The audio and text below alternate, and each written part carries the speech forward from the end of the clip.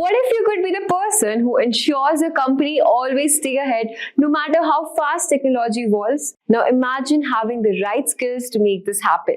Well, that's exactly what Simplilearn's ITIL course is all about, helping you become the go-to expert in IT service management. So whether you're just starting out or you're a seasoned pro looking to level up, this course has something for everyone. You'll get to master ITIL best practices and learn how to build services that aren't just reliable but efficient and perfectly aligned with your business needs. We're diving deep into the core topics like incident and problem management, asset management, CRM, and the full service lifecycle, which covers everything from strategy and design to transition and continual improvement. Sounds like a lot? Don't worry, we have got you covered. There's more. We'll also explore the latest and advanced tools in IT such as SIEM, Security Information and Event Management, IAM, which is Identity and Access Management, and even GenAI for leaders. Plus, we will give you targeted ITIL exam preparation to help you crush that certification with confidence. And by the end, you'll be ready to lead IT transformation and make a real impact in your organization. So let's get started. Now, before we move on, here's a quick information. If you are interested in advancing your career in IT management, the ITIL 4 Foundation Certification Training is the perfect opportunity for you. ITIL is the industry-leading framework for managing IT services, and with this course, you will gain essential skills to improve service delivery, enhance customer satisfaction, and streamline operations. Now, the certification training is designed for IT professionals looking to boost their service management expertise. With a 100% exam pass guarantee, 22 PTUs, 30+ quizzes, and 4 mock tests, this course provides comprehensive learning resources, including real-life case studies and assessment. You'll have access to official people certification materials, exam fee and ebooks all included in the course fee. So hurry up and enroll now, and you can find the link below. Hi guys, this is Rahul from Simplilearn, and today we're going to answer the question, what is ITIL? Now ITIL is a set of detailed practices for IT service management that focuses on aligning IT services to the needs of your business. So here's what we'll be covering today. Firstly, we'll talk about why ITIL is so important, what exactly it is, the history of ITIL, some of the advantages of ITIL, the types of ITIL versions, and ITIL certificates. So now let's answer the question, why is ITIL so important? So now let's understand this better by taking into consideration a conversation. Here we have two friends, John and Jim, talking to each other about ITIL. So Jim asks how we can opt for a holistic approach in the IT industry. By this, he means that instead of taking each of the components in the IT industry separately, how can he take them as a whole, or how can we see it as a whole? That's when John says that earlier it was difficult, but now it isn't. All of that was possible with the help of ITIL. With it, businesses could collaborate with the IT team so that they could deliver IT services to the stakeholders. Jim is really interested and wants to know more about the benefits of ITIL. So some of the benefits of ITIL are reduced IT costs, enhanced IT services, improved productivity, improved return on investment, improved customer satisfaction, better management of business risk and service disruption, and improved resource utilization. Now, we're going to talk about what exactly ITIL is. ITIL stands for Information Technology Infrastructure Library. It helps all organizations to deliver IT services using the most efficient methods. It helps businesses to improve service levels and reduce the cost of IT operations. Now here, service levels has a different meaning. It basically focuses on how an organization maintains IT services for customers, as well as it controls various activities involved in a process. Activities like planning, designing, delivering, deploying, and managing services. Now the main goal of ITIL is to improve efficiency and achieve predictable service delivery. At the same time, a major requirement is to achieve high service quality. Now let's talk about the history of ITIL. ITIL's first version was introduced in 1989 to standardize IT service management. To provide for a uniform structure for service delivery, ITIL's second version was introduced in 2001. In 2007, ITIL's third version was introduced. Now this aimed to improve ITIL's service lifecycle by introducing a new feature of feedback looping. Aiming to clarify the processes of ITIL's third version, a new version of ITIL v3 was upgraded and released in 2011. In 2019, ITIL's fourth version was introduced. It provided a flexible as well as integrated system for the effective management of IT-enabled services. Now let's talk about the benefits of ITIL.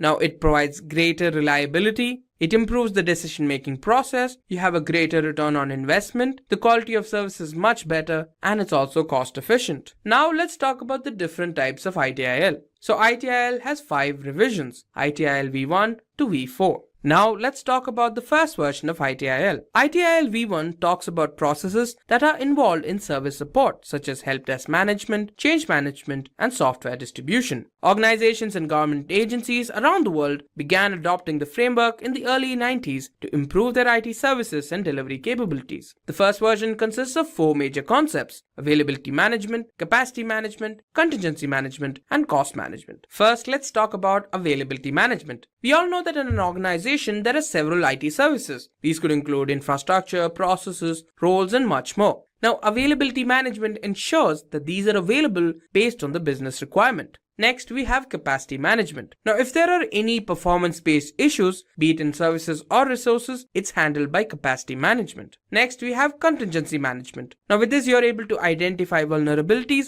and make sure that such incidents don't happen again. And finally, we have cost management. With this, you're able to deliver as well as manage cost-effective IT assets and resources. Next up, let's have a look at the second version of ITIL, ITIL V2. Now, this version of ITIL was published in the year 2001. It focused on the removal of duplicate entries, helped improve the consistency of topics, and inclusion of new IT concepts. Some of the topics that were covered in ITIL V2 were problem management, release management, incident management, and much more. ITIL V2 consists of 2 major concepts. The first one is service support. With this, you're delivered processes so that you can control service interruptions. Now let's talk about service delivery. Now this provides a set of principles, policies, as well as constraints which can be utilized for designing, building, and deploying services that are delivered by service providers. Now one thing you should keep in mind is that the second version of ITIL did not have an organized service lifecycle, unlike the version 3 that we're going to talk about very soon. Like I said, now let's talk about version 3 of ITIL.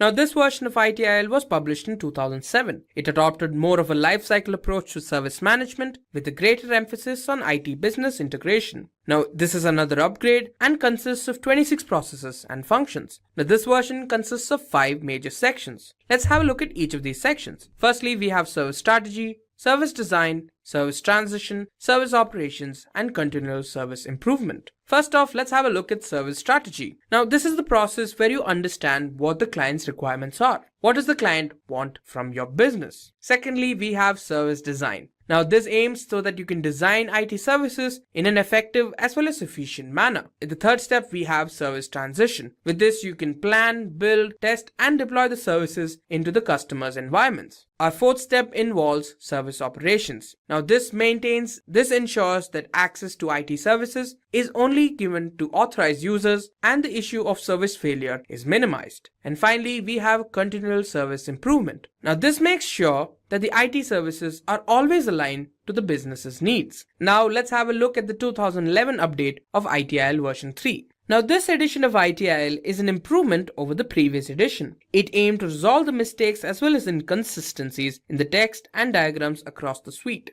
Now, this version underwent a lot of redesigning and use of a larger font intended to make ITIL a little more approachable to the reader. This version majorly highlights the service strategy volume. Now, this version, as I said before, doesn't have a lot of changes but has a few important updates. Firstly, let's have a look at service strategy. Now, in this version, a new service called Service Strategy Manager was introduced. This was for people who created as well as implemented IT strategies that aligned with the business requirements. Secondly, we have service design. Now, this implemented technical standards to the service design process as well as coordinated all the activities across all designs. Next, we have service transition. So this basically introduced something known as effective change management, which minimized the chances of service failure. Now for the fourth major concept, we have service operations. Now the latest update of service operation provides as well as maintains the processes for effective as well as efficient handling of service requests. And finally, we have continual service improvement. Now with a clear and concise 7-step model, you're introduced to the improvement process. Now these 7 steps are identifying the strategy for improvement, defining what exactly you will measure, gathering the data, processing the data,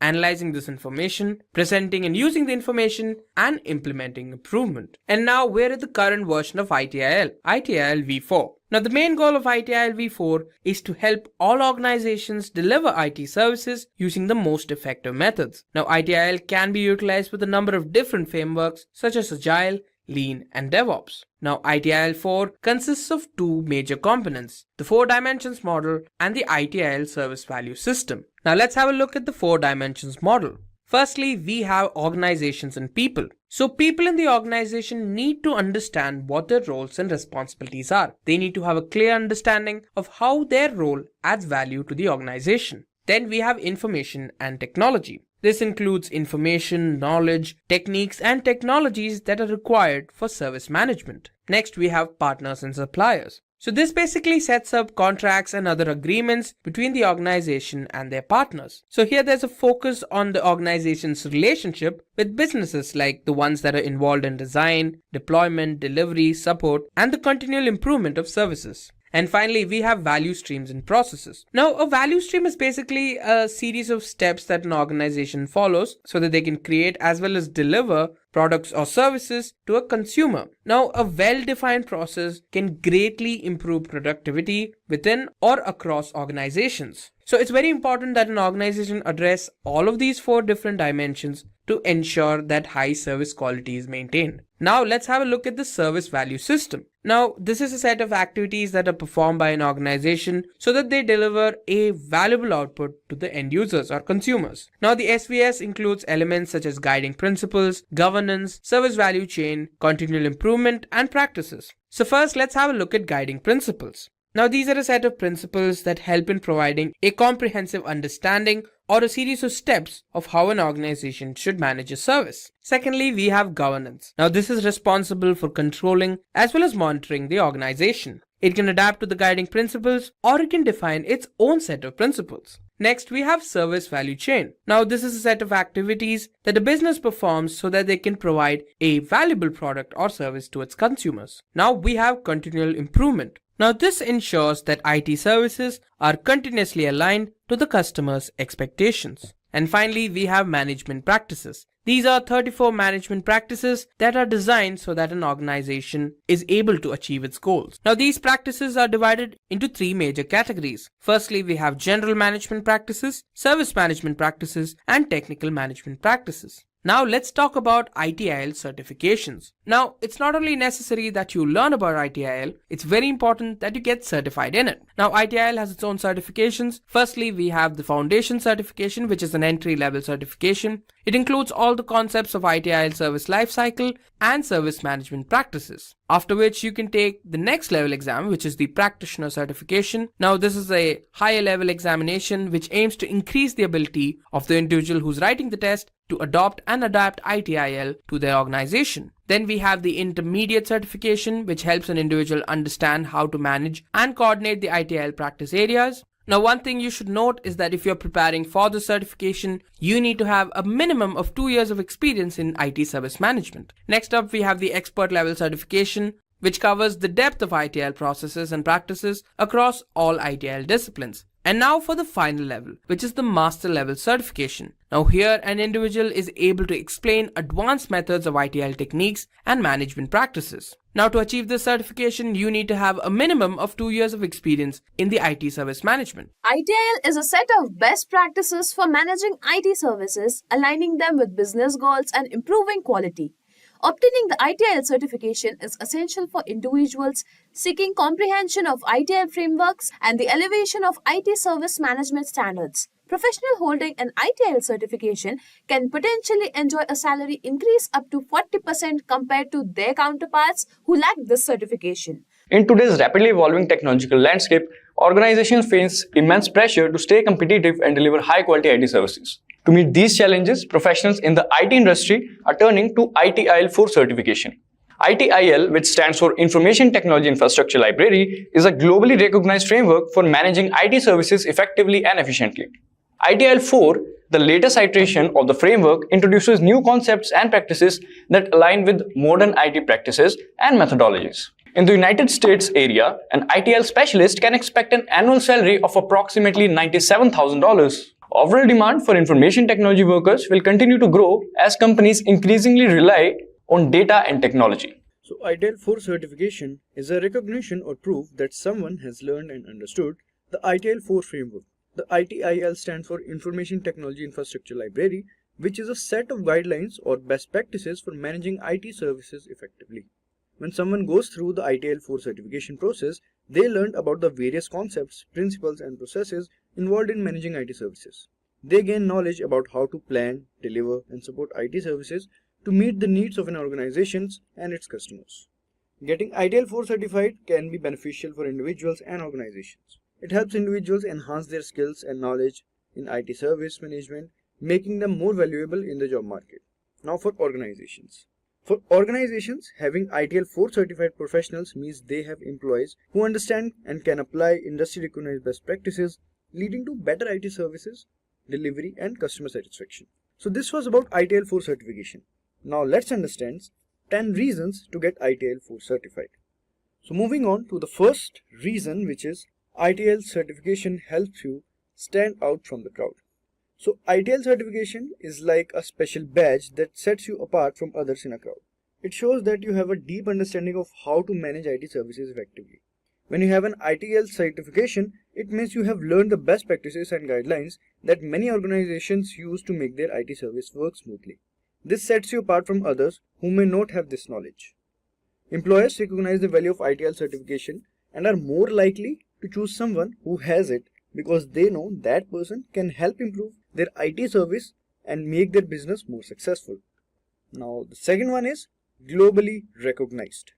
Yes, ITIL certification is a globally recognized achievement that holds the value and importance all around the world. It means that when you earn an ITIL certification, people in different countries will understand and respect your skills and knowledge in IT service management. It's like having a badge of honor that shows you have met the international standards for managing IT services effectively.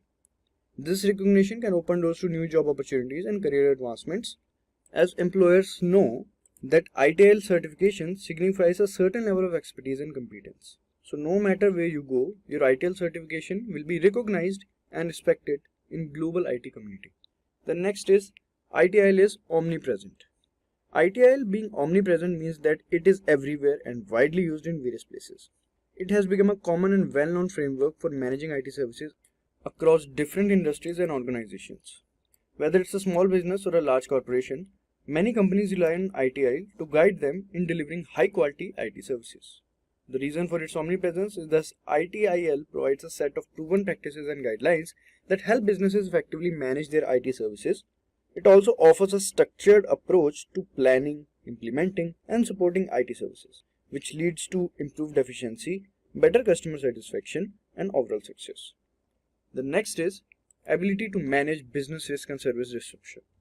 The ability to manage business risk and service disruption is another reason, or we can say a crucial reason for organizations to hire ITIL 4 certified professionals.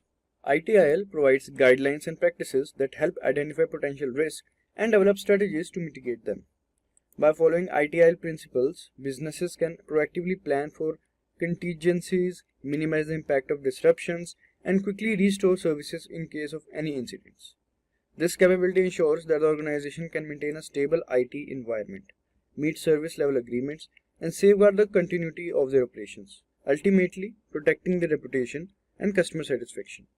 The next reason is gain a competitive edge in the ITSM market. So in today's competitive IT service management, that is ITSM market, standing out from the crowd is essential. ITIL certification can offers organizations a competitive advantage. By adhering to industry recognized best practices, businesses can showcase their commitment to delivering high quality IT services. This reputation can attract more clients and customers, leading to increased business opportunities and revenue. It also differentiates them in the market by following ITIL principles, positions organizations as reliable and trustworthy partners in managing IT services, giving them an edge over their competitors. The next reason we have is boost your career prospects. So obtaining an ITIL certification can significantly enhance career prospects. Employers value professionals who possess a strong understanding of ITIL practices as it demonstrates their competence in IT service management. ITIL certified individuals are often preferred for roles such as IT service managers, IT project managers, or IT consultants. The certification serves as evidence of their expertise and commitment to continuous professional development, making them more desirable candidates for job openings. ITIL certification can also lead to better job opportunities, increased chances of career advancements, and potential higher salaries. Alright, now moving on to the next reason to get ITIL 4 certified, which is better return on investment. Implementing ITIL practices can yield a better return on investment (ROI) for organizations. By aligning IT services with business objectives, organizations can optimize resource allocation and reduce unnecessary costs. ITIL emphasizes on service improvement and efficiency, helps organizations streamline their processes, identifies areas of waste or duplication, and optimize their use of technology and personnel. By ensuring that IT investments contribute directly to business goals, organizations can maximize their ROI, achieve cost savings, and deliver higher value to both internal and external stakeholders. Now the next reason is flexibility. So one of the key advantages of ITIL is its flexibility. The framework provides guidelines and best practices that can be tailored to fit the specific needs and circumstances of different organizations. ITIL principles can be applied to organizations of varying sizes, industries, and maturity levels. This adaptability allows business to implement ITIL in a way that best suits their unique requirements, whether they are undergoing rapid growth, undergoing digital transformation, or facing specific challenges. Organizations can customize their ITIL implementation, selecting and adapting the practices that align their goals and resources, thus ensuring maximum effectiveness and efficiency. Now, the next reason to get ITIL certified is future ready. ITIL continuous evolution makes it future ready framework. As technology and businesses landscape evolve, ITIL keeps pace of incorporating emerging trends, best practices, and lessons learned from the industry. This ensures that organizations following ITIL remain relevant and adaptive to new challenges and opportunities. ITIL focus on agility, innovation, and customer centricity helps organizations stay ahead of the curve, enabling them to embrace new technologies, implementing effective change management, and adapt their IT services to meet the evolving needs of customers and the market. Then the next reason to get ITIL certified is achieve operational excellence. Operational excellence is a key goal for organizations, and ITIL plays a significant role in achieving it. By adopting ITIL practices, organizations can establish standardized and efficient processes for managing IT services.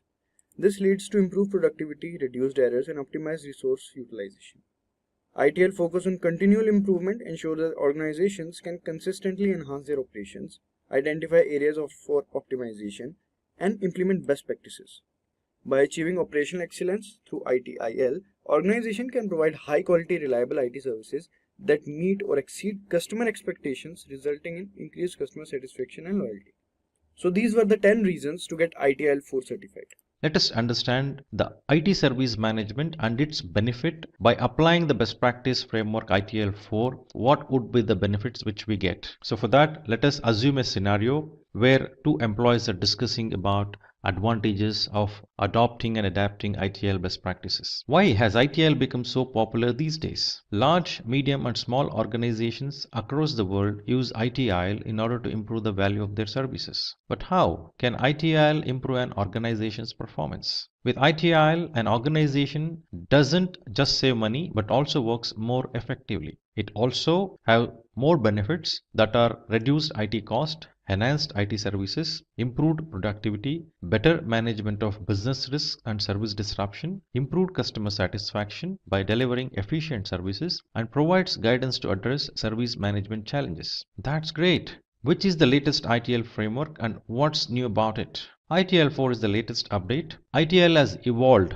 from many years, and ITIL 4 is the latest version, and this was released in February 2019. It focuses on practical approach on how to manage the core principles of quality services, how to implement ITIL from large to small organizations, and how ITIL can be utilized with frameworks such as Agile, Lean, and DevOps. Now, what is in it for us to learn and understand from ITIL 4 tutorial? So as part of this tutorial, we are going to now look at what is ITIL 4, elements of the ITIL 4 framework, that is 4 dimensions, and ITIL service value chain and its components. Then details about ITIL 4 certifications and companies using ITIL. So what is ITIL? ITIL is set of framework of IT service management that helps in aligning IT services with the requirements of the business. So it helps organizations to deliver IT services using the most efficient method. So ITIL goal is to improve efficiency and achieve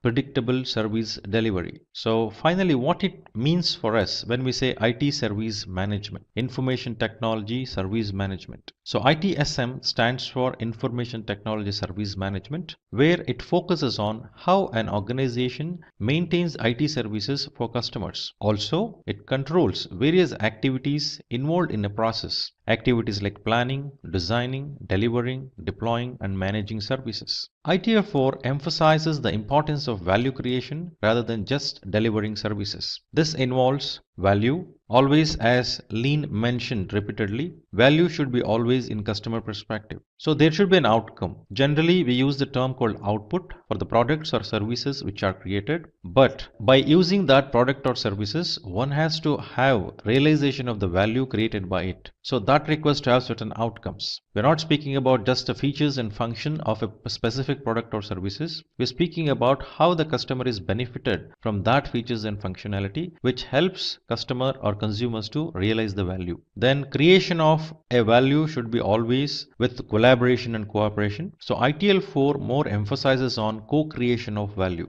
So this also involves managing specific cost and risk. When we say managing specific cost and risk, it's about service provider to own the cost and risk, and this cost and risk is not for the consumer or customer. So value must be clearly defined. As the purpose of an organization, it is to create value for its stakeholders, whereas outcome is a result of service. They are specific and help you know whether you have reached your goal. So now, to understand the outcome of an output, let us understand this example. An output of wedding photography is the photo album, but the outcome is the satisfaction that is experienced by the client when looking at the album. If album is an output, in the first case, you can see the photos are not clear, means poor customer experience. That would be the outcome. Similarly, the album output where it is very clear, the experience of the customer will be very good. So that is an outcome. So finally, co-creation of value. In order to deliver the high quality output, the service provider should maintain an interactive relationship with its stakeholders and customers. It's very essential to interact, understand the perspective view of the stakeholders, and create the value accordingly. For example, co-creation is a business strategy which helps consumer receive the results based on their requirements. If you take up this scenario of a restaurant where service providers provides certain dish versus service provider provides certain facilities to the consumers of the food in the restaurant so that they will have a better experience and feedback can be provided then and there itself. So this helps the restaurant personnel to work on those feedbacks and improve the service experience to the customers. The amount of money spent on specific activity or resources should be managed wisely. And as I mentioned earlier, cost and risk of any services provided by a service provider is with service provider. Consumer of a service just pays for a service, and then as the service consumption is complete, they will just offboard themselves. Like you go and book a taxi, you get onboarded to taxi, and then you get off the taxi as you reach your destination. You will not own the vehicle, you are not owning that car, you are not owning that any mobile app if you have used to book the taxi. All the cost and risk associated with these service components would be for service provider. Another example can be Starbucks has offered internet access to its customers, which means all the associated components with the Starbucks internet services, the cost and risk associated with that is owned by Starbucks. Now what is ITIL 4? So ITIL 4, how to identify whether a service is delivering value to customer and meeting their requirements. Solution, this can be identified by evaluating the utility and warranty. Now it is very essential to understand what is utility and warranty for us. So utility refers to the functionality offered by product in order to meet a specific requirement. For example, utility of a training service is about the timings of the service, the content delivered during the services, the profile of the trainer, etc. Whereas email services, if I take an example, utility is all those parameters, features, functionalities associated with the email services. like mailbox capacity or the speed of emails sending or receiving, etc. Now similarly, warranty refers to the customer with certain assurance of the products like service availability, information security, service capacity, and service continuity. So these four, service availability, information security, or service capacity and service continuity, has to ensure the specific provided services is having those solutions which will safeguard these requirements of the services, and service will become fit for use. If I take a similar example of email services which we discussed just now. So warranty is about availability of email services. How safe is my message when I send and receive the messages? Means information security. Capacity. Do I have a sufficient capacity so that all the emails can be stored? And then continuity. What happens if something goes wrong drastically? Some failure happens. Minimum services should be up and running so that my messaging services is on for at least minimum need of the messaging requirements. That is about warranty. So utility refers to fit for purpose, basically referring to features, functionality of the service, whereas warranty refers to these four things: availability, security, capacity, and continuity, making a specific services fit for use. So elements of ITIL 4. So here we are going to look at understanding two main elements defined in ITIL 4, that is 4 dimensions and ITIL service value system. So let us look at 4 dimensions of services. So the 4 dimensions of services involves organizations and people, informations and technology, partners and suppliers, and value streams and processes. Always it is required to look at a service having a holistic picture. So having this holistic picture requires correct understanding about these 4 dimensions of services. So when I say organizations and people, when I say information and technology, partners and suppliers, values and value streams and processes. So all these 4 dimensions will be definitely involved and required to look at for every services. So let us understand these one by one. Now, organization people refers to the organization structure, the culture, the people, the principles, the values revolving around the people and organization structure, which makes for providing better outcomes, for creating better outcomes for the services. Similarly, information and technology involves information and knowledge which is required along with the technology to provide a required services and service management. The partners and suppliers focuses on those stakeholders who supply certain services for a service provider so that service provider can provide the better services to their consumers of the services. Value streams and processes refers to the series of steps organization takes to create, deliver the products throughout the service life cycle of a services. Now to take an example, if I assume a services like taxi services which I defined earlier, we discussed earlier. Who is organization and people? The people sitting in the customer care, the people like drivers, the people sitting in the business, people sitting in the finance, people sitting in the technology. So all these form certain organization structure having people in it. So that fulfills organization and people dimension of services. Whereas information and technology, like car itself is a technology device. Information about the schedule or information about the driver. Similarly, the technology platform, the mobile app what you use can be the one which you can visualize for information and technology. For partners and suppliers, now generally if you look at the examples like Ola or Uber services, taxi services, they are not employed by the Ola or Uber. They are the partners and suppliers for providing the taxi services to Ola and Uber on behalf of Ola and Uber. So similarly, internet services will be provided to Ola and Uber by a supplier. So partners and suppliers involvement is essential in any services. Now value streams and processes. Now when you actually open a mobile app and book a taxi, you need a process which has to be established and defined. And this process would connect to the trigger or to check what vehicles are available and book a vehicle for you, allocate a vehicle for the specific consumer. Similarly, that process triggering to a billing system. Likewise, many processes are connected with each other, forming a value stream to achieve a specific objective of a consumer, and this involves many processes. So considering these 4 dimensions, every services has these 4 dimensions, and consideration of these 4 dimensions are essential while strategizing a services, designing a services, transitioning a services, delivering a services, supporting a services throughout the life cycle of the services. So all these 4 dimensions are impacted by an external factors, 6 external factors. So these 6 external factors can also be called as pestle factors, which is basically political factor, economic factors, social factors, technological factors, legal factors, and environmental factors. So further, each dimension, as I mentioned, is affected by multiple factors, and we saw that. And next, let us look at ITIL service value system. So this forms the core part of ITIL framework. So this shows an end-to-end view about what is involved in service value system. So it starts with opportunity demand, which is shown in the left side, and every services creating the value and continually improve to align and create the value. So when I say opportunities and demand, so which becomes a reason for triggering an actions and activities and move from left to right. Similarly, as it moves from left to right, the value is created. Opportunity, the term opportunity refers to the needs, requirements of customers or consumers, which is realized by service provider to fulfill. Whereas demand represents the requirement for products and services from the customers. So either opportunity realized by service provider, which is unfulfilled need of consumers or customers, whereas demand, where customer or consumer is asking and booking those products or services from you, would create certain actions with the service providing organizations. So ultimately, it should result in creation of those product or services with the specific features and functions. So those would enable the creation of value,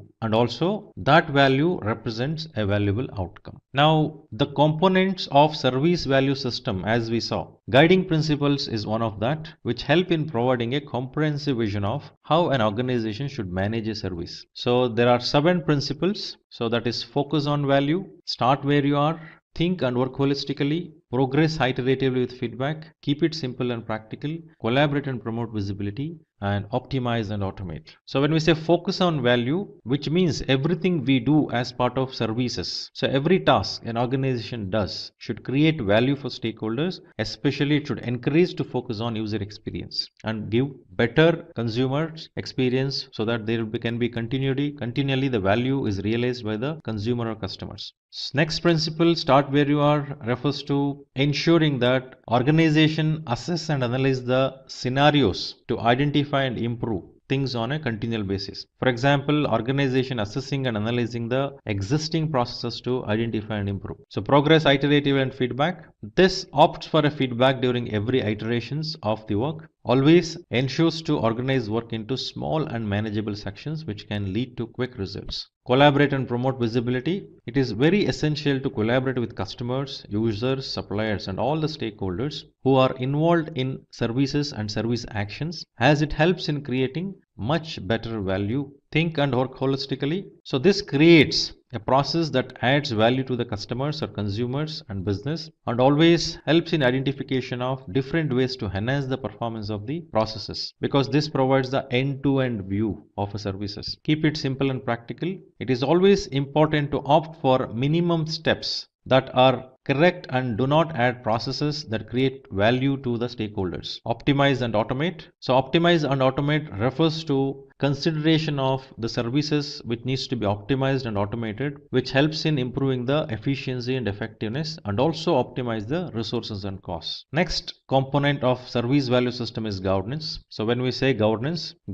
basically is responsible for evaluating, directing and monitoring the IT service management by adopting the guiding principles defined in ITIL 4 framework. It may also does demonstrate these principles considering the currently available or the principles which are defined in the organization. So this involves 3 main activities, that is evaluate, direct and monitor. So evaluate refers to the performance of reviews of the services on a continual basis based on the stakeholder requirements, so that how the services are performing, how the new opportunities coming up would be understood and that can be made visible. The directions, whatever is provided based on the evaluation done for the ITSM organization, so that accordingly the required directions can be accomplished. When I say direction, for example, organization can have a directions to enhance the business opportunities. When I say business opportunities, increase the sales by 25% in coming quarter. When organization says this, now in what way IT service management can contribute to that?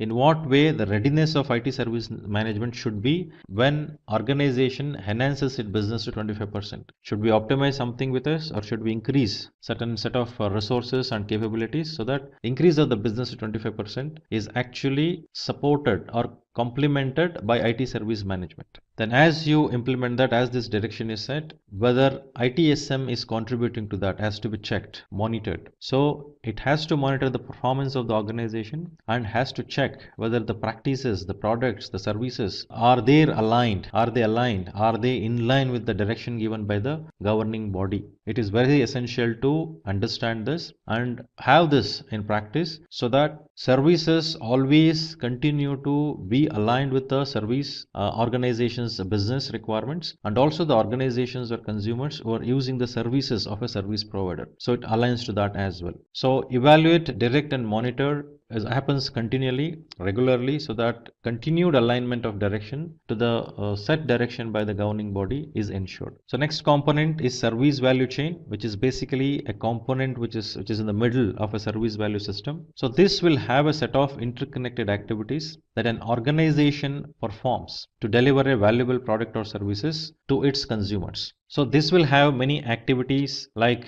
engage, plan, improve, design and transition, obtain and build, deliver and support, product and services. Now as you see in the left side you have a demand, right side you have a value. Now the demand which is represented in the left side, you don't see opportunities as it was mentioned in the service value system framework. In the left side we had demand and opportunity in that picture, but here we don't see that. The simple reason here, in a service value chain being part of service value system, it is always demand. When we refer to opportunities in service value system, the moment it is realized there is an opportunity, the discussion happens based on that and decision happens. As the decisions happen, now it is required to fulfill that demand by a service providing organization. That is the reason we don't see the word opportunity here. So as the demand is seen, now the engagement happens. Now how the engagement happens? So here it involves first planning. So planning refers to the activities involving creating plans, portfolios, architectures, policies, etc., which provides an organization a direction, a clarity in terms of what to do. If you refer to previous version of ITIL like ITIL V3, you can think about a service strategy part of the actions which used to take, like understanding the perspective of services, planning for the services, understanding service requirements, service level requirements, right? So which will enable to get the clarity in terms of the detail about the services and what are those results which are required to be established. So now people would contribute to these activities and must have great analytical and management skills. There should be clear visualization about the services end to end. Like the principle we said, having a holistic approach. So unless I have a holistic picture, a bird's eye view, I cannot understand what services is being delivered and what is that value it is going to be created. So this full picture of services end to end has to be visualized. That is the reason plan is on the top like an umbrella. So one has to understand that very clearly. So as you get the insight towards that particular service requirement, service level requirements, once the plan is ready, then you will move forward with engage. So engage with the right set of stakeholders. Now why should we engage with the stakeholders? Engaging with stakeholders requires clear focus on understanding the requirements as needed by the consumers. We may require to document this, we may require to understand what is that people need skills and competency, right, in terms of engaging, and we need to know and demonstrate that. So while you understand and get a good understanding about the needs of the stakeholders may be like end user who are using the services, customers who are discussing straight, who are giving the requirements, whereas the suppliers who is also asking about the requirements in terms of provisioning their services to the service provider. So the engagement should go on with all those stakeholders to understand clearly and also set the expectation clearly to those stakeholders. So you may require to set an expectation to consumers, you may require to set an expectation to suppliers, you may require to set an expectation to users, and this has to continue throughout. So continually engaging with all the stakeholders throughout the service value system, and it's very rigorous as part of service value chain. So next activity would be design and transition. So design and transition focus on creating and releasing new and changed services. Now when we say designing a new services, if you recall the points with what we had in ITIL V3, like 4 P's we used to discuss, which we just saw like 4 dimensions. So people, process, products and partners, which is aligned to 4 dimensions thought which we just saw in the previous slides. So that is very essential to visualize. And defining service solution, defining technology architectures, defining processes, defining metrics, defining measurement methods and tools to measure that particular service and service performance. So this requires understanding and having those individuals who have comprehensive understanding about service management, and they should contribute to this entire exercise of design and transitioning. So unless you have that holistic picture what we are mentioning while planning and also while engaging to get the clarity, so designing would not provide you that blueprint required. Service design package we call it as, which we use this term in ITIL V3 perspective.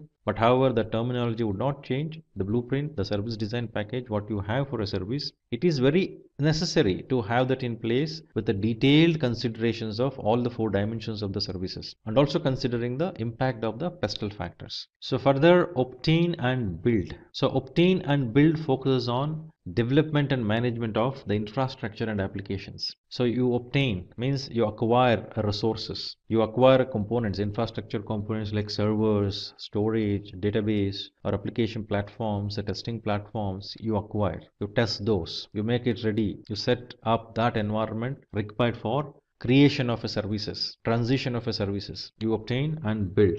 Then further you deliver and support. This requires to ensure that services are delivered and supported in a way that meets stakeholders' expectations. So as you engage on a continual basis, there is a collaboration which is going on throughout. And also like progress iteratively with feedback, you need to take that approach so that you will have a feedback. So by doing this, you are demonstrating all the 7 principles. Right. So services provisioning is one part of it. New services provisioning or modifying the existing services to enhance the performance of the existing services with added features and functionality is one thought. Similarly, while there is an incident, while there is a disruption, while there is a failure, it is required to resolve those. Even in that scenario, one has to understand what are the impacts to the services, what are the impacts to the business, and handle accordingly. And this is true for while introducing a new services and while resolving the incidents or issues associated with the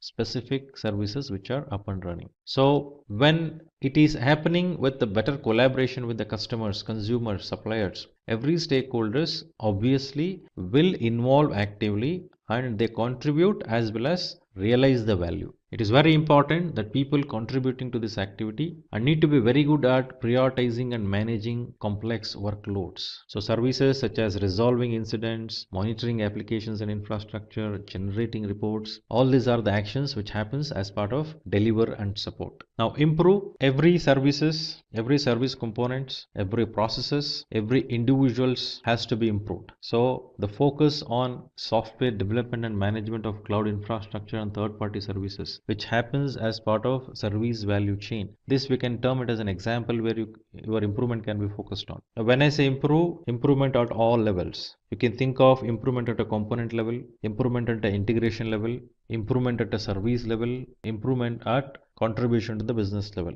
So as you go on each of these levels, it is quite obvious that you need to measure the performances at each of these levels. So as you measure the performances at each of these level, it provides you certain insight. Is the performance is according to what is required, what is planned, or is the services, is there a deviation from the required performance? In either of these scenarios, it is very essential to check and see if there is any opportunity for improvement. If things are going as planned, then it's okay. So you need to identify the opportunities to improve further from that level. That would become baseline. If things are not happening the way it is planned, obviously that corrections are required. Again, the improvement thought comes in. So every services at any given point in time, one has to keep seeking the opportunities for improvement and keep improving. That comes through feedback, what you get on a continual basis from the consumers and users. Next component is practices. So there are around 34 practices, management practices, which are designed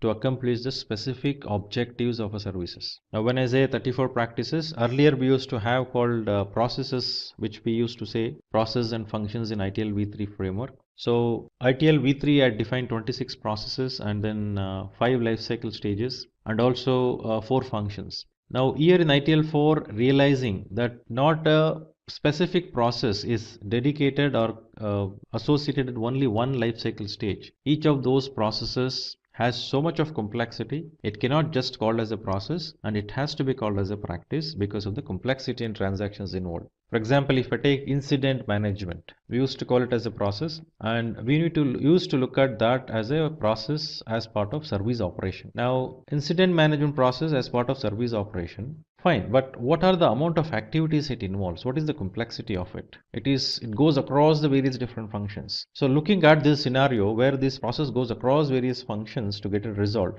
Now you think of a scenario where I need to resolve an incident by doing certain changes. Now I trigger a change management. Now if you look at the entire framework of ITIL V3, change management is actually defined in service transition lifecycle stage. Now, but in operations, you have incident management, whereas change management is in transition. So, is that service moving back to the previous lifecycle stage? That was the confusion. So, instead of that, if you say there is an incident management practice which is applicable irrespective of the stage of that particular service, change control which is applicable across the life cycle irrespective of the scenario the services is into, so then you are not bound to any specific life cycle stage. So while incident occurs, straight away you go and take the help of change control and then implement the required changes and then close the incidents. So this does not have any specific attachment or tying between a specific stage of the service life cycle. So if you can able to recall and visualize, ITIL V3 defined about 5 life cycle stages. First stage was service strategy having 5 processes, service design having 8 processes, service transition having 7 processes, service operation having 5 processes, and continual service improvement having around 1 process aligned with CSI model, continual service improvement model. Now, each of these process like SLA, service level agreement, which is there in service design stage. So this is discussed in strategy as well, and this service levels has to be monitored and managed during the service operations, and services has to be created and transitioned aligning with the service levels defined in design. So this is what the thought was, but the existence of that service level SLA service process, what we used to call, was there universally across the life cycle. Initially to define, next to transition, next to monitor and manage. So it was there. So the process gets triggered some point in time, but it is there throughout. Now in ITIL 4, this particular practice is not bound to a specific life cycle stage. So whenever it is required, it is triggered. And each of these practices are interconnected certain way. If I take another example, like information security management. So this is also important throughout the life cycle. And very interesting part here is information security management practice is the one which is not just for a service provided by service provider alone. The practice of information security should be practiced across the organization, service providers organization, so that better information security can be provided to all the services provided by a service provider. So keeping this in mind, the 34 practices are grouped into 3 major categories: general management practice, service management practice, and technical management practices. When I say general management practice, so these general management practices, which are around 14 practices, are applicable across the organization, right? The general management practices are applicable across the organization, and this is not bound to any specific services. For example, change transformation, right? So if you have a major change which you used to call in ITIL V3, so that required certain amount of time to move the organization, thought, the culture, everything towards certain level, so that the change can become successful across the organization. Similarly, information security management, which I just mentioned. So many practices which are not just associated with one service can be generally applicable across the organization. So 14 general management practices are defined. So similarly, that 14 general management practices includes information security management, relationship management, strategic management, portfolio management. When I say portfolio, it is a portfolio of the organization, not just about one service. So architecture management and enterprise architecture, what we're speaking about, and service financial management overall for all the services, workforce and talent management, continual improvement of all the services to suit the business requirement, to align and complement to the business. Measurement and reporting as a whole, risk management, knowledge management, organizational change management, which I just mentioned and explained in terms of having organizational transformation, project management, supplier management. So when I say information security management, to reiterate on, so this has to focus on ensuring the safeguarding, confidentiality, integrity and availability of information and information asset of organization. So only then all that activities I do as part of this organization will be under the umbrella of information security focus. So all that I do in this organization,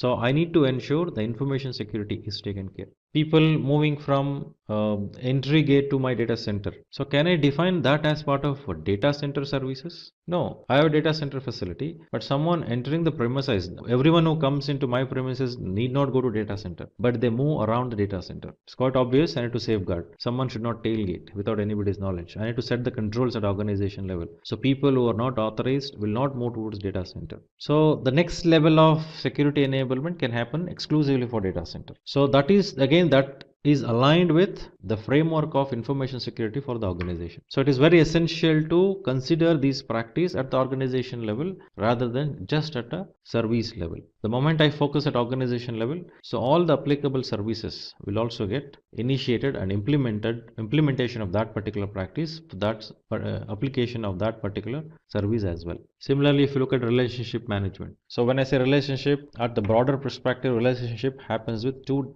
entities, two organizations, two individuals to two organization, two enterprises. So it is of that size. It's not about one individual have a relationship with another individual. A service manager has a relationship with another manager. It is not that. It's about two entities, service provider organization and customer organization, consumers organization. There should be relationship. And this relationship management also you can look at in terms of having across the organization within the various different departments and function within the organization. Similarly, relationship between a manager and subordinate, relationship between colleagues, relationship between suppliers and service provider, relationship between service provider and customer. So it's across. So main purpose of this is to ensure a good relationship is maintained between organizations and its stakeholders. Only then that required collaboration and transactions can happen to make the business successful. So keeping in this mind, rest all the practices as I mentioned, strategic management or portfolio management, architecture management, service financial management, workforce and talent management, continual improvement, measurement and reporting, risk management, knowledge management, organizational change management, project management, supplier management, all these has to consider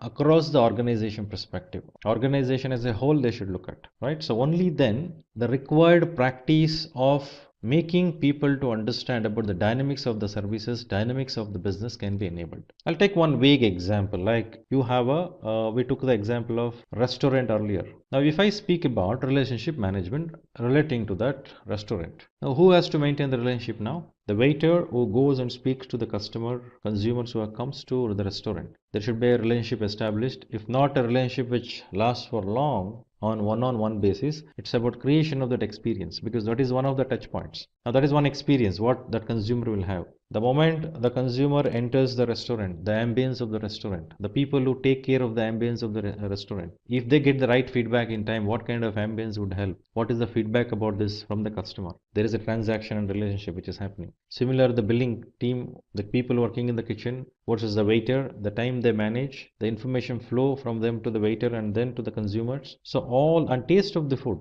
Is that customers enjoying the food? Feedback going back to the kitchen and making necessary corrections there and fitting the need of the customers and consumers on a regular basis. So understanding this relationship across, so that it's quite obvious the consumer of a service will have a better experience. And this is it's not a one-time job. It should be there always and should continue throughout. It is very essential to demonstrate this. Only then customer will have a better experience. So likewise, all these generic practices should be applicable across the organization and demonstrated, so that you can create a better service experience to the consumers. So next is service management practices. So service management practices are the one which is applicable to specific services which are used for development, deployment, delivery and support in the organization's environment. When I say organization, it may be organization of service provider, organization of consumer, organization of supplier. So this involves around 17 practices. That is IT asset management, monitor and event management, means monitoring each of the service components and the service performance. Business analysis, service catalog management of all the operational services, service design, service level management for the specific service, availability management, capacity and performance management, service continuity management, service desk. Now remember, service desk was called as function when we were studying ITIL V3, but realizing service desk itself is a practice where all the 4 dimensions is applicable. So service desk is also termed as practice, and there is no word called function used in ITIL 4. So incident management, service request management. So request fulfillment was the terminology used there. Here it is service request management, problem management, release management, service validation and testing, service configuration management, change control. The 7 service management practices. Now looking at one of these practices like IT asset management. So we need to understand what is IT asset. So all those assets like server, a database, an application, an individual. So each of these forms service asset. We can also call it as configuration items. So one has to manage those so that their valuable asset are realized, managed properly, and they are performing and delivering at the level which is required to accomplish that required performance for creating a better service value to the consumers of the services. So IT assets are managed throughout the life cycle of that particular IT asset, and it is very essential to keep those IT assets performance at that level so that no IT assets which are not considered are not kept without the visibility of those assets in the IT service management, so that they are performing at certain level, ensuring the services will be performing better, and that better service performance would result in better complement or contribution to the business. Similarly, if I look at monitoring and event management, now I am monitoring the services, performance of the service components, and then their behaviors, the capacity utilized, the availability of those. So I'm monitoring those and learning the behavior of those service components, CIs. So emphasizing on generating and detecting the status of IT services, its CIs throughout the life cycle of the service. So that this will keep me clear, providing that better picture so that I will have a clarity in terms of what needs to be addressed at what point in time. So today's monitoring and event management tools, if I speak about, is so capable compared with the way it was there like 15-20 years back. It's so capable. Today we're speaking about bringing automation to it. Already a lot of tools are automated that way, which provides predictive analysis, which would provide the required action to improve the experience of the services. So that is the capability what we are speaking today. So focusing on this monitoring and event management need of a specific service. What needs to be looked at? Something which is non-acceptable behavior. What is that? We can term it as something which is okay, this is how the behavior should be. That needs to be understood correctly. And then whenever the deviation occurs, monitoring and event management would throw an alert. At the same time, it will also keep analyzing the trend of it and providing necessary insight towards what actions needs to be taken. So likewise, each of these practices specific to each of the services has to be looked at carefully and demonstrated. So while doing this, one should not ignore the fact that alignment to those 7 principles defined. It is very essential. So next is technical management practices. So when we say technical management practices, it refers to the management of technology domains for the service management purposes by expanding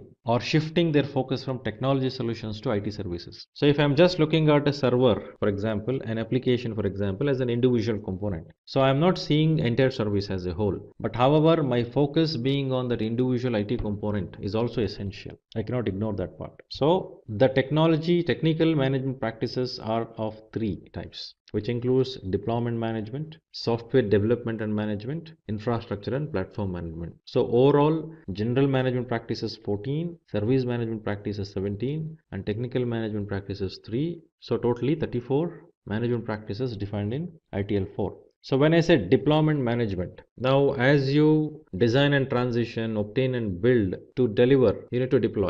Now while deploying, that deployment has to be scheduled, like release scheduling we do. So once that is scheduled, then deployment would happen at certain point in time. So deployment practice would help in terms of designing and managing and controlling the build, test and deployment of releases in order to deliver new functionality required by the business. And this is for a specific service or something which needs to be transitioned or implemented as part of the service lifecycle, where you need a specific technical or technological actions, right, that are defined very clearly, and those needs to be complied with. Similarly, if we speak about software development and management, it would focus on enhancing the quality of software development and ensures to provide the required functionality for IT services. So specific practice depending on the kind of platforms which are used. Similarly for infrastructure and platform management.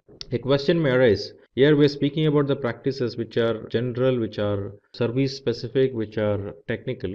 But what about the people? Now people is also a resource. As a overall practices what we have, all these are done by people.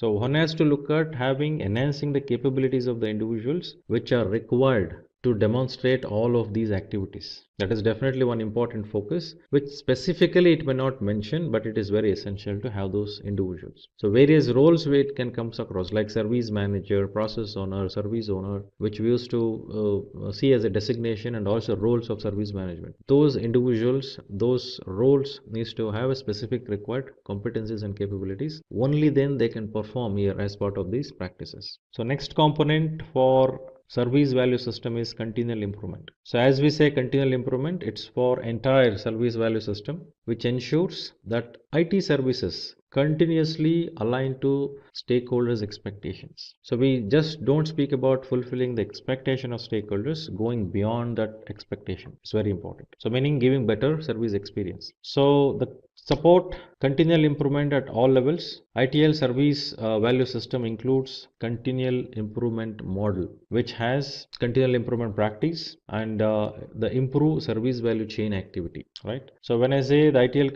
continual improvement model, this would provide a structured approach to the organization in order to bring the required improvements on regular basis. And the word used is continual, not continuous. So continual in the sense we take that approach of PDCA. We plan, do, check and act, and that continues PDCA. Then improve service value chain activities, that is to establish continual improvement into service value chain, right? So we saw that improve in service value chain as well, if you, the down one in the service value chain picture. Then continual improvement practice, which supports organization in the day-to-day improvement efforts. So this happens aligning to the CSI model, which is redefined compared with the model what was defined in the previous version of ITIL. So that is having 7 steps. Like what is the vision being the first question. Where are we now? At what stage are we now? Where are we now? Then where do we want it to be? How do we achieve our goal? How do we get there? Then once you have a plan to get there, take action to get there. Then did we achieve our goal? Did we get there? Then keep the momentum going by having that feedback. So this particular CSI model for continual improvement is aligned and followed. For example, if I say what is the vision of organization to become a best service provider in the region where we are doing the business. If this is the vision, then are we the best service provider at this point in time? You're answering that questions. Where are we now? At what stage are we now? Where are we now? So you're answering no, we are not the best. We are in the 3rd position. So then next immediate action, what will you take? Where do you want it to be? So mostly you take an action in terms of identification of those gaps which needs to be addressed, identification of those opportunities which needs to be taken care of, so that you can move ahead in terms of reaching that position. So next position would be at least reaching near to second one or becoming second one would be the target. Then how do we achieve that? How do we achieve that goal? How do we move forward? You set up a plan for it. You draft a clear plan and then take action. Do it. Then you check. Did we achieve our goal? Did we get there? So if you are there, excellent. If you're not there, work on it again. Based on that feedback, again work based on the vision. If you achieved, set up a next target. If you're not achieved, check out what is that we did not do. Let us continue to do that so that we will achieve that goal. So this CSA model was depicted and followed in ITIL 4 framework. This is the one which is actually mentioned in ITIL 4. Okay, so next we will look at understanding the certification, various different certifications level defined in ITIL 4. So now ITIL 4 foundation certification is an entry level certification which offers basic knowledge of ITIL key elements, core concepts and terminologies used in ITIL 4. The various levels of certifications as defined in ITIL 4 certification scheme is like ITIL foundation is the basic level of certification. There are 3 types of modules in ITIL specialist certification and 2 modules in ITIL strategist modules. So create, deliver, support, drive stakeholder value, high velocity IT are the 3 ITIL specialist modules. Whereas direct plan and improve, digital and IT strategy are the 2 strategies modules. So to accomplish ITIL managing professional, one has to complete these 4 modules. So each of these modules, create, deliver and support, drive stakeholder value, high velocity IT, direct plan and improve are a separate examination. Similarly, to accomplish the certification of ITIL strategic leader, one has to complete direct plan and improve and digital and IT strategy certifications. So once this is complete, the next level is ITIL master certification. So ITIL 4 foundation examination format would look like this. The duration of the examination is 1 hour. So totally there are 40 multiple choice questions. So each right answers would carry 1 marks, and the duration of examination is like 60 minutes. So one has to score 26, that is 65% for 40 questions given, and there is no negative marking for wrong answers. So once you complete the foundation certification, one can move forward towards accomplishing the next level of certification. I will redo this slide from this slide. The companies using ITIL practices. Let us look at few of the examples. So first example for us would be the case of Disney. So why Disney is using ITIL? So it is one of the famous companies that has adopted ITIL. So some of the reasons why Disney is using, and what are those issues it had earlier. So Disney was facing the issues to maintain up-to-date and accurate information on their applications. Similarly, the company's management system had difficulty in identifying the right costumes for their cast members and schedule swaps when necessary. It was a challenge to maintain the availability of assets for the customers. So adoption of ITIL in Disney has improved service delivery and performance, 100% availability of assets, improved reliability, maintainability and scalability of IT services, then increase in customer engagement. So similarly, there are many organizations similar to Disney has adopted ITIL and has seen that value realization happening to them. So some more organizations similar to Disney's example what we saw would be Datacom Systems Inc., Muller, Metso, IRS, and list goes on. Hello everyone, welcome to this video by Simplilearn. Today, we are going to dive into the world of problem management in ITIL, which is a crucial aspect of the IT service management. Before we get into the topic, let's start with some basic terminologies and understand how ITIL is connected to this concept of problems. ITIL, or the Information Technology Infrastructure Library, is a widely adopted framework that provides best practices for delivering high-quality IT services. It helps organizations align their IT services with business's needs and ensure seamless operations. So what exactly is a problem in the context of ITIL? Well, a problem is the underlying cause of one or more incidents. On the other hand, an incident is an unplanned disruption or impairment of a service. Think of it like this. An incident is the symptom while the problem is the root cause behind it. For example, imagine your computer shows a blue screen error. The blue screen is the incident, but what's causing it? That's the problem we need to solve. It could be due to a faculty driver, memory issue, overheating, or a bad display adapter. Without addressing the root cause, the blue screen will keep happening. Problem management is the structured approach to identifying, analyzing, and resolving these underlying problems. The goal is to prevent incidents from recurring and minimize their impact on the IT services. In this video, I will guide you through the essentials of problem management in ITIL. We will start by understanding what problem management is, why is it so important. Then we will explore the three main phases and the relationship with other key ITIL processes, the roles and responsibilities, techniques used to manage these problems, key performance indicators to track, and the best practices and tips. So let's start with what is problem management in ITIL. Problem management is a process that helps you identify the root cause of these incidents and find permanent solutions to stop them from happening again. It's all about analyzing and resolving problems proactively so your IT service runs smoothly and consistently. But there's more to unpack. Let's dive a bit deeper. Importance of problem management. First off, why is problem management so important? It helps reduce the number of recurring incidents, minimize downtime, and ensure reliability services. It saves money in the long run by fixing the root causes instead of applying temporary band-aids. It keeps your customers happy by providing stable and consistent IT services. It also helps you improve your processes by identifying the areas that need optimization. To understand the importance of problem management, let's look at a real-world example of a company where employees frequently face system crashes due to software conflicts. Each time this happens, productivity takes a hit, causing delays and frustrations.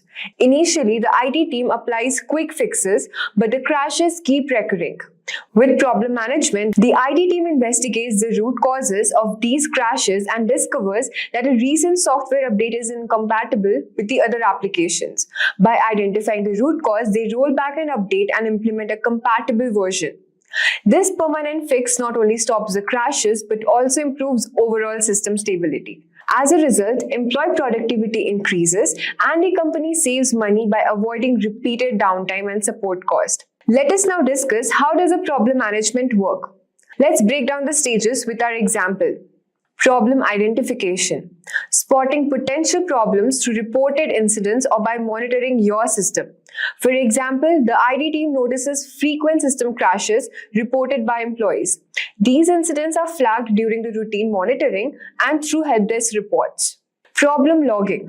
Once the issue is identified, the IT team logs all the relevant details into their management system. This includes the affected service, the impact on employee productivity, and any error messages or related documents. Categorization and prioritization. The logged problems are then categorized based on severity and impact. System crashes affecting many users and causing significant downtime, which are given high priority. Investigation and diagnosis. The IT team conducts a thorough investigation using trend analysis and cause and effect diagrams, discovering that the crashes began after a recent software update, indicating a compatibility issue with existing applications. Workaround and escalation. To minimize disruption, a temporary workaround is implemented. This might involve rolling back the software update on critical systems while a more permanent solution is developed.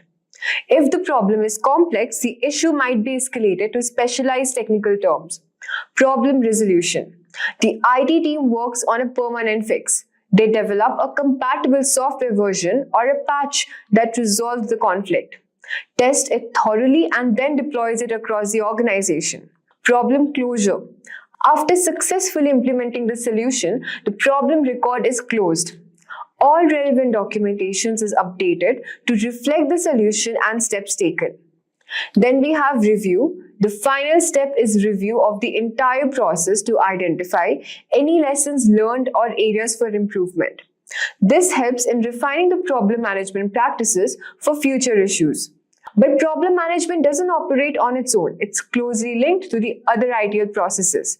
Let's discuss the relationship between problem management and the other key ITIL process, incident management. Incidents often lead to the problem identification. Change management. Resolving problems might require changes to IT infrastructure or services. Then we have the knowledge management. The knowledge base stores information about known errors and solutions. Continual improvement. Problem management aims to identify areas for process optimization. To make all this happen, we need a dedicated team with specific roles. What are the roles and responsibilities in a problem management? According to the ITIL framework, let's break it down. First, we have the problem manager. This person oversees the entire problem management process, identifying problems, assigning tasks, managing investigations, and ensuring issues are resolved on time. Then there's the problem owner.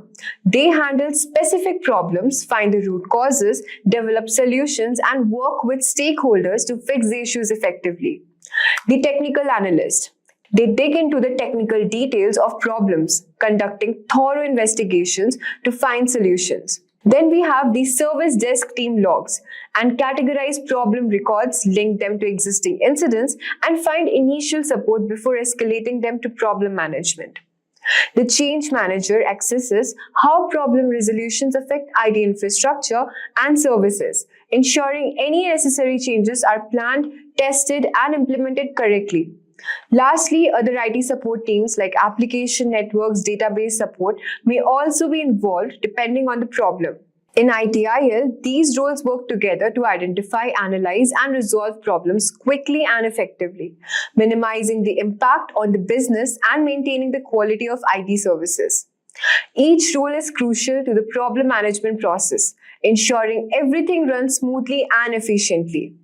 So how do we effectively manage these problems? Let's discuss some of the techniques used to manage the problems. We can use techniques like root cause analysis to find underlying causes. Then we have the trend analysis to spot patterns and recurring issues. the fishbone diagram to visualize problems. Then we have the brainstorming sessions to generate solutions. Known error databases for quick reference. Let's talk about what KPIs should you track. To track our effectiveness, we monitor key performance KPIs such as number of open problems, average time to resolve problems, percentage of recurring incidents, cost of problem management activities, customer satisfaction with problem resolution. Let us now talk about some of the best practices and tips for effective problem management in ITIL. First, foster a culture of problem reporting within your organization. Encourage everyone to report issues, no matter how small, to catch problems early. Establish a clear process and procedures so everyone knows their role and the steps to follow. Invest in training to develop strong problem management skills across your team. Leverage tool and automation to streamline the process and make it more efficient. Collaborate across IT services management process to ensure a holistic approach to problem solving. Finally, continuously reviewing and improving your practices based on your feedback and experiences. By implementing these practices, you can keep your IT services running smoothly, save money, prevent recurring issues, and keep your customers satisfied. Cybersecurity is more important than ever in our interconnected world, and at the heart of it, SIEM, a powerful tool that plays a pivotal role in securing our digital assets. And now we'll start with what is SIEM.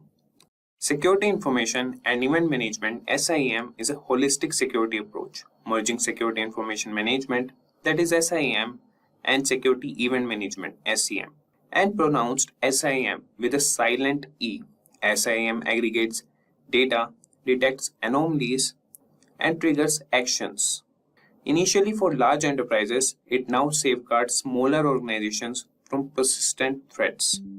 And now we'll understand the concept in simple terms. Imagine you have a magical detective robot on your computer, and its job is to keep your favorite games and pictures safe. This robot is called SIEM, which stands for Super Important Electronic Monitor. SIEM is like a superhero because it watches everything happening in your computer world. If there's anything strange or not normal, SIEM notices and says, "Oh, something is not right." Just like how superheroes protect cities, SIEM protects your computer world from bad guys who might want to sneak in and do naughty things. So whenever your computer needs a superhero, SIEM is there to save the day and make sure everything stays happy and safe in your digital playground. And now, we'll see rule-based or using statistical correlation engines.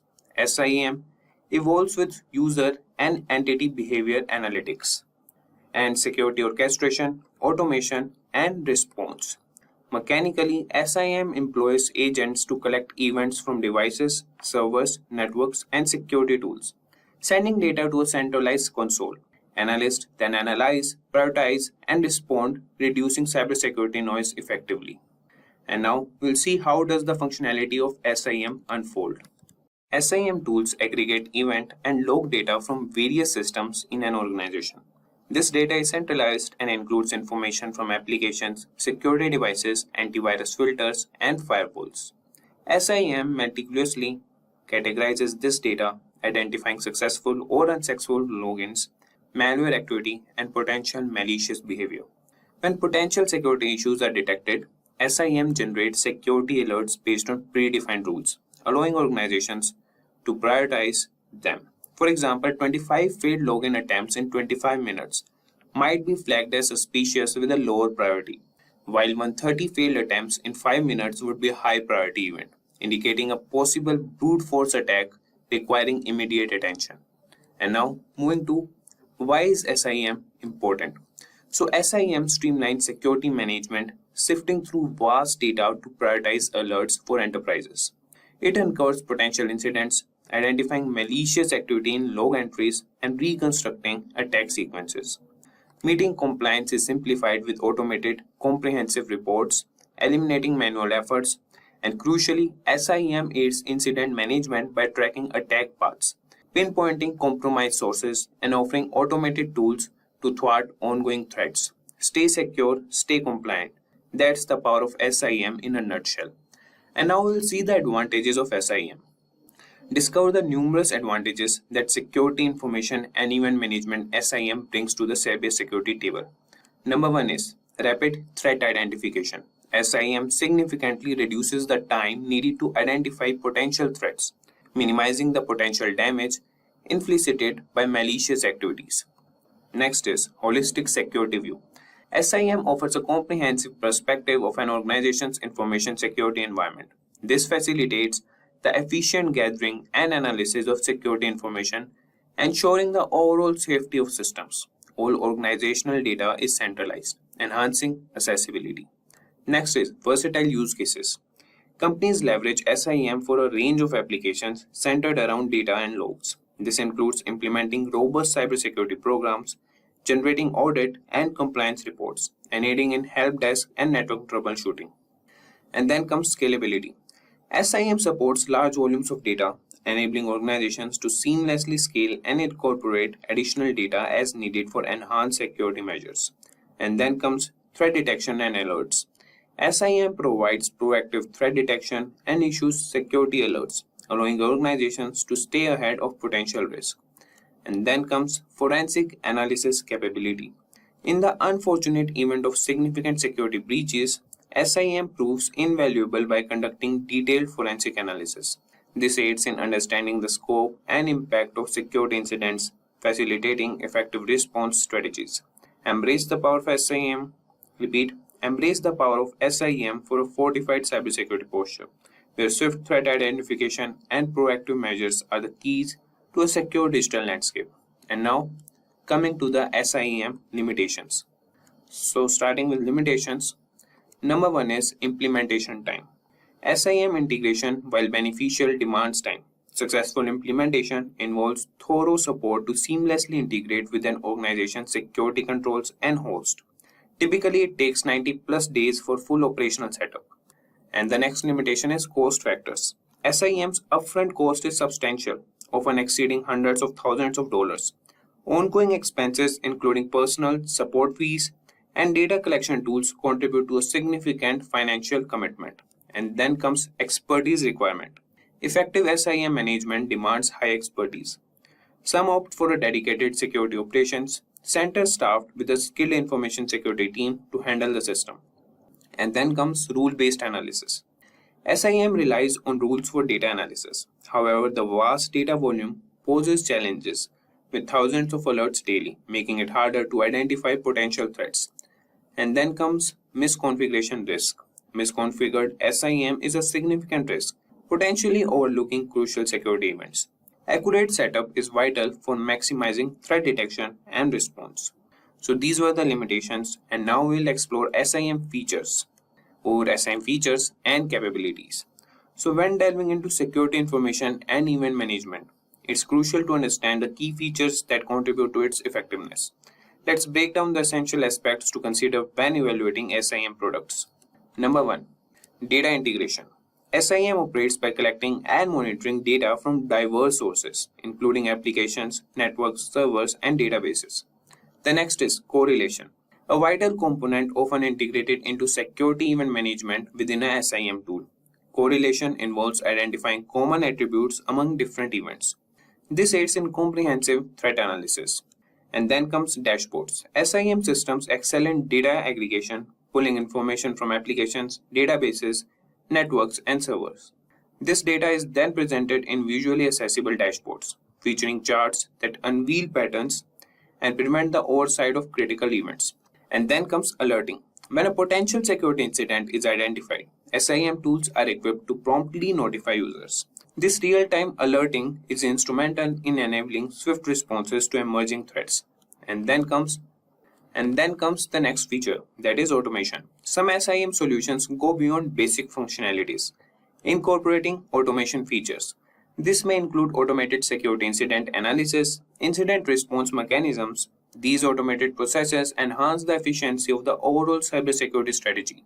In essence, an organization's assess SIM options. These features become integral benchmarks for selecting a solution that not only meets their current cybersecurity needs, but also positions them strategically to adapt to evolving threats in the digital landscape. And now, coming to SIM tools and software. in the realm of cybersecurity, a diverse array of SIEM tools empowers organizations to fortify their digital defenses.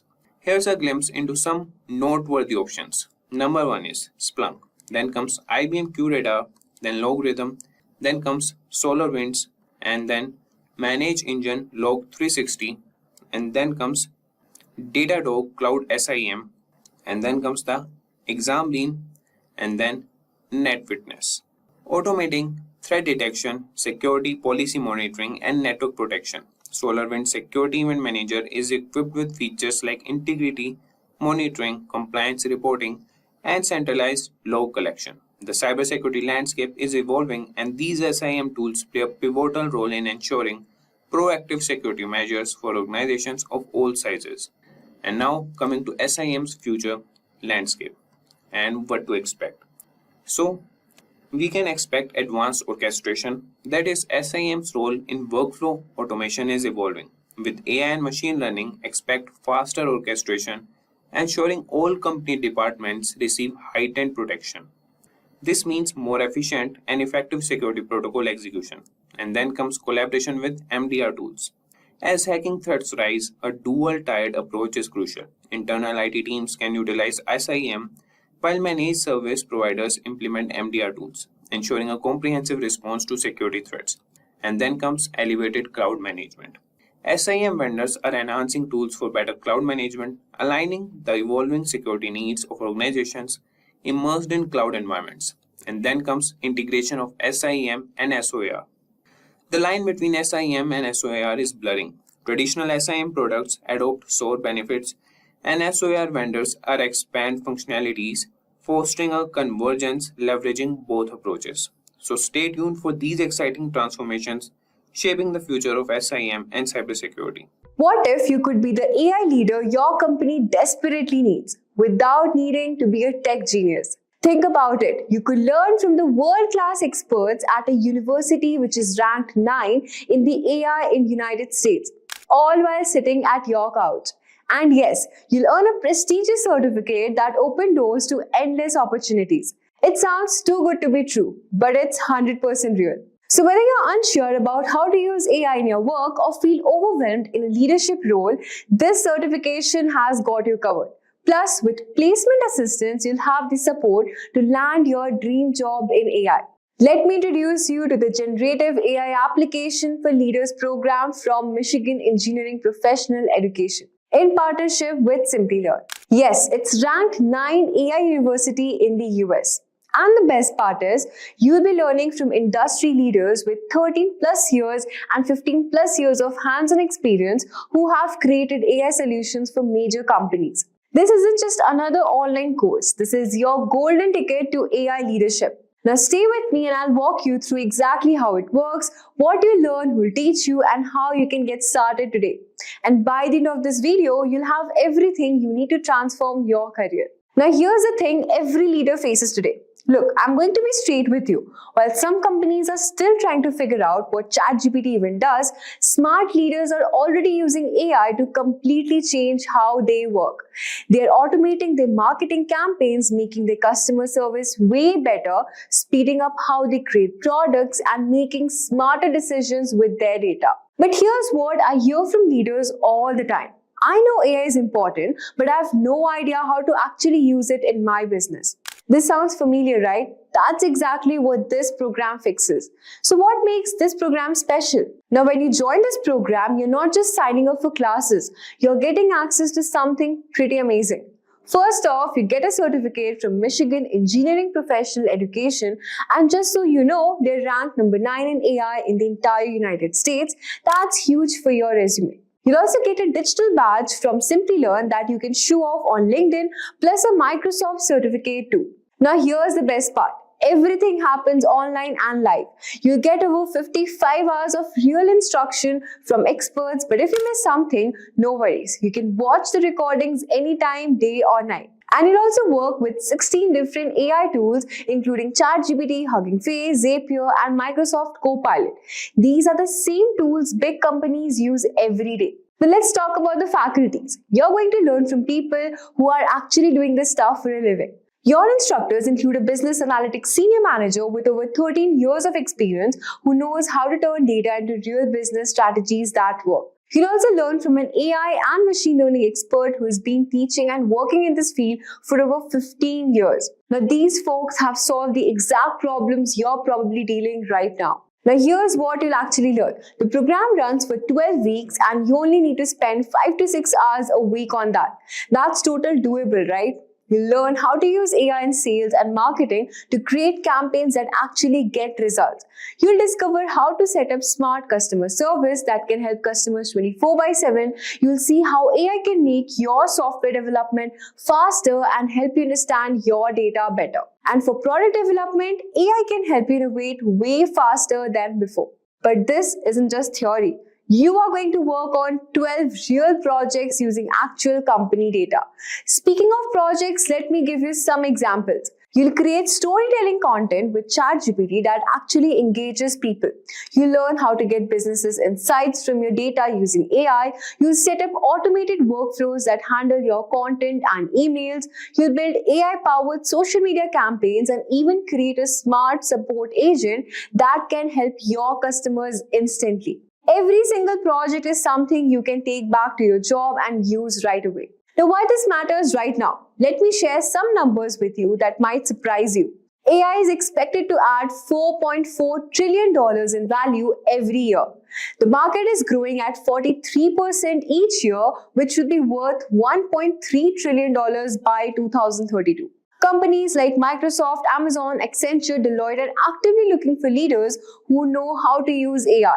This program gets you ready for those opportunities. You'll be learning alongside with other professionals from IT companies, banks, software companies, consulting firms, and retail businesses. People from PwC, TCS, Bosch, Ernst & Young, Accenture, Netflix, Amazon, and LinkedIn are already in the program. These are serious professionals who want to stay ahead. Let me walk you through what you will cover. The program starts with AI basics for businesses leaders, so don't worry if you're not super technical, then you will learn about the AI tech stack and workflow automation. And after that, you'll dive into specific areas like sales and marketing, customer service, software engineering, data analytics, and product development. You'll also cover the ethics and economics of AI, which is super important for leaders. And you'll get hands-on with Microsoft Copilot for businesses. The skills you'll pick up include scaling AI projects, implementing chatbots, predictive analytics, understanding AI economics, and managing AI risk. Now, why leaders are choosing this program? The big reason is the credentials. Getting a certificate from Michigan Engineering Professional Education really opened doors. But it's also because the curriculum is built for business, not just tech people. You learn from the real case studies of companies that got AI right. You'll get frameworks you can actually use in your job, and you'll connect with over 400 other leaders who are doing the same thing. Now, getting in is pretty simple. You'll submit your application, reserve your seat by paying the program fee, and then start learning with your group. You'll at least need 5 years of work experience, but you don't need to be a programmer or having a computer science degree. Now, here's my question for you. Are you ready to be the leader who brings AI transformation to your organization? Or do you want to learn strategies that turn all the AI hype into real business results? Do you want credentials that make you the go-to AI person at your company? If you're nodding your head, then it's the time to act. Apply today to the Generative AI Application for Leader program from Michigan Engineering Professional Education. Learn from people who have actually done the stuff, work on real projects, and become the AI leader your organization actually needs. Click on the link, reserve your seat, and join the leaders who are already changing their industries. Now, while your competition is still wondering what AI can do, you'll be showing them what's possible. The next group starts soon and seats are limited. Don't wait, your AI leadership journey starts now. Hello everyone and welcome to today's video on Introduction to Identity and Access Management, also known as IAM. Monitoring usage of corporate data and access to privileged information had been a daunting task before the advent of IAM. Encompassing numerous APIs, single sign-on frameworks, and data handling policies, IAM has established itself as a key component of every IT department. But how does it enforce these rules, and who are the key benefactors of these policies? What about the advantages of these frameworks and the workflow of these systems? We are here today to answer these questions. Let's take a look at some of the topics to be covered today.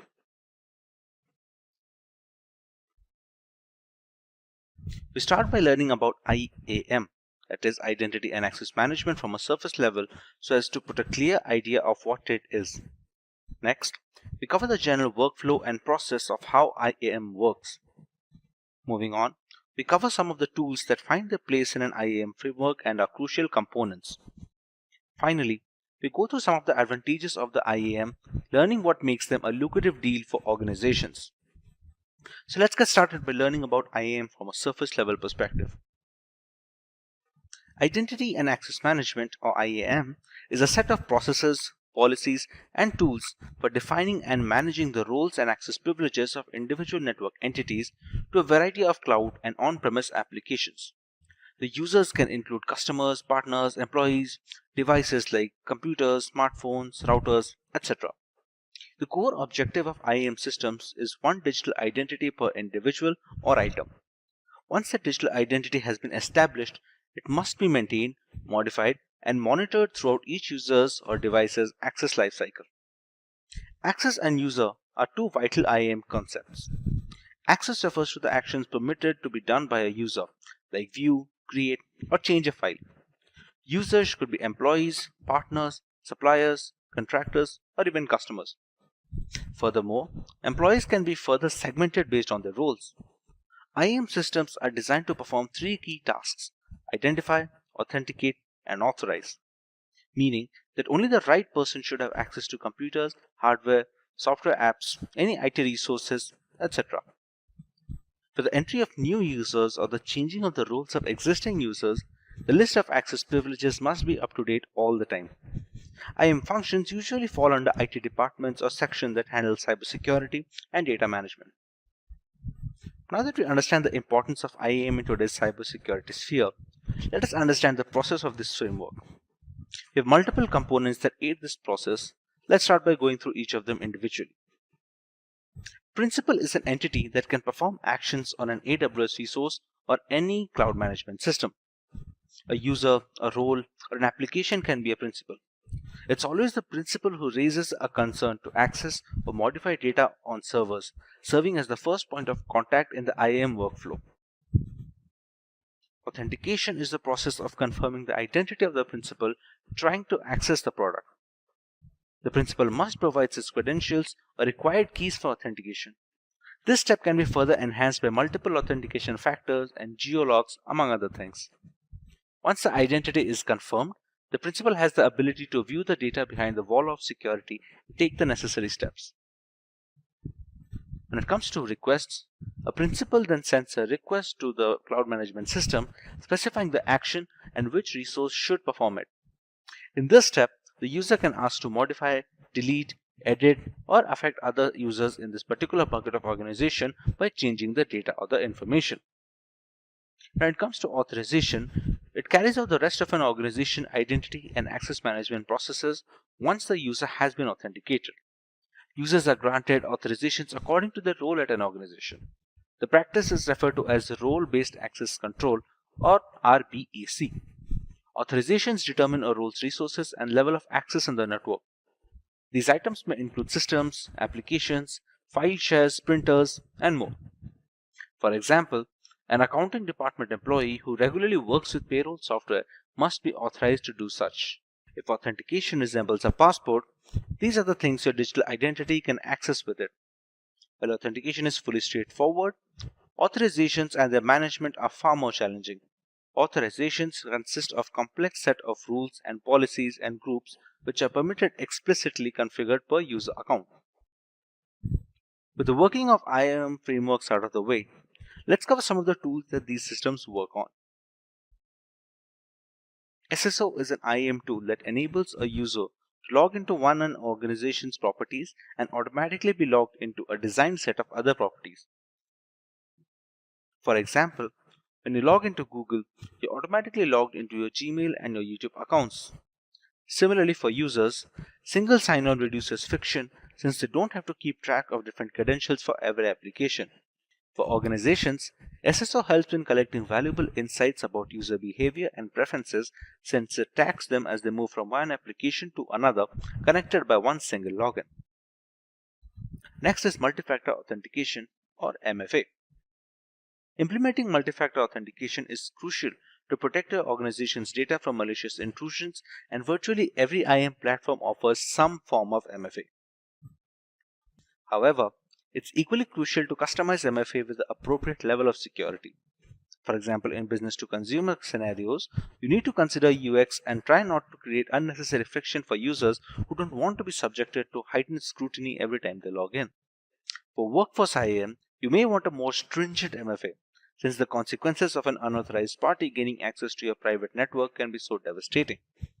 A modern IAM solution will allow you to implement MFA only when it's needed.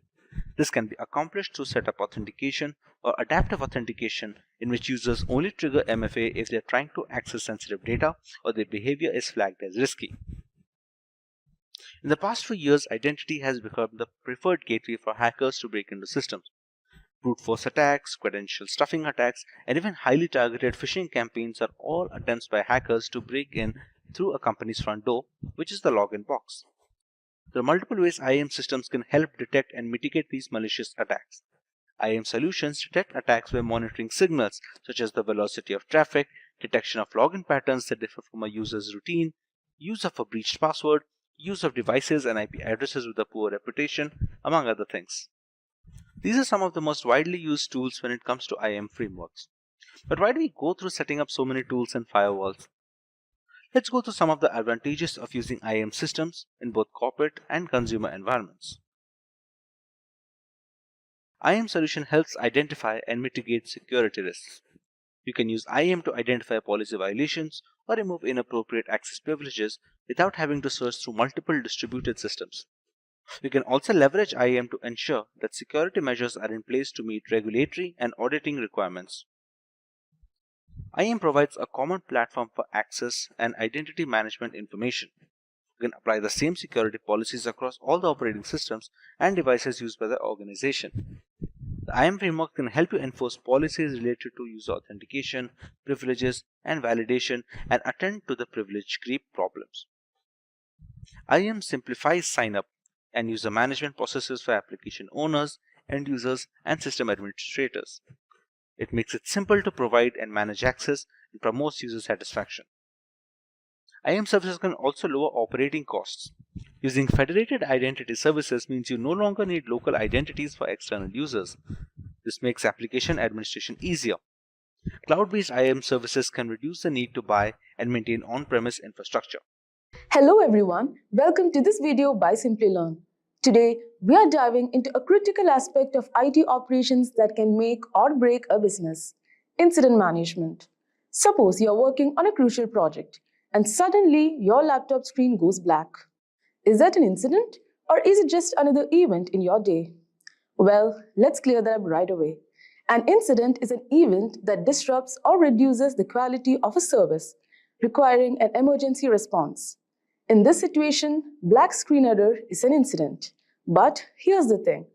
Every incident is an event, but not every event is an incident. Let me explain. Say you are scheduled to have a video call at 2 p.m. That's an event. It happens, you join, all is good. But what if your video app crashes right before the call? That event just turned into an incident. Now, why does this matter? In our digital age, even a small hiccup can have big consequences. But here's the good news.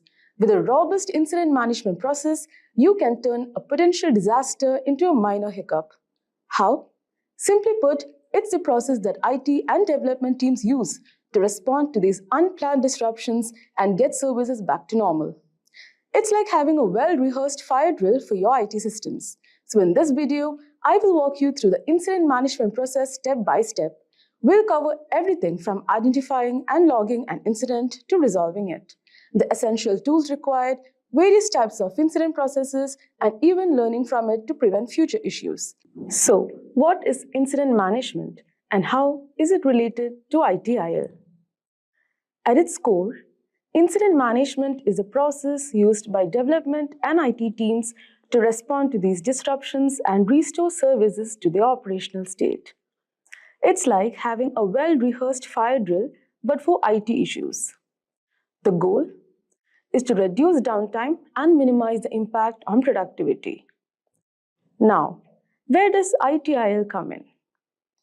ITIL, or Information Technology Infrastructure Library, is like a cookbook for IT services. It provides best practices, and incident management is one of its key recipes.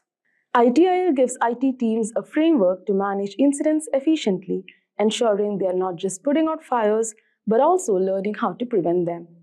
Let us now see why this is so important.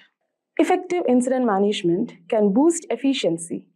With clear processes, IT teams can respond faster, improve service quality, prioritize and resolve issues promptly.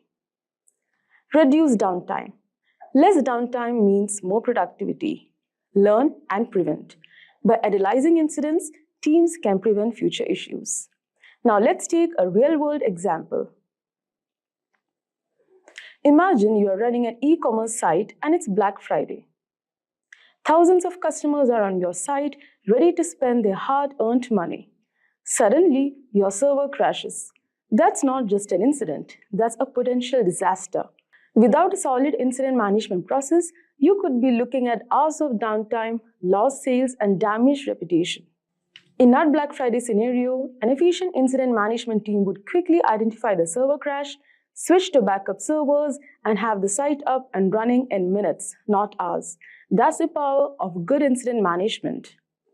So we have now understood the importance. Let us discuss the types of incident management. ITSM, or IT Service Management Teams. They are the general practitioners of IT, ensuring all IT services align with business needs.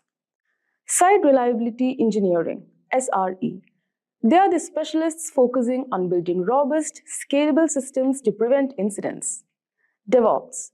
They are the bridge between development and operations, aiming to make software delivery faster and more reliable. Each team brings a unique perspective, but all aim to keep your IT running smoothly. DevOps teams in particular follow a you build it, you run it approach. They believe that the engineers who build a service are best equipped to fix it when it breaks. Now let's move on to incident management process. Imagine you're working on a crucial project for your company's biggest client. You have got a presentation in an hour and suddenly your laptop screen goes black. Well, this is where incident management comes to the rescue. Let's see how. Incident login. You can quickly grab your phone and log this incident through your company's IT portal. You type, laptop screen went blank, presentation in an hour, along with your name and the time it happened. This is the first critical step.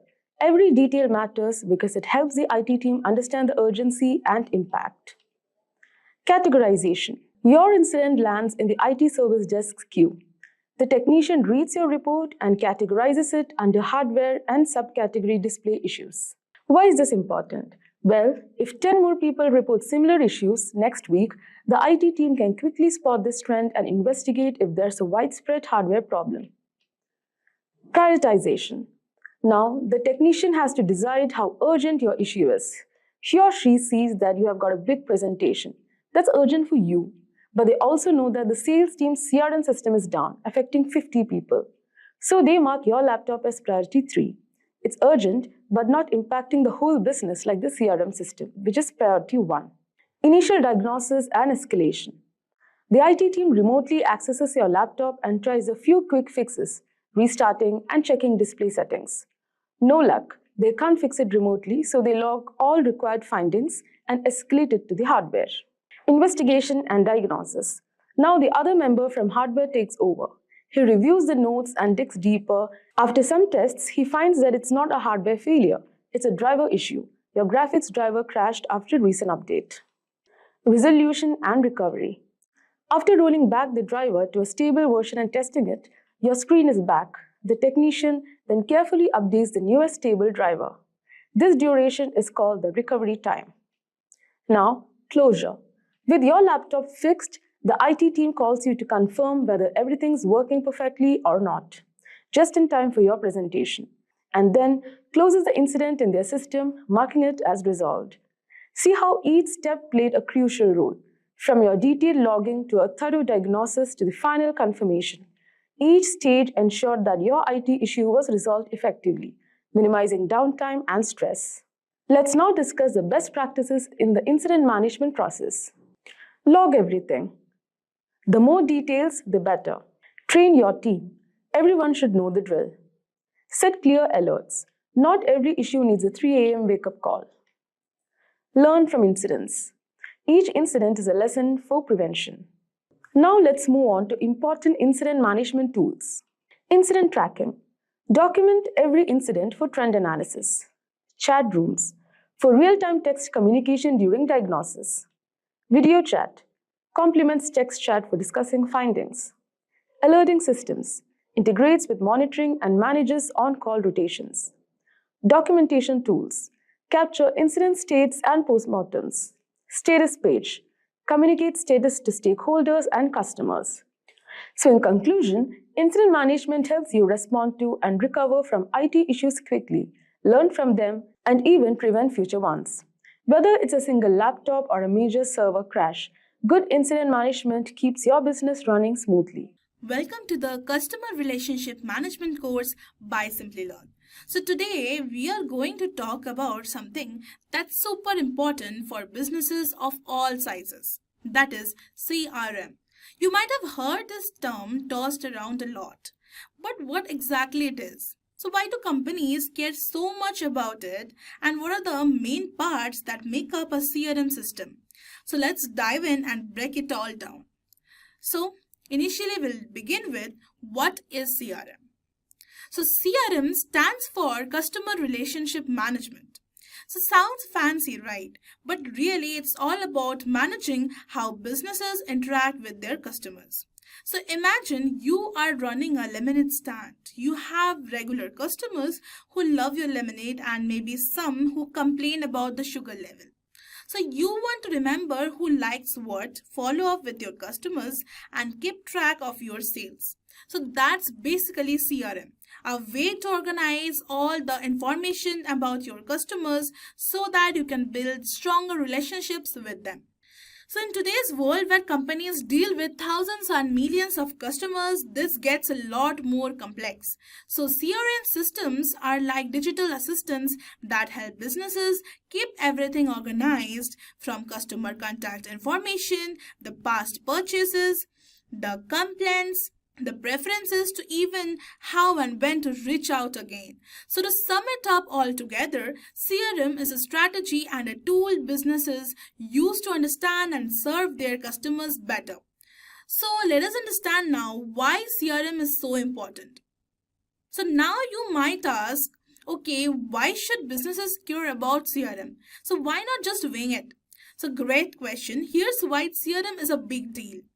So it enhances better customer relationships. So when a business knows who you are and what you like and what you have bought before, it feels personal. And guess what? People love that. So when companies use CRM properly, customers feel valued, not just a number. And then secondly comes it boosts sales and revenue. So by tracking customer behaviors, businesses can spot trends like which products sell best or which customers might be ready to buy again. So this means more targeted sales efforts, which leads to more sales.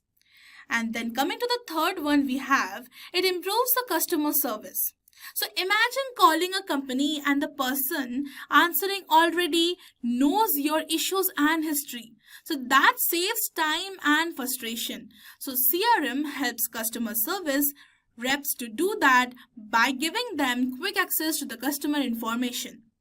Then moving on, we have the streamlines marketing efforts. So instead of blasting generic ads, companies can send personalized offers based on your preferences or past purchases. So this means marketing is more effective and customers get relevant messages. And then we have it centralizes the information. So in big companies, different teams like the sales, marketing or support all need customer information. So the CRM keeps everything in one place. So everyone is on the same page. Then we have finally, it is about data-driven decisions. So CRM systems often come with analytics tools that help companies understand what's working and what's not. So making smarter business decisions is all about CRM. So CRM is not just a software, it's a game changer for how companies build lasting customer loyalty and grow their business. So let's now move on to the main components of CRM. So alright, now that we have known what CRM is and why it is so important, let's look at the main pieces that make it all work. So most CRM systems have these core components. The first one is sales automation. So this is all about helping the sales team manage leads, track customer interactions, schedule follow-ups, and close deals faster. For example, the system might remind a salesperson to call a client or send a quote. And then we have marketing automation. So this component helps businesses automate the marketing campaigns. It can send personalized emails, manage social media posts, and track how customers respond. So think of it like a marketing robot working 24/7. And then we have this customer service and support. So when customers have issues or questions, this part helps manage tickets, track problem solutions, and provide timely support. So it keeps services reps informed so that they can help faster and better. And then we have this contact management. So this is the heart of CRM. It stores the detailed customer profiles including names, phone numbers, emails, purchase history, preferences, and more. It's like a smart address book but way more powerful. So then moving on, we'll understand the analytics and reporting. So CRM systems collect tons of data. So this part analyzes it to create reports and dashboards showing sales performance, customer behavior, campaign success, and other valuable insights. Then we have workflow automation. So this lets businesses set up rules to automate the repetitive tasks like assigning new leads to the sales reps or sending thank you emails after a purchase, saving time and reducing errors. Then we have integration capabilities. So modern CRMs can connect with other tools businesses use like the emails, calendars, accounting software, and social media platforms. So what it does, this makes sure data flows seamlessly between systems. So let's now move on to the next chapter and understand CRM in a deeper level. So in this chapter, we'll understand the CRM process. So how does CRM actually work? The CRM process is basically a cycle that helps companies manage every step of their interaction with the customers. So the first one is collecting customer data. So first, businesses gather information about their customers like names, contact information, purchase history, and even their preferences.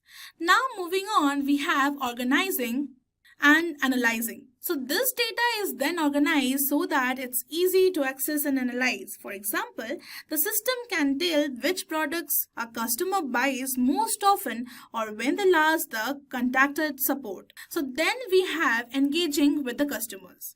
So based on this information collected, companies can send personalized offers, respond quickly to the questions, or follow up after a purchase. So then we have improving relationships. So the goal is to build a stronger ongoing relationship by understanding the customer needs and solving their problems. And then we have feedback and optimization. So finally, companies gather feedback to see what's working and what's not and then improve their process. So let's now understand, what does a CRM manager do? So imagine the CRM manager as the conductor of an orchestra. So making sure all the pieces of the work together perfectly to create the great customer experience. So here's what they actually do. So they manage the CRM system. So they oversee the CRM software to ensure that it runs smoothly and it stores the accurate customer data. So then he analyzes the customer data. So they look at trends and patterns to help marketing and sales team target the right customers with the right message. And then we have coordinate the teams. So they work closely with the sales, marketing, and even the customer support teams to make sure everyone uses CRM data effectively. And then they improve the customer experience. So they find ways to enhance how the company interacts with the customers, such as automating follow-ups or creating. So then moving on to the fifth one, we have he trains the staff. So he teaches the team members how to use the CRM system properly. So let's now move on and actually see the real world CRM examples. So let's look at some real companies and how they use CRM. So the first one is Amazon. So ever noticed how Amazon recommends products you might like? So that's CRM in action. They analyze your past purchases and browsing habits to personalize your shopping experience. Then we have Starbucks. So they use CRM to send you special offers on your birthday or rewards for your loyalty, making you feel valued and encouraging you to keep coming back. And then moving on, we have Netflix. So Netflix tracks what you watch and uses the data to suggest shows you might enjoy. So this personalized approach keeps viewers engaged longer. So then we have a small local business. So even a local coffee shop might use CRM to remember your favorite order and send you coupons or even invites via email or text. So CRM management is all about using technology and smart strategies to build strong, lasting relationships with the customers. So helping businesses grow and customers feel appreciated. So a CRM manager is the person making sure that all these moving parts work together smoothly. So let's now go ahead and train ChatGPT to act like a customer support bot. So let's get started. Hey everyone, welcome to this next chapter. So what if your customer support never slept, never got tired and always had the answers ready? So today we are making that happen. I will walk you through how to set up ChatGPT as a smart AI-powered customer support assistant. So you will learn how to give it a real company information, making it respond like your support repository and see it in action, answering the common customer queries all step by step. No complex coding needed. So let's get started. So the first step would be building the foundation, that is defining your business information. So we will use a sample company information. The sample company name should be Glowtech, which sells the smart gadgets. So here's what we would feed into the ChatGPT. So let's take an overview. So we have written the company name as Glowtech. The industry is a consumer electronics. The support hours are Monday to Friday, 9 a.m. to 6 p.m. IST. We have an email and a phone number. Then we have defined the return policies. The refunds available within 30 days of delivery. Only for the unused and the unopened items, return shipping is customer's responsibility. Then we have warranty of 1 year for the manufacturing defects. It covers the smartwatches, earbuds, smart home devices. Then we have shipping, the standard 5 to 7 working days. Then expedited is 2 to 3 working days. Tracking links sent via email. Then we have the contact channels like email, web form and WhatsApp. Then we have typical issues like delayed orders, refund and return questions, warranty claims and product troubleshooting. So the next step would be copying this whole information. Okay. So I would copy this. I will go back to ChatGPT and I will paste this here. And I will write here, you are a helpful customer support assistant for Glowtech. So I need you to basically use this following information to answer questions. So then if unsure, ask the customer to contact support@glowtech.com and always greet the customers. So, hello, how can I assist you with the GlowTech products today? If you have any questions about refunds, warranty, shipping or product, feel free to ask. If I can't answer your question, I will guide you to contact. Well, what can I do for you? So the next step would be testing the conversations. So there are some common scenarios that take place with the customer support. I won't be asking the similar questions. So let's suppose the first question would be a refund request. So I would say, I want to return my smartwatch. So it has answered, hello, if you would like to return your GlowTech smartwatch, please note the refund policy.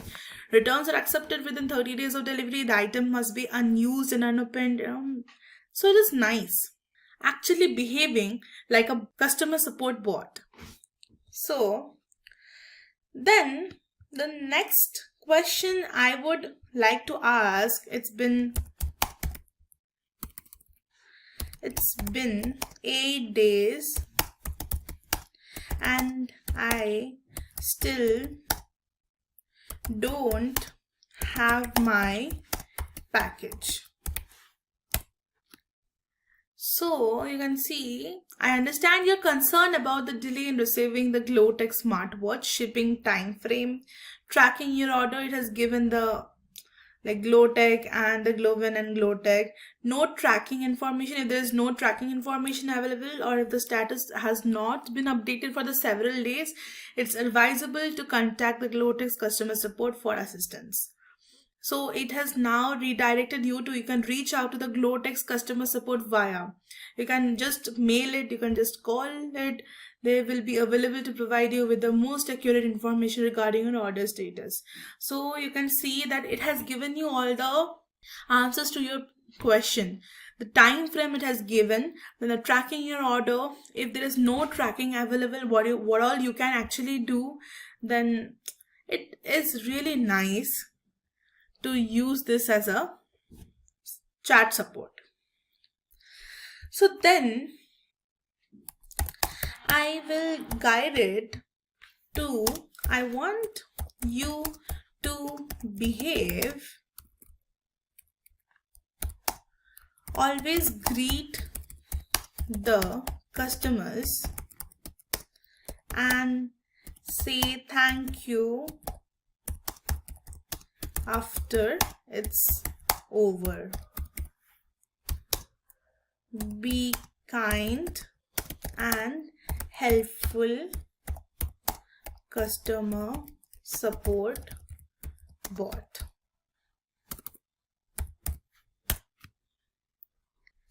Now let's ask about the warranty. Like, my earbuds stopped working after 4 months. I'm too sorry to hear that your GlowTech earbuds stopped working after 4 months. Please note that GlowTech offers a 1-year warranty covering the manufacturer defects. I recommend contacting GlowTech support. Thank you for reaching out. If you have any other questions, I'm here to help. And so nicely, actually, the ChatGPT is behaving like a customer support. So let's ask about something that can be resolved. My smart bulb is not connecting to Wi-Fi.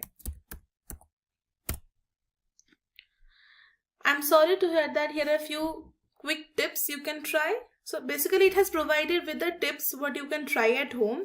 Make sure your Wi-Fi network is working properly and the bulb is within range. Restart your router and the smart bulb. Check that you are using the correct app and follow the setup instructions carefully. Ensure your phone is connected to the same Wi-Fi network you want the bulb to connect. Sometimes resetting the bulb to factory settings can help. So check the manual for reset steps. And always it will redirect you to the support for detailed troubleshooting. Thank you for reaching out. So it is behaving in a nice way. So let's now move on to the exclusive things that can actually help. So I want you to train on Glowtech customer support agent as a helpful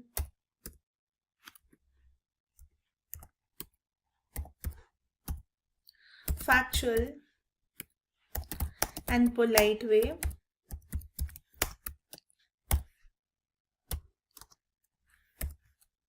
Do not guess anything.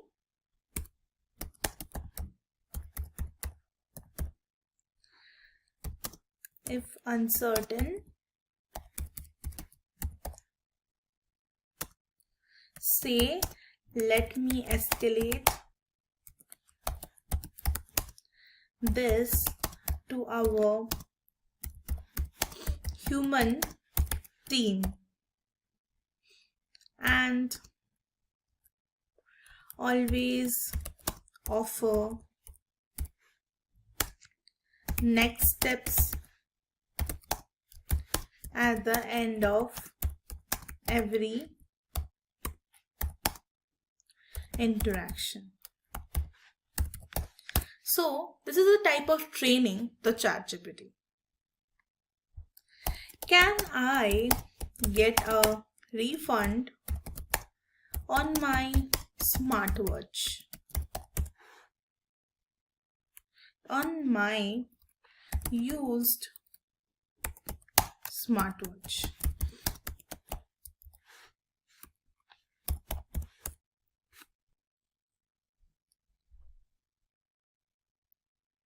I'm sorry to hear you are facing issues with the Glowtech smartwatch. Glowtech's refunds policy specifies the returns are accepted within 30 days of delivery and the item must be unused and unopened. Since your smartwatch has been used, it may not qualify for a refund under the policy. To explore possible solutions, please contact our customer support team. They can assess your situation and determine if any exceptions or alternative solutions are applicable. Thank you for reaching out. If you have any other questions or need further assistance, feel free to ask. So this is actually nice. So let me ask something different. My product is defective, but I lost my invoice. Hello, I'm sorry to hear that your Glowtech product is defective and that you have misplaced your invoice. Warranty typically requires proof of purchase such as invoice or other order confirmation to validate a claim. Without the documentation, it may be challenging to process a warranty request. To explore the possible solutions, please contact the Glowtech customer support. So this is nice then. These are the next steps that actually I wanted and it is actually giving it. So then the next step would be going beyond, like something advanced issues. So after this, if you really want to advance the issues and give some advanced prompts like use OpenAI API to embed ChatGPT into your website. Link with live ticket systems, for example, fresh desk, and Zendesk is also there. So use LangChain. So through LangChain, you can actually build the customer support robots over there. So use LangChain for real-time document lookup. That is basically using RAG, Retrieval Augmented Generation. So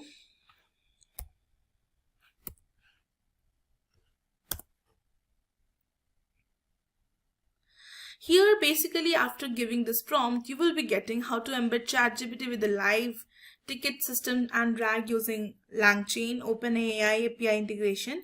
Use OpenAI's chat completion API or other models to power that chat interface on your website. The chat frontend can send user messages to OpenAI and display the responses. To connect to the ticket systems, Freshdesk or Zendesk or anything like that. Then LangChain for the real-time document lookup, workflow example, tech stack suggestions, and basically we'll get everything at one go. So you can actually give again the training tips like keep answers short, polite and helpful, set the tone as casual or formal depending on your brand, then simulate the real queries and refine responses. So that's it. We have built a working AI-powered customer support assistant using ChatGPT. So you saw how to fit into the company's information, simulate the real conversations, and customize its behavior. So guys, let's move on to the next AI tool that is used for customer relationship management. So here we are inside the Zoho's website. So this is the first free AI tool that can be used as a CRM. So the question is how to get here. So you can jump over to Google web browser and type Zoho free CRM.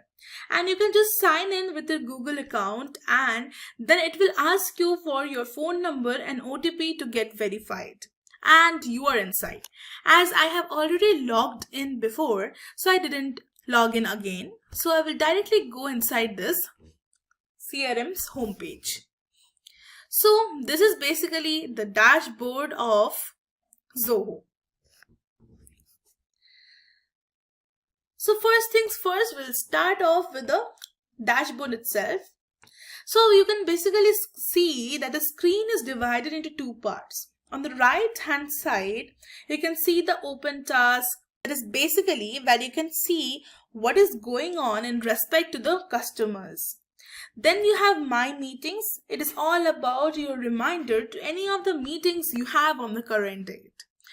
Then if you scroll down, it will be today's leads. And then finally, any of the details you're going to close this month. My deals closing this month. So at the bottom, we have feedback on new UI. So this is basically the new UI of Zoho. Previously it was different. And then you have announcements to make. You can do it. Then you can have sticky notes. You can even have activity reminders. Then you can actually move on to the recent items and then accessibility and then finally help. So then on the left hand side we have a panel out here. But where we have certain features. Let's see that one by one. But before that, I will just tell you, if you click on these three dots, you will have add component, reorder and view full screen. So add component is basically my open task is one component. Meetings is another component, today's leads another component, and my deals closing this month is another component. If you want to add one component, you can just click on this. Then you have to basically select the module. Basically, you can contacts, custom view, you can see all contacts, component name give, customer contacts.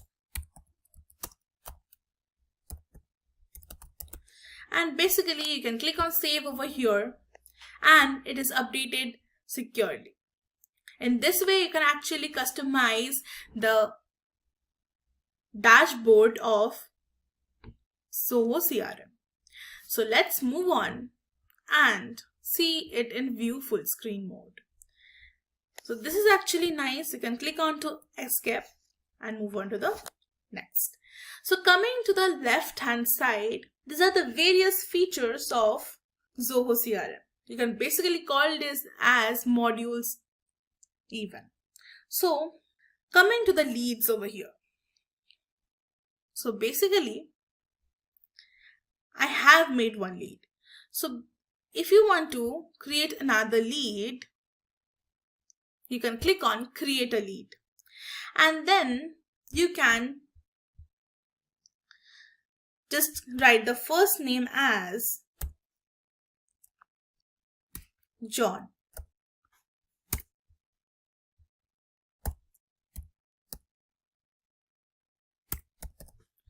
You can write the name, title as Mr.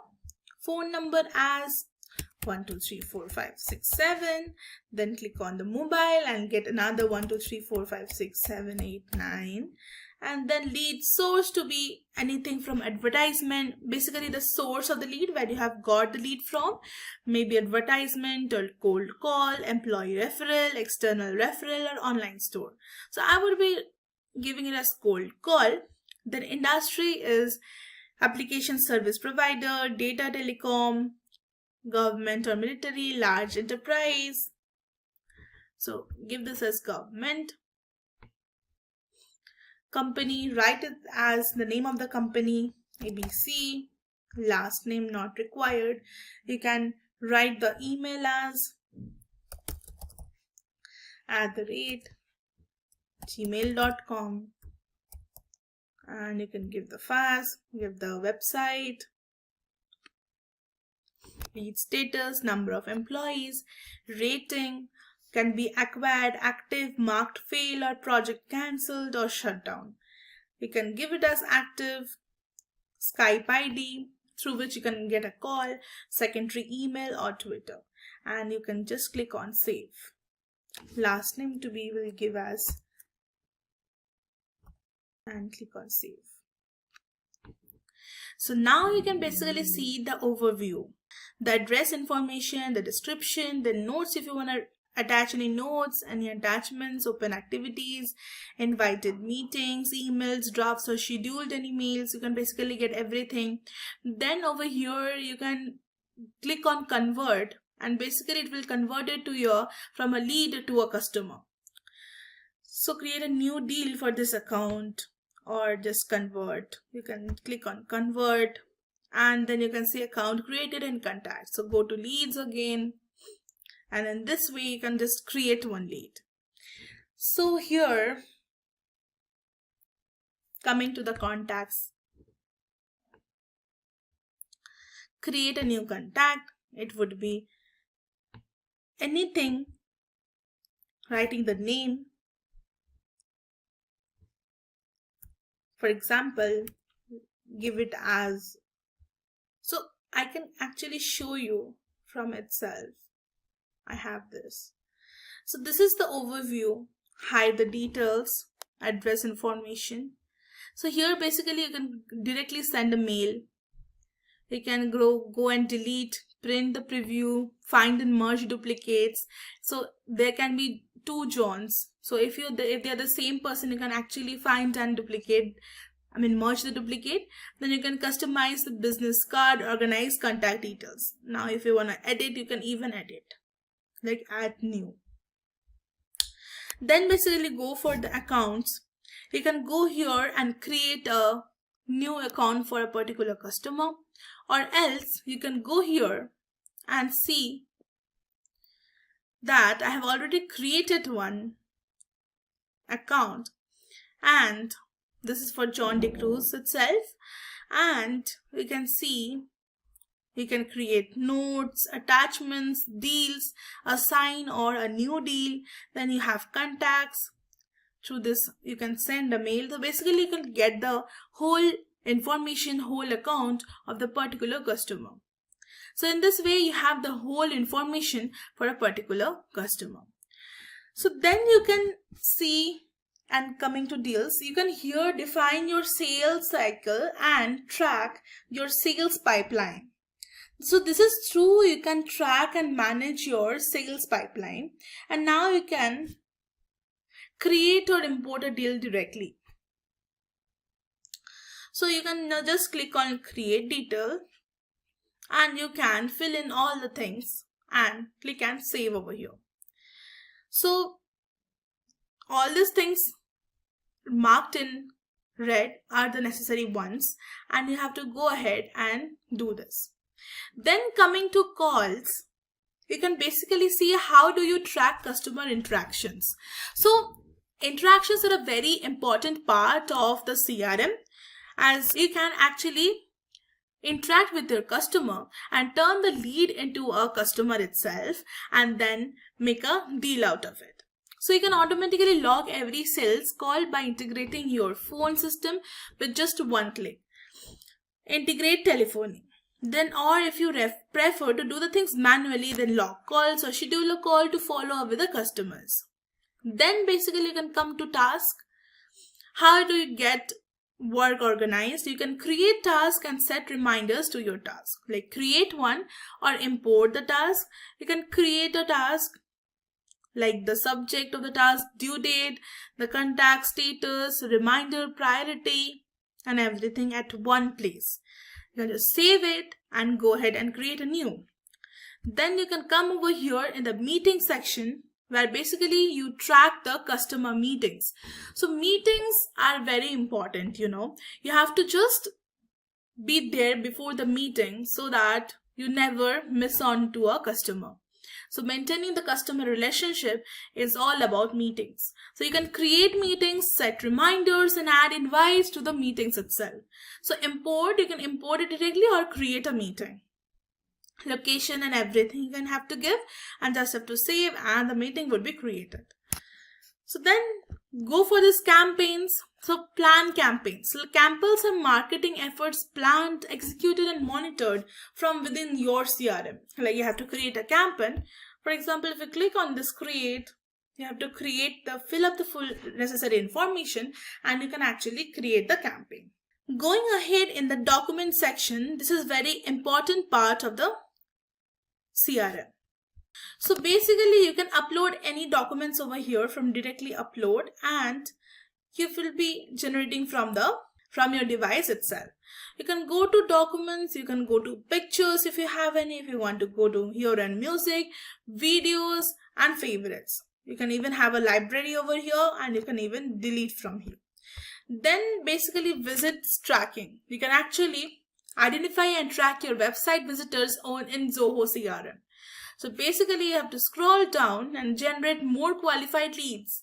Get started, identify important prospects on your website, engage them in real time, and convert them to leads, all without leaving your Zoho CRM window. You can just not leave the CRM window and convert a lead into a customer. And then you can go ahead in the project section, that is the unified sales and project management, a smarter way to bridge the gap between sales and project tracking. So you can connect, you can track, you can deliver. So just have to get started, all in this one time frame. So then you can go to this report section, and these are the report template, top 10 templates by click rate. Email reports also you have over here. For example, this no data found because I have not created any. So you can even go to this my reports, go to favorites, recently viewed. So I have viewed this recently and it came over here. Deal reports, basically everything you will be getting in one website. So this is how CRM is actually useful. It's the #1 most recommended CRM tool, and that is for free.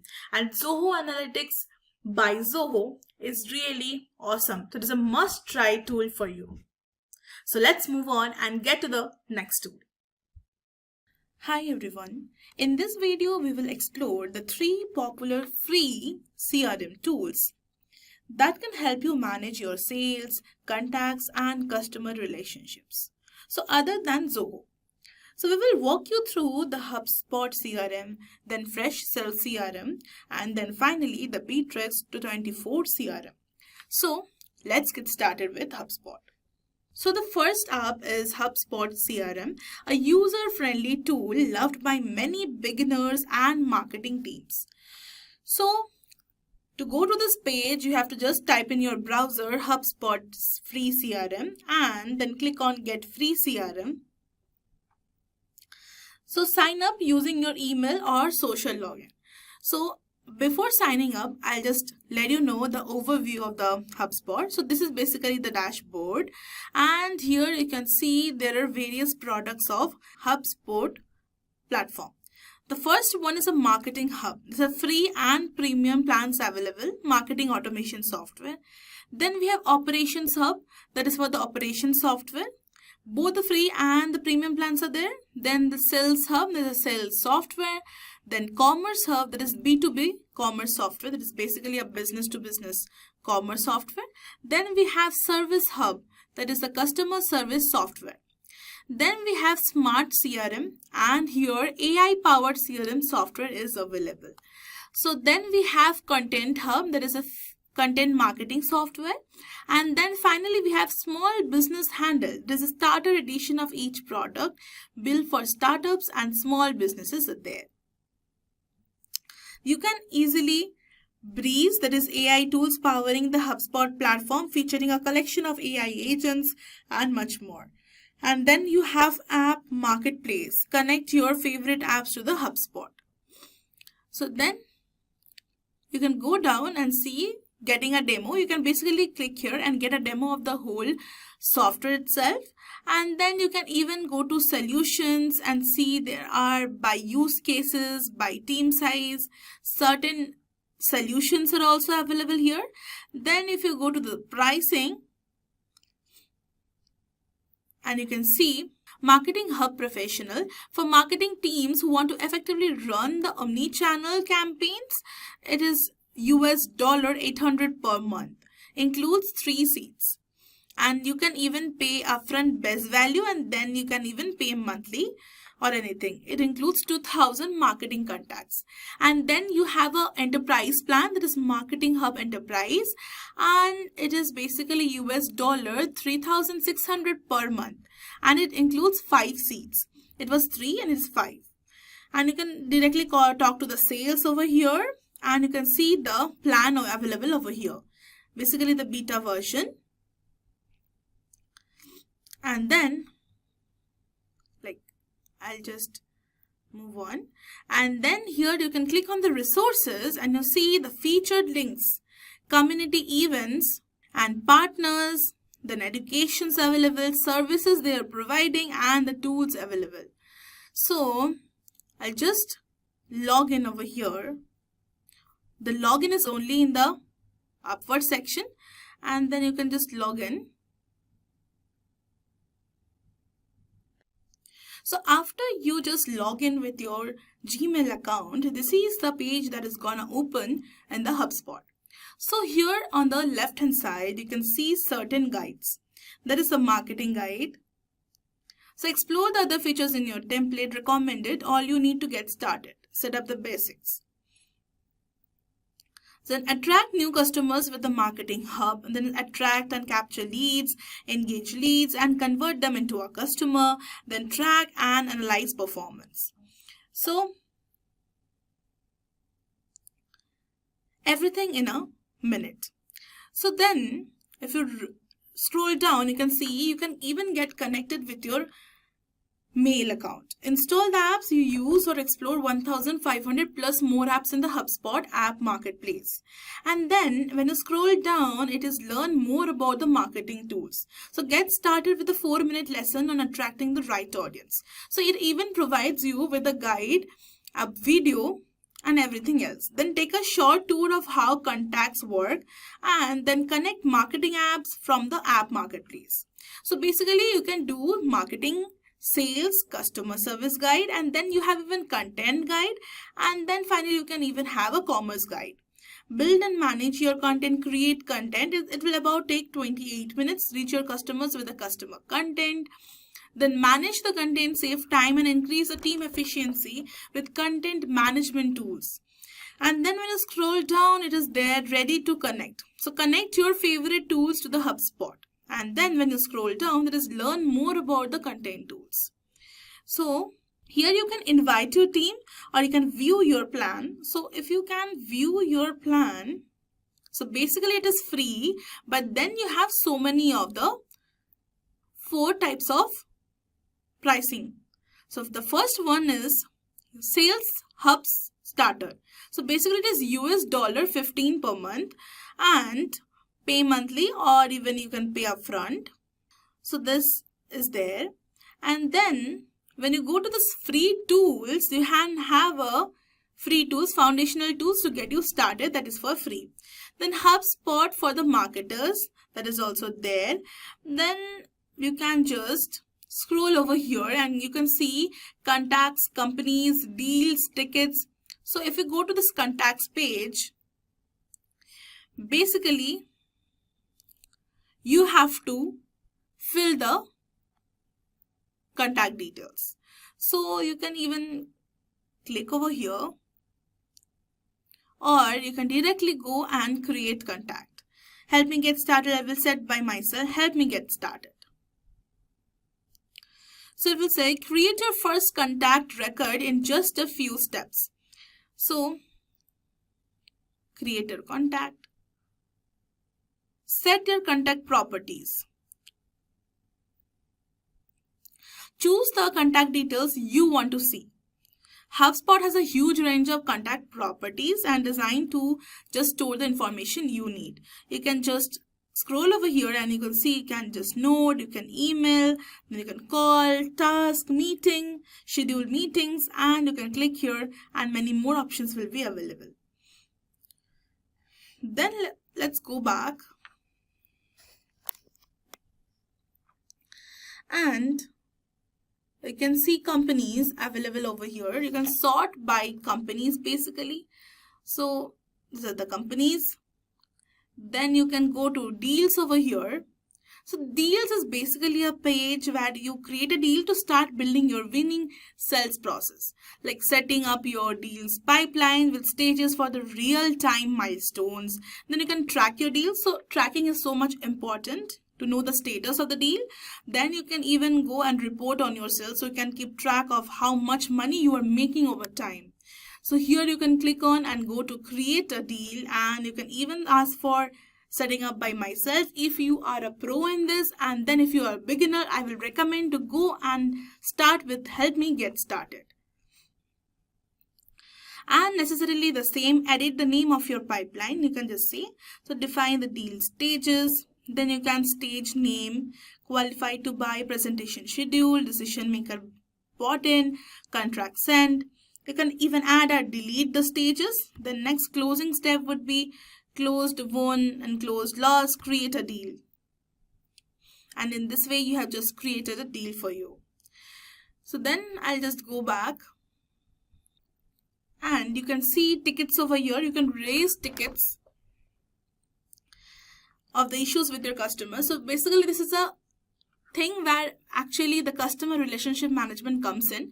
So it is actually how well you have tracked the issues with your customers, how easily you have solved the issues with your customers. You can track over here, create tickets and assign them to a member of your team so they can offer the right help at the right time. And providing the right help to the customers can actually draw more customers to you, because the after part of the sales is so much important. So want to learn more about these tickets? Read the knowledge base article. So it is providing you with a knowledge base article, which is 25 per page. Then you can even see the ticket owner, the create date, the last activity date, and the priority tickets over here. You can just go on and click on create ticket and create a ticket for yourself and then assign it to a team member. Then moving on, you can see the list, the inbox, basically where the mails come in. Then you can see the calls, the task for the today. They can even hear the playbooks, basically keep your team aligned. Why should someone buy our products? You can even add it over here. The purpose of this playbook is to kick off the conversation with a new prospect and communicate the value of our products. What does your budget for this year look like? You can have a note over here. And then you can even have templates and you can even have snippets. So there are basically so much more you can do about that. And you have a separate for marketing, CRM, then you can even have for content and sales and so much more. You can even automate the workflows. You can have a data management of custom events, data quality, data sets, data model, and so much more. It will be very nice of you to see that you have a co-pilot over here. So you can see, hi, I'm Copilot, your new AI-powered collaborator. So I can answer questions about your HubSpot. And you can just see this Copilot here to actually help you in this CRM management. So you can even research about your company, add a company, or summarize the contact you mean. Then you can even give feedbacks to this. So I'll just put on. You can even write prompts over here like I need help for this and that. And you can even see the chats over here. So this is what about AI with HubSpot is. So let's now move on to the next tool. So the next tool is Fresh Sales CRM.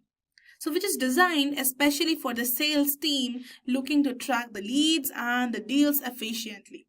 So to get into here, you have to visit the freesales.io and hit get started for free.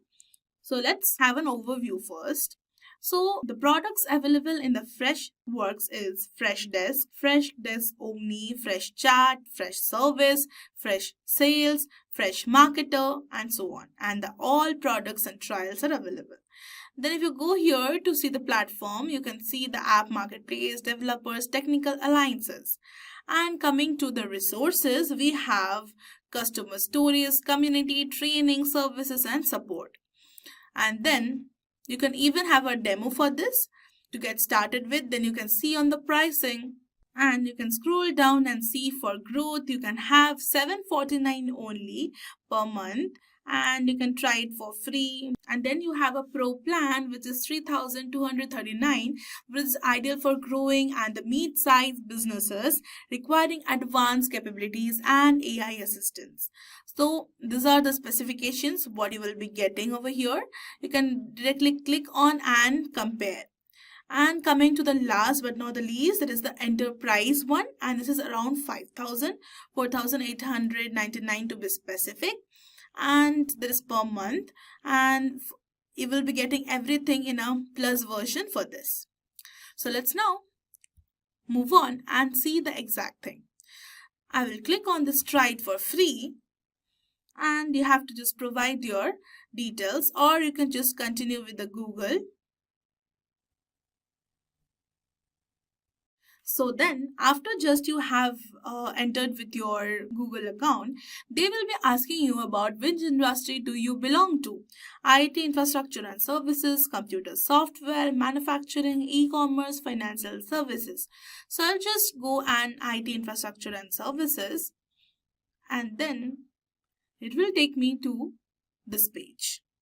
So here basically these are the accounts of the people. This is sample people, their job title, their email, mobile number, status, and tags. Basically a decision maker, influencer, champion, and so on. So this is basically a sample. You can filter the data by popular filter, sales owner, territory, or the source. Then you can other filters or account, active sales, addresses, and so on. Then move on and you can just go to new contacts and you can just add contact over here. You can just close this and import contacts from a Excel page, or you can just add contacts over here. Then you can go on and if you click on all the contacts would be visible. And then you have 12 more. What are they? Recently modified, default views.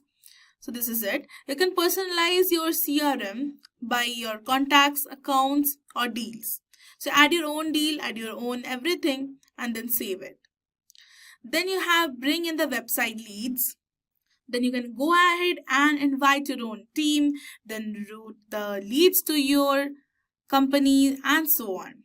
Then if you just go and over here, it is basically the account section, and you can go ahead and your trial ends in 21 days. Explore the plan or request a demo.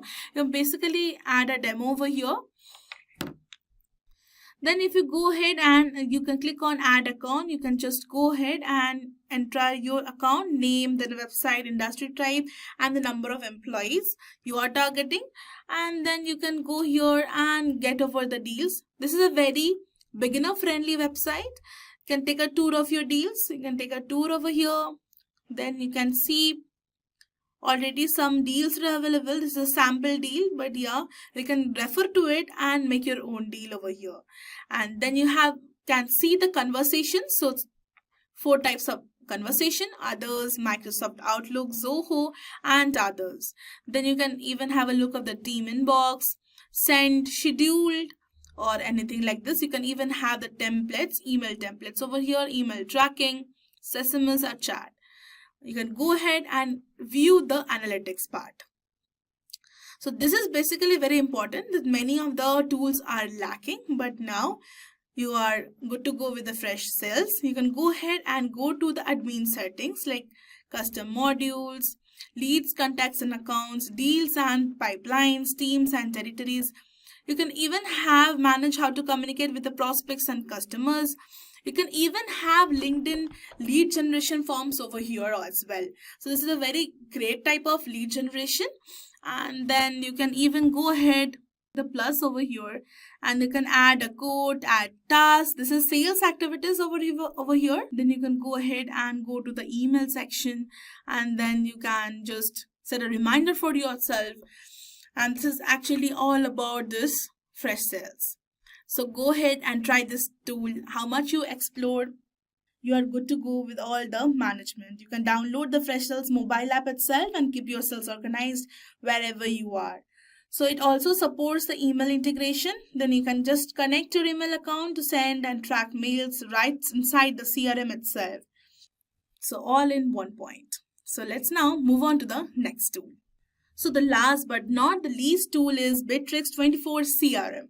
So this is a powerful tool that combines CRM features with collaboration tools, great for the small teams. So just to come over here, you have to go to this bittrex.com and you can get here and start for free, or you have to get started with.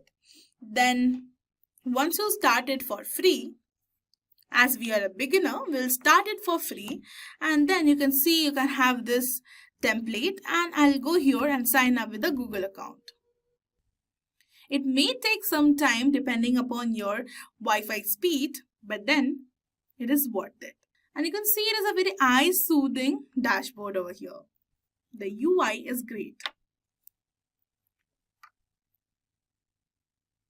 And then you can see over this and click on to continue, and you can specify how big is your company. So I'll just click on over more than 250 people, or you can just skip it and continue. What do you do? Digital marketing, or you can say real estate. So I'll click on this digital marketing. And what is your position? I will say as a sales manager.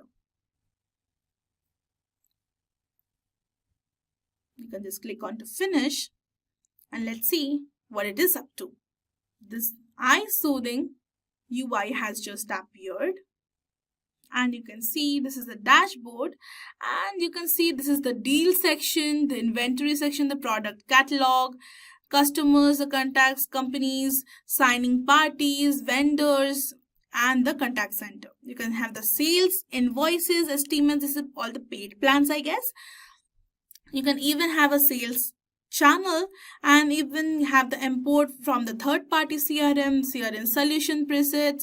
Then you can go ahead with the real-time analytics like the sales funnel, employee performance, call analytics, and everything. This Power BI analytics is just closed. Maybe it's for a paid plan. The smart process automation, then settings, the CRM settings, my company settings, CRM access permission, So some of the features are basically for the paid plans over here. So let's move on and see. What do you mean this booking? So this is basically booking your calendar. So auto reminders and confirmations via SMS and WhatsApp. All contacts are saved to the CRM, waiting list and overbooking to keep the resources busy. Complex booking schemes involving multiple resources, book resources directly from the CRM tools. So let's move ahead and click on start now. I have to just add a resource over here. You can add and book nearly anything, a doctor, a car or a property. So just go ahead and add a resource over here. So for this we have to upgrade. So for now we won't upgrade. So then we'll move on to this marketing. What does marketing stands for? So here you can actually create a campaign, either an email campaign, SMS campaign, messengers, voice broadcasting and audio call. So you can even create your audience using the Google Ads, Facebook audience or Facebook alike. Then some promoted posts, you have Facebook ads and Instagram ads that actually go well with the marketing, and then you have sales boost for the repeated sales. So then you can just move on and go to the sites and stores. So let's see what is there here. You can create your own site with an easy to use and create your own website with Pilot. Okay. So let's move ahead and create. It's a very interesting one. So these are for free. Web designer, recruitment agency. So you can just go ahead and click on sites and stores. And you can click on create again, and you can click on. So these are very popular templates available over here. You can go ahead and create one. So this is the AI enable copilot. So you have to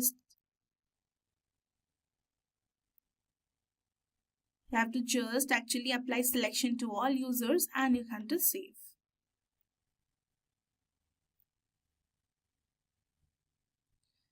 And I'll just go ahead, and then you can come to the collaboration part. This is very necessary for the feeds, messengers. Hi there, your virtual assistant, happy to answer all the questions. So basically you're even getting a virtual assistant over here as well. So this is the CRM with AI, and then you can go ahead and see the Power BI builder, then employees and automation and so on.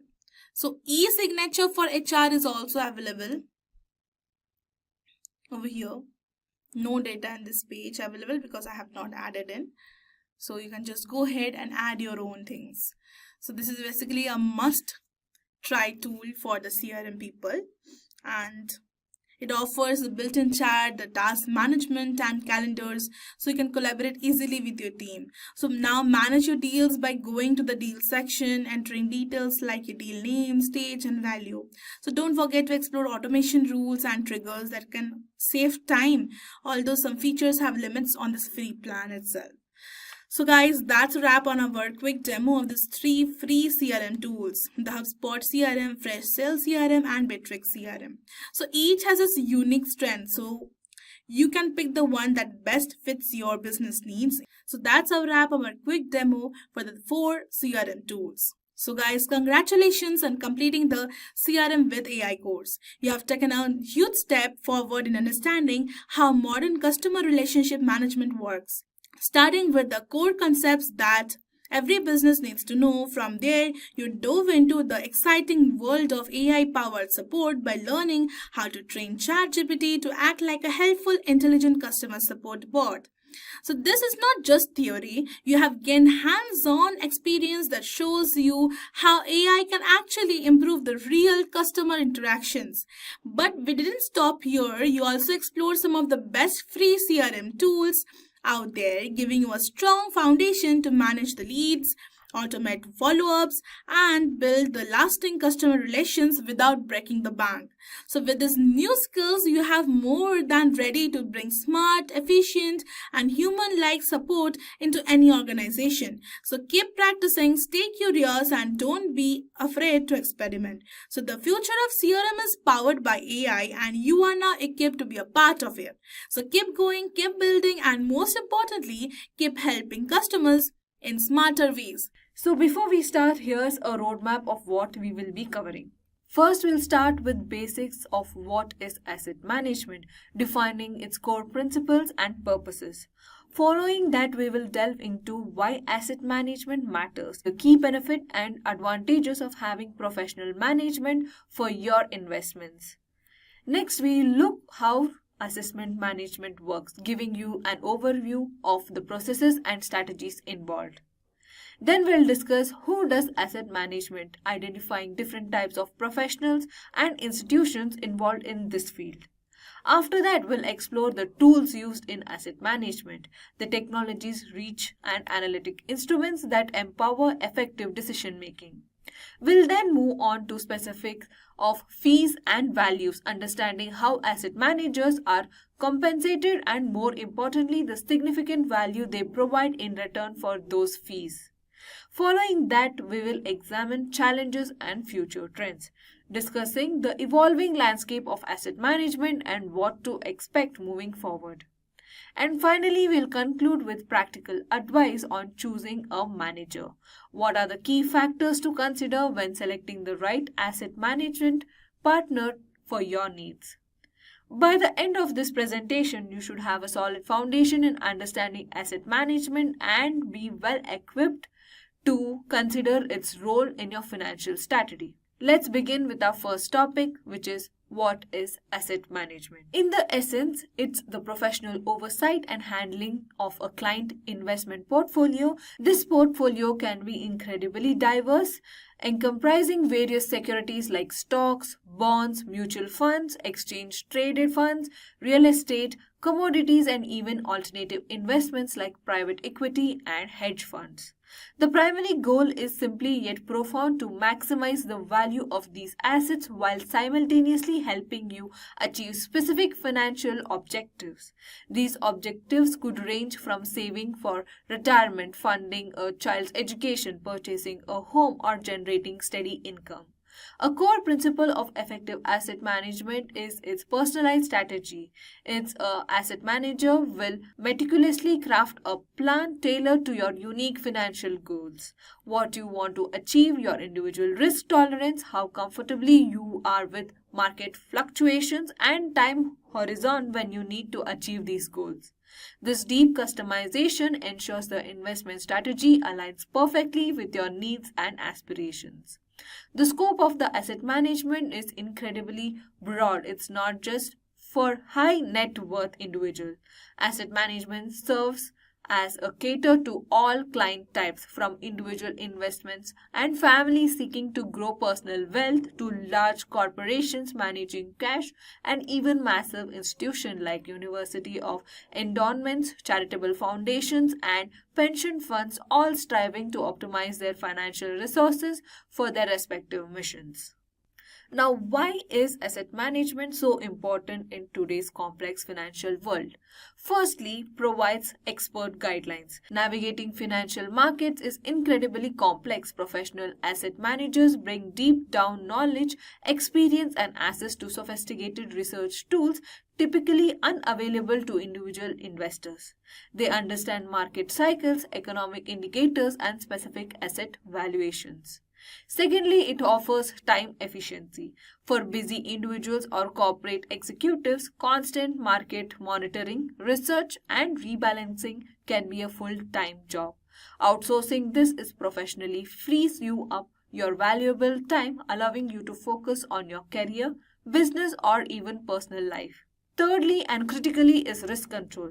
Professionals employ proactive strategies like diversification and strategic allocation across various asset classes, equalities, fixed income, and alternatives to help mitigate risk, protect capital, and manage volatility, aiming for smoother returns and over time. Perhaps most important, asset management provides a structured approach of goal alignment. Whether it's retirement planning, a child's educational fund, or an institution endorsements long-term sustainability, an asset manager helps define clear milestones and builds a roadmap to reach them systematically. They also offer crucial emotional discipline. We have heard the quote, buy low, sell high, but emotion often lead investments to be done opposite. An asset manager acts as a rational anchor, helping you to avoid this common behavior pitfalls. Lastly, professional asset management often includes tax smarts. Skilled managers can implement strategies like tax loss harvesting or selecting tax advancement investment to minimize your tax liabilities and optimize your net returns, which can significantly impact long-term wealth accumulation. Let's move on to the core components and processes that underpin effective asset management. This is where theoretically framework translates into practical action. It begins with client understanding. This is arguably the most crucial step. A good asset manager will spend significant time understanding your complete financial situation, your income, expenses, debts, and existing assets. More importantly, they will dive deep into your financial goals, your comfort level with risk, and your investment time with horizon. This rigorous profiling allows for the defining of clear, measurable, and achievable financial objectives. Following this, we have strategy blueprint or investment policy statements, which is typically drafted. This is a formal written document that serves as a roadmap for your investment strategy. It clearly outlines your investment objectives, any constraints you might have, and the strategies the manager will employ. It's a living document that guides all investment decisions. Then comes portfolio mix, also known as asset allocation. This is the art and science of determining the optimal blend of different asset classes in your portfolio. For instance, deciding whether you should have a higher percentage in stocks or bonds. This can be strategic from the long term or tactical for shorter term market adjustments. Once the mix is set, investment section begins. This involves choosing the specific investments within each asset class. For example, if you're allocating funds to US large cap equities, specific stocks or ETFs will be chosen. After the selection comes execution, which is actually trading and constructing of portfolio according to the blueprint. Currently, asset management is an ongoing process. Monitoring and reporting is a vital assessment. Managers constantly review how the portfolio is performing against established benchmarks and, more importantly, against your started goals. Regular transparent reports are provided to keep you informed of your progress. Finally, we have adjustments or portfolio rebalancing. It is regular, often periodic process. As the market values fluctuate, your initial asset allocation can drift. Rebalancing ensures that your portfolio is brought back in line with your target allocation, maintaining your desired risk-return profile. This could involve selling appreciated assets and buying underperforming ones in a disciplined manner. Let's take a small example of how adjustment or rebalancing have been done. Here you can see a before balance view where it is a hypothetical portfolio. So here you can view our target allocation was originally 60% in stocks and 40% in bonds. This sums up to total portfolio, which is 100%. When we started our initial value, which was $10,000 with $6,000 in stocks and $4,000 in bonds, perfectly matching our target. Now let's fast forward some time, maybe a year or more. The market has moved. The current value of a stock is performed very well, which sums up to $7,500, and also our bonds are still growing as $4,200, summing up the total portfolio, which has grown nicely to conclude to $11,700. But this growth has caused a subtle shift. Look down here. Here we have calculated a current actual percentage, where our stocks now make up to 64.1% of the portfolio and our bonds have fallen to approximately 35.9%. This means our portfolio is no longer aligned with our original strategic plan of 60-40. We have become slightly overexposed to stock, which might increase our risk more than we initially planned. An asset manager would identify this drift. Now, an asset manager would initiate a rebalance to bring us back to our target. Now, after balancing, the sheet will look something like this. So this is our after rebalance view. Our goal remains to hit 60 in stocks and 40 in bonds.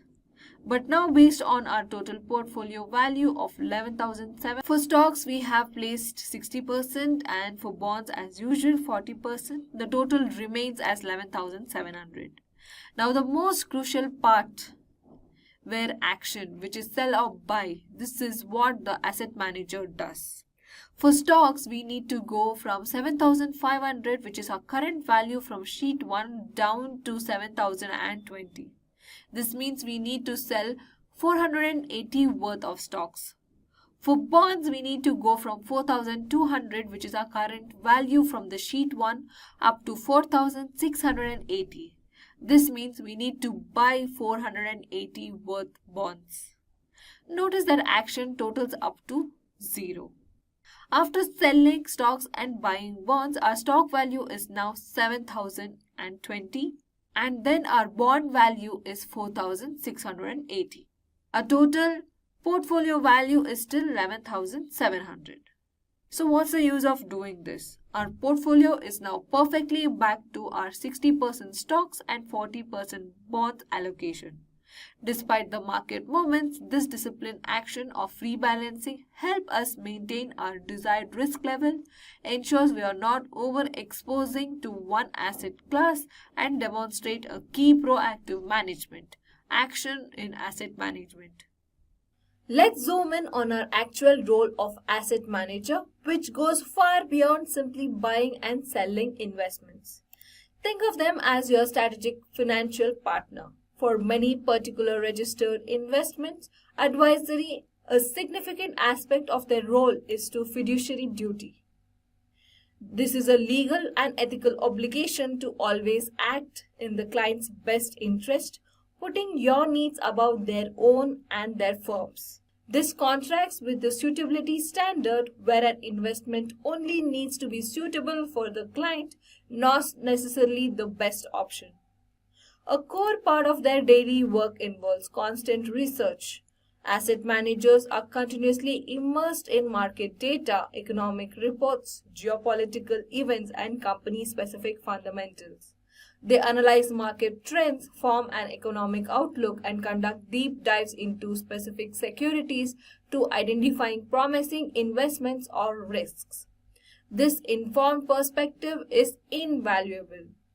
Their management style is proactive. They don't just set it and forget it. Asset managers are constantly adapting to market changes, identifying new opportunities, and mitigating emerging risks. This dynamic approach helps us ensure your portfolio remains aligned with your goals even as the economic landscape shifts. Crucially, they serve as a behavioral coach. Human emotions can be the biggest enemy of successful investing. An asset manager acts as a rational decision maker, implementing a disciplined strategy and helping clients avoid common behavioral pitfalls like panic selling or chasing hyped assets. Finally, many asset managers are holistic guidance. While their primary focus is on investment management, they often integrate aspects of tax planning, estate planning, and even charitable giving strategies into their overall advice, ensuring a comprehensive approach to your financial well-being. Now let's talk about essential toolkits that asset managers use to perform their duties effectively. In today's complex financial world, leveraging the right technology and analytical capabilities is crucial for success. First and foremost, we rely on robust data platforms. These are foundational sources of financial information, market data, news, and research. Examples include Money Control. It focuses on Indian markets and financial news. Second, we have Bloomberg, a global leader providing real-time market data, news analytics, and trading functionalities used by virtually real-time market data, news analytics, and trading functionalities used by virtually every major financial institution worldwide. Third, we have FactSet, another comprehensive financial data and analytics provider offering deep company data, market data, and portfolio analysis tools. These platforms are our eyes and ears in the market, providing the real-time intelligence needed for informed decisions. Beyond just data, we need powerful analytical tools to process and derive insights from that data. First one being Excel. While seemingly simple, Excel remains a workhorse for financial modeling, quick analysis, and custom calculations due to its flexibility. Second one being Python. This programming language has become indispensable in asset management. It's used for advanced data analysis, statistic modeling, algorithm trading, backtesting strategies, and automating complex tasks, offering incredible power and customization. Next, we have specialized portfolio systems. These are sophisticated software solutions designed specifically for managing investment portfolios. First one being Aladdin, which is by BlackRock, a comprehensive and highly integrated investment managing platform used by many of the world's largest institutional investors and asset managers. It covers everything from risk analytics and portfolio construction to trading and operations. Second being Charles River by State Street, another leading front-to-back office investment management platform that supports portfolio management, trading, and compliance workflows across various asset classes. These systems are engines that make actual portfolios ensure compliance and execute trades efficiently. Effective asset management isn't about investment, it's deeply client-centric. That's why client management tools are vital. Salesforce, which is widely used CRM, which is customer relationship management platform. In asset management, it helps us manage client relationship, track interaction, document preferences, and ensure personalized services, allowing us to build strong, long-lasting relationship with our clients. Finally, reporting tools are essential for communication performance and insights back to the client and internal stakeholders. The first one being Power BI by Microsoft, a powerful business intelligence tool that allows us to create interactive dashboards and reports, visualizing complex financial data in an easy to understand format. Second being Tableau. Similar to Power BI, Tableau is another leading data visualization tool known for its ability to transfer raw data into insightful, interactive visual reports. These tools ensure transparency and help us clearly communicate how your investments are performing and your progress are making towards financial goals. In essence, these key tools form the technological backbone of modern asset management, enabling us to make informed decisions, manage portfolios effectively, and provide transparent communication to our clients. The term asset manager can encompass a variety of professionals and firms. Let's differentiate between the main types you might encounter. Firstly, we have RIAs or Registered Investment Advisors. These professionals are legally bound by fiduciary duty, meaning they must act as your best interest. RIAs are typically compensated on a fee-based model, often percentage of assets under management, or sometimes an hourly or fixed fee. They usually offer comprehensive financial planning alongside investment management. Next are brokers. Historical brokers earn commissions on the trades they executed. They operate under a suitably standard, meaning the investment recommendation must be suitable for the profile but not necessarily the absolute best option. While many brokers now offer advisory services, it's crucial to understand their compensation structure and duty to you. Then there are financial planners. This is a broader category. While some financial planners also manage assets, others focus purely on creating a financial plan covering areas like retirement, education, insurance, and estate planning. They can compensate via commissions, fees, or a hybrid model. A significant innovation in recent years is the rise of robo-advisors. These are digital platforms that provide automated, algorithm-driven investment management. They are very low cost and convenient, building and managing diversified portfolios, usually of low cost ETFs. They offer limited human interaction and are excellent for those comfortable with technology and simpler financial needs. Finally, we have traditional firms. These are often large institutions that manage vast sums of money through various vehicles like mutual funds, hedge funds, and private equity funds.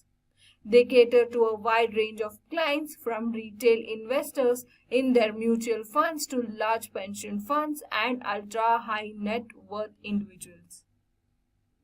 Now let's move on to understanding the terms of fees and values. On the left, you can see common fee structures in asset management. These are different ways asset managers charge for their services. The first one being AUM, which is Asset Under Management. This is perhaps the most prevalent model. It means the fee is calculated as a percentage of the total value of the assets we manage for you. For example, if you have 1 million under the management and the fee is 1% per annum, that would be $10,000 annually. This model aligns our success with yours. As your asset grows, so does our compensation. Second being commission. Some advisors or brokers might earn commissions on products they sell or transactions they execute. It's important to understand this structure as it can differ from AUM-based fee. Thirdly, we have fixed or hourly based. For specific projects, financial planning or consulting, some firms might be charged a fixed fee or an hourly rate rather than a percentage of assets. Fourthly, we have performance. Less common for standard asset management, but some funds or specialized managers might charge performance fee, an additional fee, if they exceed a specific return benchmark. This incentivizes outperformance. These fees are directly tied to value received. When you engage an asset manager, you're not just paying a charge. You're investing in a range of benefits that aim to enhance your financial future. This value includes expertise. This is a paramount. You gain access to deep market knowledge, ongoing research, and strategic insights that would be challenging and time-consuming for an individual investor to maintain. We leverage our experience to make informed decisions to your portfolio. Secondly, being time saved. Managing investment effectively requires significant time for research, monitoring, and rebalancing. By delegating this to a professional, your free up or valuable time to focus on your career, family, or personal interest. Thirdly, we have risk management. A core function of asset management is to strategically diversify your portfolio and implement risk mitigation techniques. We work to protect your capital while striving for growth, understanding your risk tolerance, and structuring investments accordingly. Fourthly, we have planning and discipline. Professional asset management provides a structured approach to your financial goals. We help set clear objectives, stick to long-term plan, and avoid impulsive decision driven by market fluctuation, bringing discipline to your investment strategy. Finally, while we have discussed our fees and direct value they provide, it's always crucial for informed investors to check all costs. This goes beyond just our management fees. It also includes underlying fund expenses, which is if your portfolio includes mutual funds or ETFs, these often have their own expense ratios, which are embedded within the fund's performance. Second will be transaction costs, brokerage fee or trading costs associated with buying and selling securities. Third being tax. The tax implication of investment gains and incomes are significant costs to consider, and good asset manager aims to be tax efficient wherever possible. Our goal is to ensure that total value received from our services significantly outweighs all associated costs, providing you with a neat benefit and helping you achieve your financial aspirations.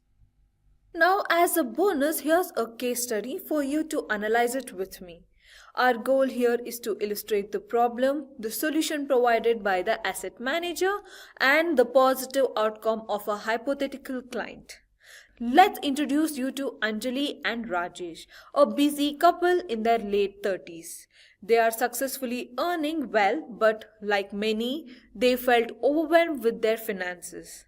The savings were scattered, some in traditional bank account, a few direct stock investments based on casual tips, and no cohesive plan. Now what's their goal? Their primary goal were clear: saving enough for their two children's university educations, ensuring a comfortable retirement by age 60, and building a truly diversified portfolio without it consuming all their precious free time. Now, what's the problem we are targeting? They're worried about the market volatility, lacked diversification, and essence didn't have a strategic roadmap to achieve their long-term aspirations. They were busy accumulating but not strategically managing. Let's get into the potential solutions for this. Our first step was a comprehensive consultation. We dwelled deep into their financial situation, understood their true risk tolerance, and crystallized their short-term and long-term aspirations. This is where we connect to how the asset manager works. Section: Understanding the client parameter. Based on this, we craft a personalized asset allocation strategy. This involves building a highly diversified portfolio across global equities, fixed income, and perhaps some careful selected alternative investments, designed to align precisely with their goals and risk profile. We didn't stop there. We set up automated investment contributions, implemented a disciplined rebalancing strategy to maintain their desired asset allocation, and continuously monitored market conditions. This is where our key tools for asset management came into play, leveraging robust data platform for research and portfolio systems for efficient management. We took over the day-to-day work, ensuring they remain on the track without the stress. Fast forward to 5 years, Anjali and Rajesh are now 43. Their children's education fund is not just on track but exceeding expectations. The retirement savings have been significant growth, putting them firmly ahead of their initial projections. This growth, despite market fluctuations, demonstrates the power of a disciplined, professional, managed approach. But the true value they received, which is discussed in our fees and value segment, went beyond just the numbers. They gained immense peace of mind, no longer stressed by the market headlines or burden of managing their investments. Now, what is the time that they have free to focus on their careers and enjoy quality time with their family? What about the discipline? The structured plan kept them invested through the market cycles, avoiding emotional pitfalls. Now, what about the proactive adjustments? Their portfolio was strategically adjusted during challenging periods, protecting the capital and seizing opportunities, some difficult for individual investors to do constantly. This case clearly illustrates how, while the fees involve the professional asset management, the substantial process towards their life goals, coupled with the intangible benefits of expertise, time saving, and peace of mind, far outweighs those costs. It's an investment that pays dividends in both financial growth and life quality. So, what can we learn from Anjali and Rajesh's journey? This case study really highlights some fundamental principles of effective asset management. Professional guidance leads to disciplined growth. The first key takeaway is the power of professional guidance. Anjali and Rajesh weren't just guessing or reacting to headlines. With a clear strategy and expert oversight, their portfolio followed with a disciplined path, leading to consistent growth even though market ups and downs. This shows that having a professional managing your assets help you stay on track, avoiding costly emotional decisions. Diversification is key to managing risk. Secondly, the case underscores the critical importance of diversification. Instead of concentrating their investments, their portfolio was spread across various assets, classes, and geographies. This risk management technique helped protect their capital and provide smoother returns compared to a highly concreted and undiversified portfolio. It's about not putting all your eggs in one basket. Time and peace of mind are invaluable returns. Beyond the financial gains, the case clearly demonstrated that asset management provides immense value in terms of saving and peace of mind. Anjali and Rajesh could focus on their careers and family, knowing that financial were being professionally managed. This reduction in financial stress and freeing up for personal time are often overlooked, but incredible valuable returns on your investment in asset management. The value of expertise often outweighs the cost of fees. And finally, the fees and values equation really comes to life here. While there were fees involved in managing their assets, the expertise, strategic planning, and consistent growth they achieved, combined with peace of mind, ultimately far outweighed those costs. It highlights that paying for professional asset management is investment in achieving your financial goal more effectively with greater confidence. These key takeaways aren't just specific to Anjali and Rajesh. They were universal benefits that professional asset management can offer to anyone looking to optimize their financial future. The asset management industry is dynamic, constantly evolving, and faces its own set of challenges while also embracing exciting future trends. Let's look at challenges first. Market swings and uncertainty are ever present. From global pandemics to geopolitical tensions, economic downturns, and inflationary pressures, asset managers must constantly navigate unpredictable market conditions to protect and grow client capability. Second, we have regulations are also increasingly globally. New compliances demands and changing rules require significant resources and adaptation, adding complexity to operations.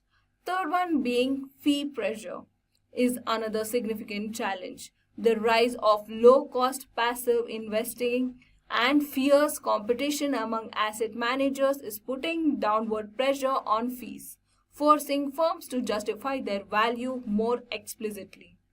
Despite these challenges, the future of asset management is incredibly exciting, driven by several key trends.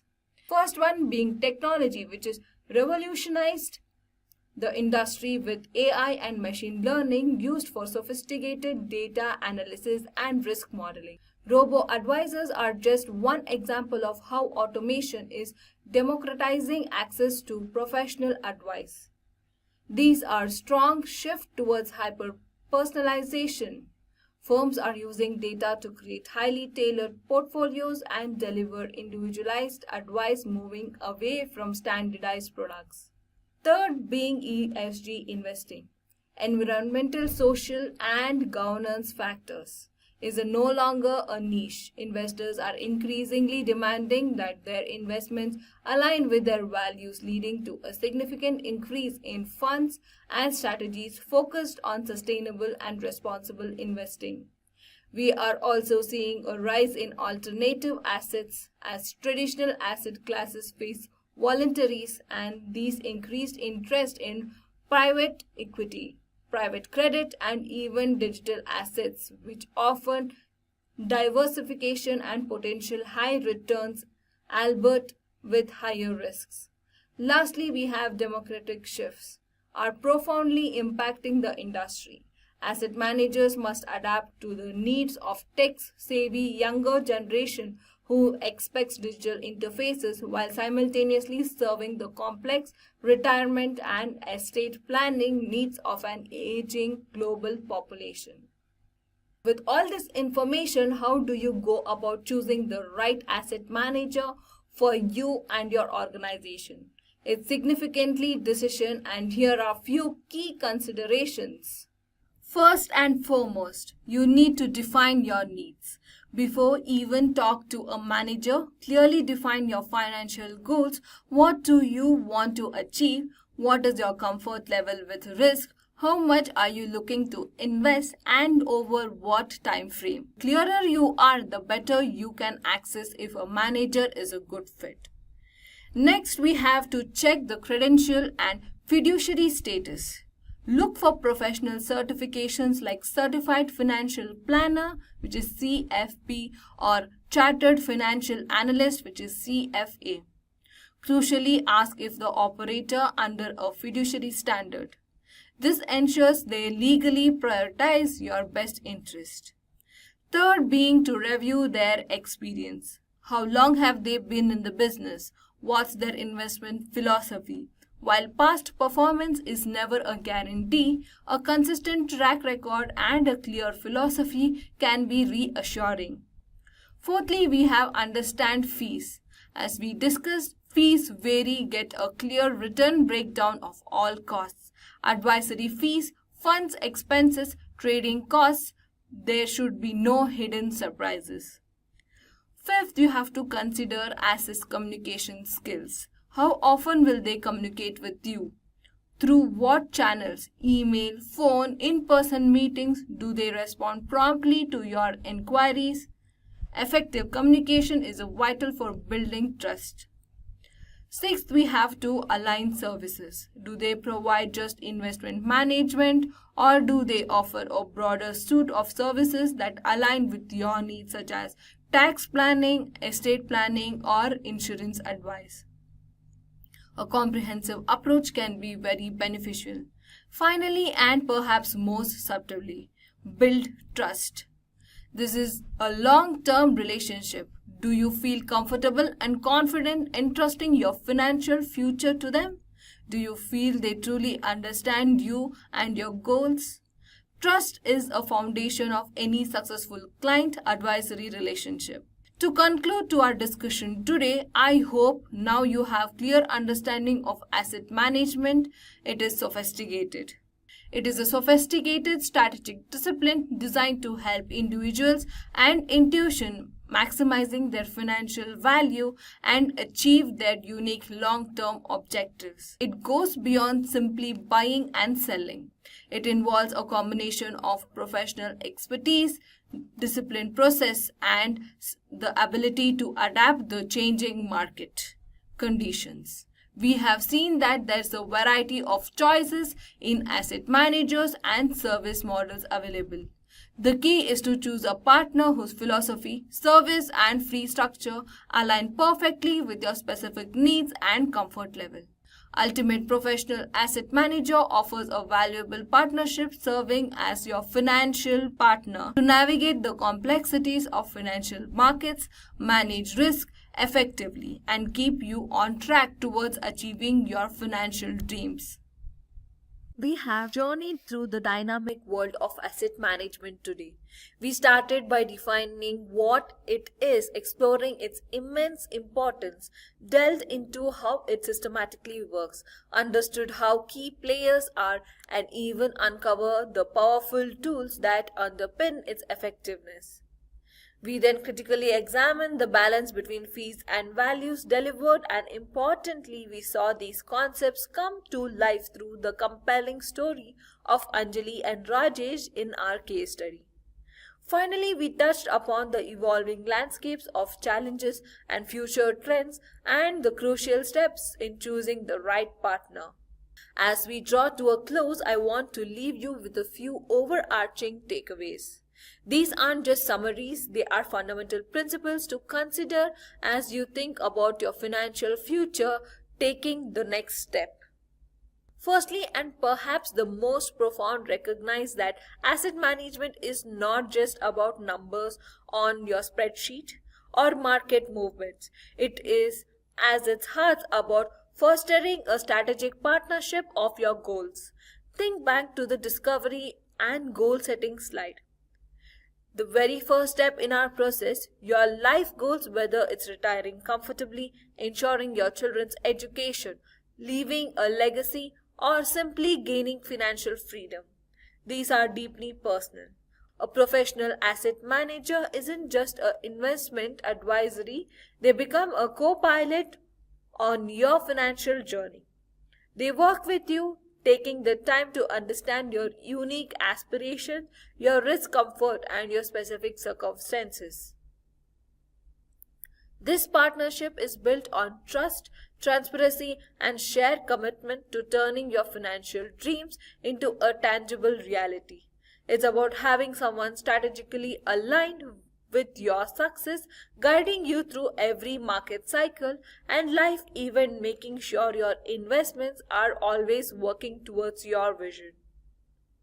Secondly, remember that professional expertise delivers tangible value.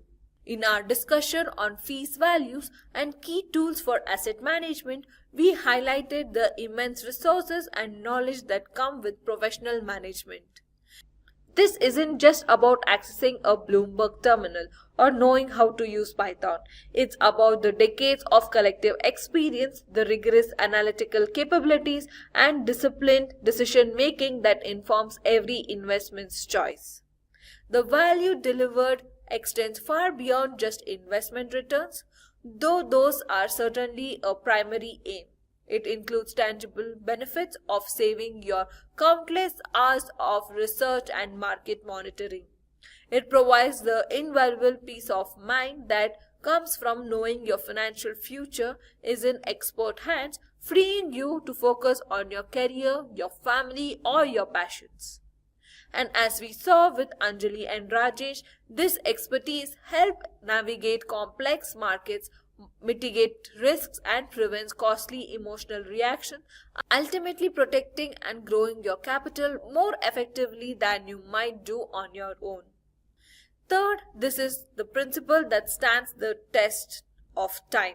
Understand that long-term vision outweighs short-term noise. We live in the age of instant information. Financial news flashes across our screen constantly, often highlighting short-term market fluctuation, geopolitical tensions, or even economical uncertainties. It's easy to get caught up in those noise and make impulsive decisions driven by fear of greed. However, effective asset management champs a calm, strategic, long-term perspective. It's about building a robust portfolio designed to grow over decades, harnessing the immense power of compounding rather than reacting to every daily market swing. Your asset manager acts as a steadfast guide, helping you stay disciplined, rebalance strategical, and keep your eyes firmly fixed on your ultimate financial destinations, even when the immediate path seems bumpy. Finally, I hope today's presentation has given you the sense of empowerment through informed choices. My goal was not just to present information, but to equip you with the knowledge needed to critically evaluation, and understand the world of asset management. You now have a clearer picture of what to look for when choosing a manager, understanding the different types of firms, the importance of their approaches, their fee structures, and the value they bring. This knowledge empowers you to ask the right questions, to assess what truly aligns with your needs, and to make confident decisions about who you trust with your financial future. Your financial future journey is unique, and it's one of the most important aspects of your life. By embracing the principle we have discussed today and potentially engaging with professional asset management, you can gain the strategic edge and peace of mind needed to pursue your aspiration with confidence and clarity. The IT landscape is constantly evolving, demanding a flexible and adaptable approach to IT service management. ITIL 4 Foundation provides easy to follow best practices to help companies manage their IT services and meet their goals. As of 2023, over 2 million people worldwide have earned their ITIL certifications, showing how important this is. Getting ready for an ITIL 4 Foundation exam can be both exciting and a bit stressful. So whether you are an experienced IT professional or just starting out, knowing the basics of ITIL 4 is a key. This video will help you with the important exam questions and answers with explanations so you can confidently show what you know. We will be covering 20 ITIL 4 Foundation exam questions that will definitely help you on your journey. Each question will come with a clear and detailed explanation, ensuring you understand the concepts thoroughly. So stay tuned until the end of this video, as we will also share some useful tips and strategies to boost your confidence and help you succeed in your ITIL 4 Foundation exam. Alright, so let's start with the first question, which is, which practice is responsible for moving new or changed components to live or other environments? So this is the question, and now I'll be telling you the options. So option A is release management, option B is deployment management, option C is change management, and option D is supplier management. So you can pause the video now because we'll be answering the correct option, and then we will be telling you the explanation of it. So if you want to pause the video, you can, and now we'll be answering the correct option. So this is the question, and now the correct option for this question is option B, that is deployment management. So the deployment management practice is responsible for moving new or changed components to live environments, ensuring they are properly installed and configured. It focuses on the actual deployment process. Release management, on the other hand, plans and schedules these changes, but deployment management does the actual moving. So yeah, the correct option is B, that is deployment management. Alright, so now let's move on to the next question, which is question number 2. Which of these activities is carried out as a part of problems management? So let's have a look at the options now. Option A is creating incident records, B, diagnosing and resolving incidents, option C, escalating incident to a support team for resolution, and option D is trend analysis of incident records. So now you can again pause the video if you want. So we will be proceeding with the correct option. So the correct option of this question is option number D, that is trend analysis of incident records. So the problem management focuses on identifying and managing the root cause of incidents to prevent recurrence. So creating incident records, that is option A, this is a part of incident management, not problem management. Then diagnosing and resolving, that is the option number B. This is also a part of incident management where the goal is to restore normal surface operation or as quickly as possible. And escalation incidents to a support team for resolution, that is the option number C. This is a function of incident management to ensure incidents are resolved promptly. And then the option number D, that is the trend analysis of incident records, which is the correct option. So this part of problem management where historical incident data is analyzed to identify patterns and underlying problems leading to the implementation of permanent fixes. So yeah, the correct option is option number D. Alright, now moving on to the question number 3, that is, what operating module outlines the key activities required to respond to demand and facilitate value realization through the creation and management of products and services? Options are continual improvement, service value chain, guiding principles, practices. Yeah. Alright. So the correct option for this question number 3 is B. Service value chain. So the service value chain outlines the key activities required to respond to demand and create value through products and services. It includes activities like planning, improving and engaging, designing also, and delivering, supporting. So these activities work together to transform inputs into valuable outputs, ensuring value is co-created with stakeholders. Alright, now coming to the next question of ITIL 4 Foundation exam, which is, so what is a normal change? Alright, so now coming to the options, which are a change that doesn't need risk assessment because the procedure has been pre-authorized. Option B, a change that needs to be accessed, authorized and scheduled by a change authority. Option C, a change that does not need risk assessment because it is required to resolve an incident. And option D, a change that is routine in nature, is fully documented and the risks are well understood. So the correct option of this question is option number B. So normal change requires a thorough assessment, authorization and scheduling by a charge authority to manage its risk and ensure successful implementation. Unlike standard changes, which are pre-authorized, and emergency changes, which are implemented quickly to resolve incidents, normal changes, and follow the full of change management process to evaluate the potential impacts. So yeah, option B, that is a change that needs to be accessed, authorized, is the correct option. Alright, coming to question number 5, which is, what is not a phase in problem management? Alright, so the options are problem identification, problem control, error control, problem classification. So now, the correct option for this question number 5 is problem classification. So why? So the problem management typically involves the following phases. Problem identification, that is detecting and logging problems to prevent future incidents. Then problem control, analyzing problems to identify root cause and prioritize resolution efforts. Then error control, that is managing known errors and implementing permanent solution to prevent recurrence. Then problem classification. It is not considered a distinct phase in the problem management process. It may be a part of identifying and analyzing problems, but it is not a standalone phase. So yeah, option D, that is problem classification, is the correct option. Alright, coming to question number 6, which is your smartphone. It is a situational again. Yeah, so your smartphone isn't working properly. You call the toll-free number for your service provider support center. Then which practice would you reach that serves as the entry point for all contact between the service provider and its users? Alright, coming to the options. Option A is problem management, option B is service request management, option C is service desk, and option D is incident management. You can keep in mind what we already answered in the previous. You can also answer based on that. So now we will be proceeding with the answer. That is the correct option. So yeah, option number C, that is service desk. So the service desk is the practice that serves as the entry point for all contact between the service provider and its users. It handles communication for incidents, service requests, and general inquiries, acting as a single point of contact. When you call the support center for help with your smartphone, the service desk is the practice you interact with first. So option C, that is service desk, is the correct option. Coming to question number 7, which is, which service management dimension is focused on the communication system and knowledge bases used by employees?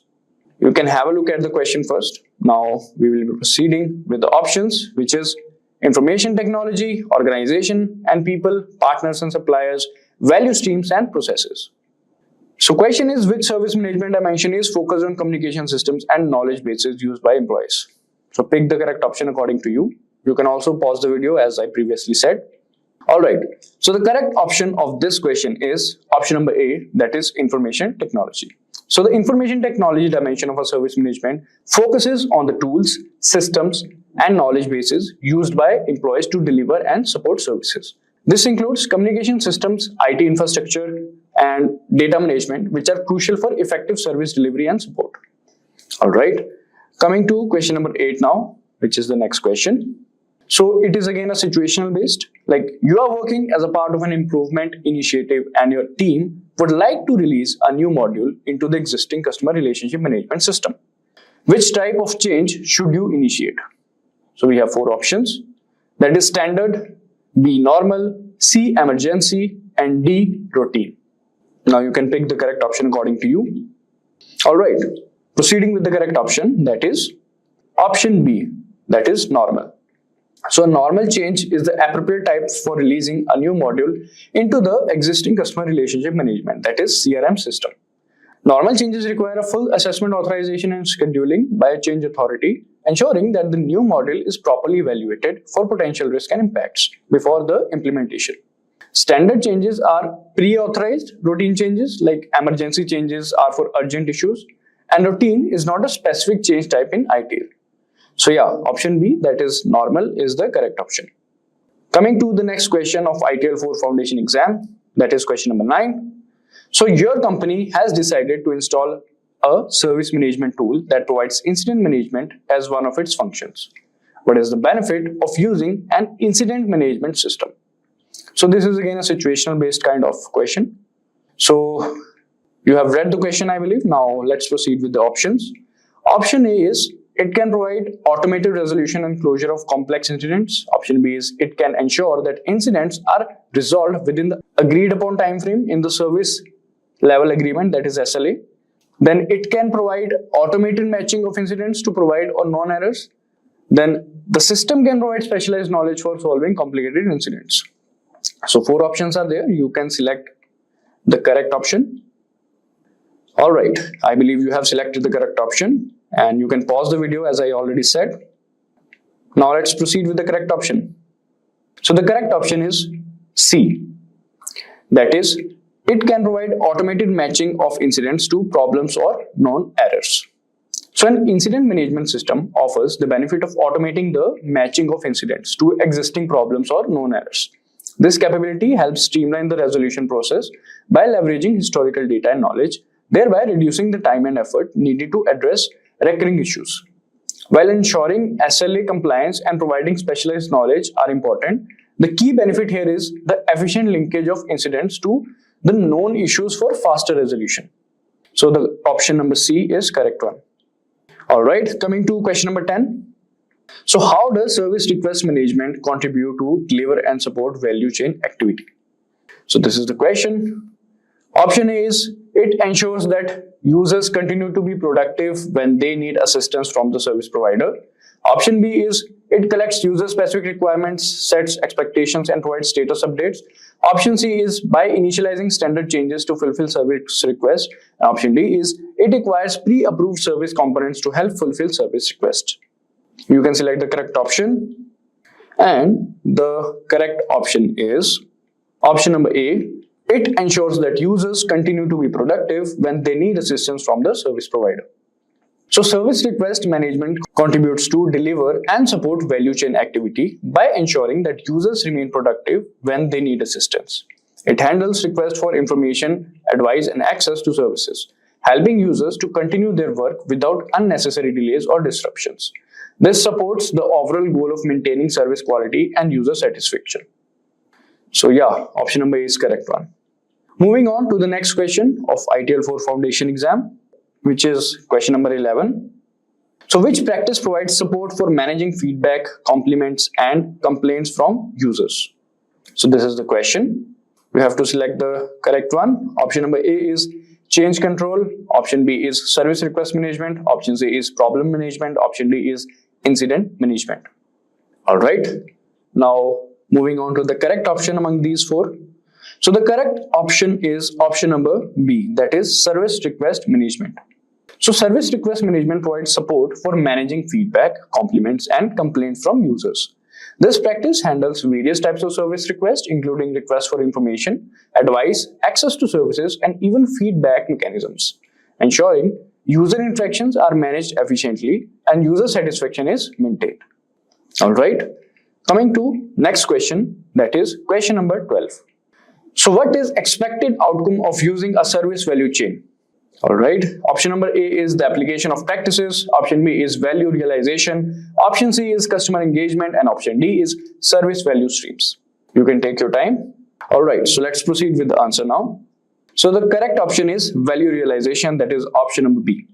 So the expected outcome of using a service value chain is value realization. The service value chain is designed to create and deliver value by transforming inputs into outputs through various activities. It ensures that services meet stakeholder needs and provides the desired outcome, thereby achieving value realization for both the service provider and the customers. So option B is the correct one. Alright, moving on to the next, that is question number 13. What should all continual improvement decisions based on? Option number A is detailed of how services are measured. Option B is an up-to-date balanced scorecard. Option C is accurate and carefully analyzed data. And option D is a recent maturity assessment. So guys, again I'm saying you can take your time by pausing the video when answering the questions. You don't have to answer the questions on ongoing video. You can pause it and answer on your own. Or you can also listen to the explanation that I'm giving after each and every question. So the answer, the correct option that is for this question number 13 is option number C, that is the accurate and carefully analyzed data. So all continual improvement decisions should be based on accurate and carefully analyzed data. This ensures that decisions are informed, objective and based on real insights rather than assumptions. Reliable data analysis helps in identifying areas for improvement, measuring progress and making evidence-based adjustments. So yeah, answer number C, that is option number C, is correct one. Now moving on to question number 14 of ITIL 4 foundation exam. What do customers' perceptions and business outcomes help to define? Option A is service metrics. Option B is the total cost of a service. Option C is key performance indicators, that is KPIs. And option D is the value of a service. Again, you can continue to guess or select the correct option. I'm going to tell you the correct option. So the correct option of this question is the value of service, that is option number D. So customer perceptions and business outcomes help to define the value of service. Value is determined by how well a service meets customer needs and achieves desired business outcomes. Positive customer perceptions and stressful business outcomes indicate high service value as they reflect the service's effectiveness in fulfilling its purpose and providing benefits to the users and the business. So option number D is the correct one. Next question is, which incident should be logged? Alright. Option number A is only an incident that cannot be immediately resolved. Option B is any incident that occurs more than once. Option C is only incidents that are not solved using self-help tools. And option D is every incident should be logged. So you can select the correct options among these 4 options. Alright, so the correct option is option number D, that is every incident should be logged. So every incident should be logged to ensure that there is a record for all incidents regardless of their nature or resolution method. This comprehensive logging is essential for tracking trends, analyzing incident patterns, identifying recurring issues and providing data for continuous improvement. Logging all the incidents helps in maintaining a complete history of services, performance and user interactions. Alright, moving on to the next question, that is question number 16. The question is, service request and their fulfillment should be question mark, that is dash, and automated to be the greatest degree possible. So let me explain you the question.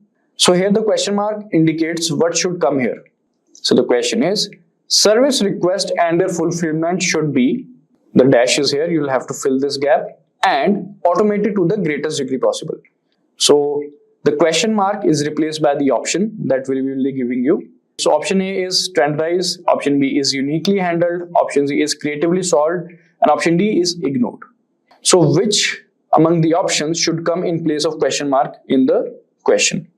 You can take your time. Alright, so let's proceed with the correct option. I hope you guys understood what I meant. So the correct option of this question number 16 is standardized. So the correct option, that is A, that is standardized request. So the correct option is A. So the service request and their fulfillment should be standardized and automated to the greatest degree possible. Standardizing service request ensures consistency, efficiency, and predictability in handling them, while automating speeds up the process and reduces the risk of human error. This approach helps in providing timely and reliable service to the users. So option A is the correct one. Coming to the next question, that is question number 17. What is a service level agreement used for? Alright, that is SLA. Option number A is to measure the performance of services from a customer point of view. Option B is to measure the performance of the service availability. Option C is to measure the performance of the service capability. Option number D is to measure the performance of the service from the service provider's point of view. Alright, reach each of the option properly as they look similar. Alright, so the correct option of question number 17 is A, option A. That is to measure performance of services from a customer point of view. So a service level agreement, that is SLA, is used to measure the performance of services from a customer point of view. SLAs define the expected level of service and the metrics by which service performance is measured, ensuring that the service provider meets the agreed upon standards and customer expectations. This customer-centric focus helps in maintaining transparency and accountability between the service provider and the customer. So the correct option is A. Alright, now let's move on to the question number 18. That is, what should be included in every service level agreement? That is SLA. So option number A is detailed measure to capture availability of the system. Option B is metrics for system response and time. Option C is clearly defined service outcomes, and option D is number of emails sent per hour. Question is, what should be included in every SLA, that is service level agreement? Read the options and choose the correct one this time. I hope you have chosen the correct one. Now let's proceed with the correct answer. That is option number C, clearly defined services outcome. So every SLA, that is service level agreement, should include clearly defined service outcomes. SLAs are meant to set expectations between the service provider and the customer, specifying what the customer can expect in terms of service quality and performance. By clearly defining service outcomes, both parties have a mutual understanding of the expected results and the criteria for measuring services success, which helps ensure alignment and satisfaction. So option number C is the correct one. Alright, now coming to question number 19, which is a scenario based again. So your organization is preparing to launch a new service. Your manager is concerned that there is a possibility that something bad might happen, which could cause the service to fail and the desired outcome won't be achieved. So what term best describes your manager's concerns? So the options are A, outputs, B, risks, option C, cost, or option D, utility. Choose the correct option. Alright, so now let's proceed with the correct option, which is option number D. I repeat, which is option number B, that is risks. So as I said, your manager's concerns about the possibility that something bad might happen, causing the service to fail and the desired outcome not be achieved, are the best described as risk. So in service management, risk refer to the potential events or conditions that could negatively impact the achievement of service objectives, causing harm or loss. Identifying and managing risk is crucial to ensure that successful launch and operation of new services can happen. So yeah, option B, risk, is the correct one. Coming to the next question, that is the last question. Question number 20. Again, this is a situational kind of question. So you have been assigned to a team that has been asked to identify how your consumers use a particular service, what the service helps them to do, and how the service helps them to identify their goals. Which of the guiding principles should be best applied in your situation? Alright. Option number A is focus on value. B is progress iteratively with feedback. Option C is collaborate and promote visibility. And option D, think and work holistically. You can take your time in selecting the correct option. And let me tell you the correct option from my end. So the correct option is option number A, that is focus on value. In this situation, the guiding principle focus on value should be applied. Understanding how consumers use a service, what service helps them achieve, and how it aligns with their goals is all about ensuring that the service delivers value to its users. By focusing on value, the team can ensure that the service meets the needs and expectations of the consumers, thereby maximizing its effectiveness and satisfaction. So this is question number 20 that we have just answered. Alright, so these were some of the exam questions that you can refer if you are preparing for ITIL 4 foundation exam. Now let's have a look at some quick tips for this ITIL 4 foundation exam. Alright, so first on the list is master the ITIL mindset. Think from an ITIL perspective when answering questions. Don't rely on personal experience. Choose the answer that aligns with the ITIL best practices. This is the first tip. Coming to the second tip, which is keywords are the key. Focus on understanding key terms and concepts. ITIL uses specific terminology. Grasp these to avoid confusion. Third tip is practice makes perfect. Take advantage of practice tests to familiarize yourself with the exam format questions, question styles, and identify the knowledge gaps. And yeah, quick tip 4 is pay attention to nots. Yes, pay close attention to negative phrases like not the primary purpose. A seemingly correct answer might be cleverly disguised distractor. So pay attention to these. That concludes our explanation of this ITIL 4 foundation exam question. Remember, a strong understanding of core ITIL concepts and principles is a key to successfully navigating the exam. Remember to stay focused, practice regularly, and manage your time wisely, both during your preparation and on the exam day. Hi, welcome to ITIL Interview Questions video tutorial from Simplilearn. I am CMR Chandra MR, a certified ITIL V3 expert, ITIL 4 managing professional, PMP, Prince 2 practitioner, Prince 2 Agile practitioner, Agile Scrum Master, COVID 5, and DevOps. As part of this video tutorial, we are going to look at the probable questions which would come across when someone faces IT service management interview questions. So firstly, we need to understand while we go for an interview related to IT service management roles, the questions mostly revolves around the best practices of IT service management. So one such best practice is ITIL. So what is ITIL? So ITIL is a best practice which refers to set of detailed practices that highlights the best practices for delivering high quality IT services. This framework helps businesses manage risk, strengthen customer relations, establish cost effective practices, and create a stable IT environment. ITL being only de facto best practices available today in the industry. So it is followed, adopted across various IT organizations across the globe. And organizations have become successful by achieving their objectives related to IT service management and business.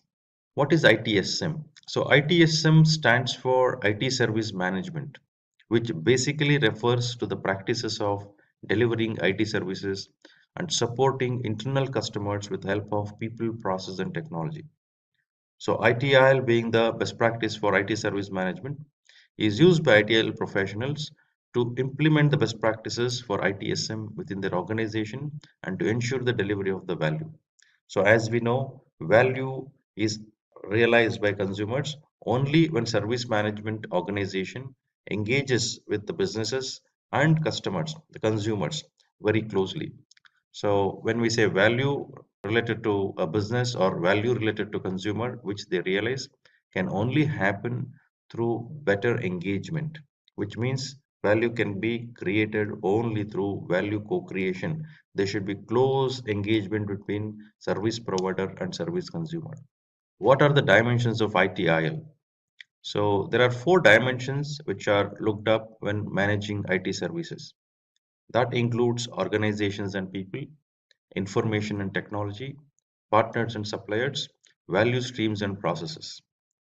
So ITIL defines these 4 dimensions that are important for the effective and efficient delivery of value by the organization in the form of products and services to its stakeholders and customers.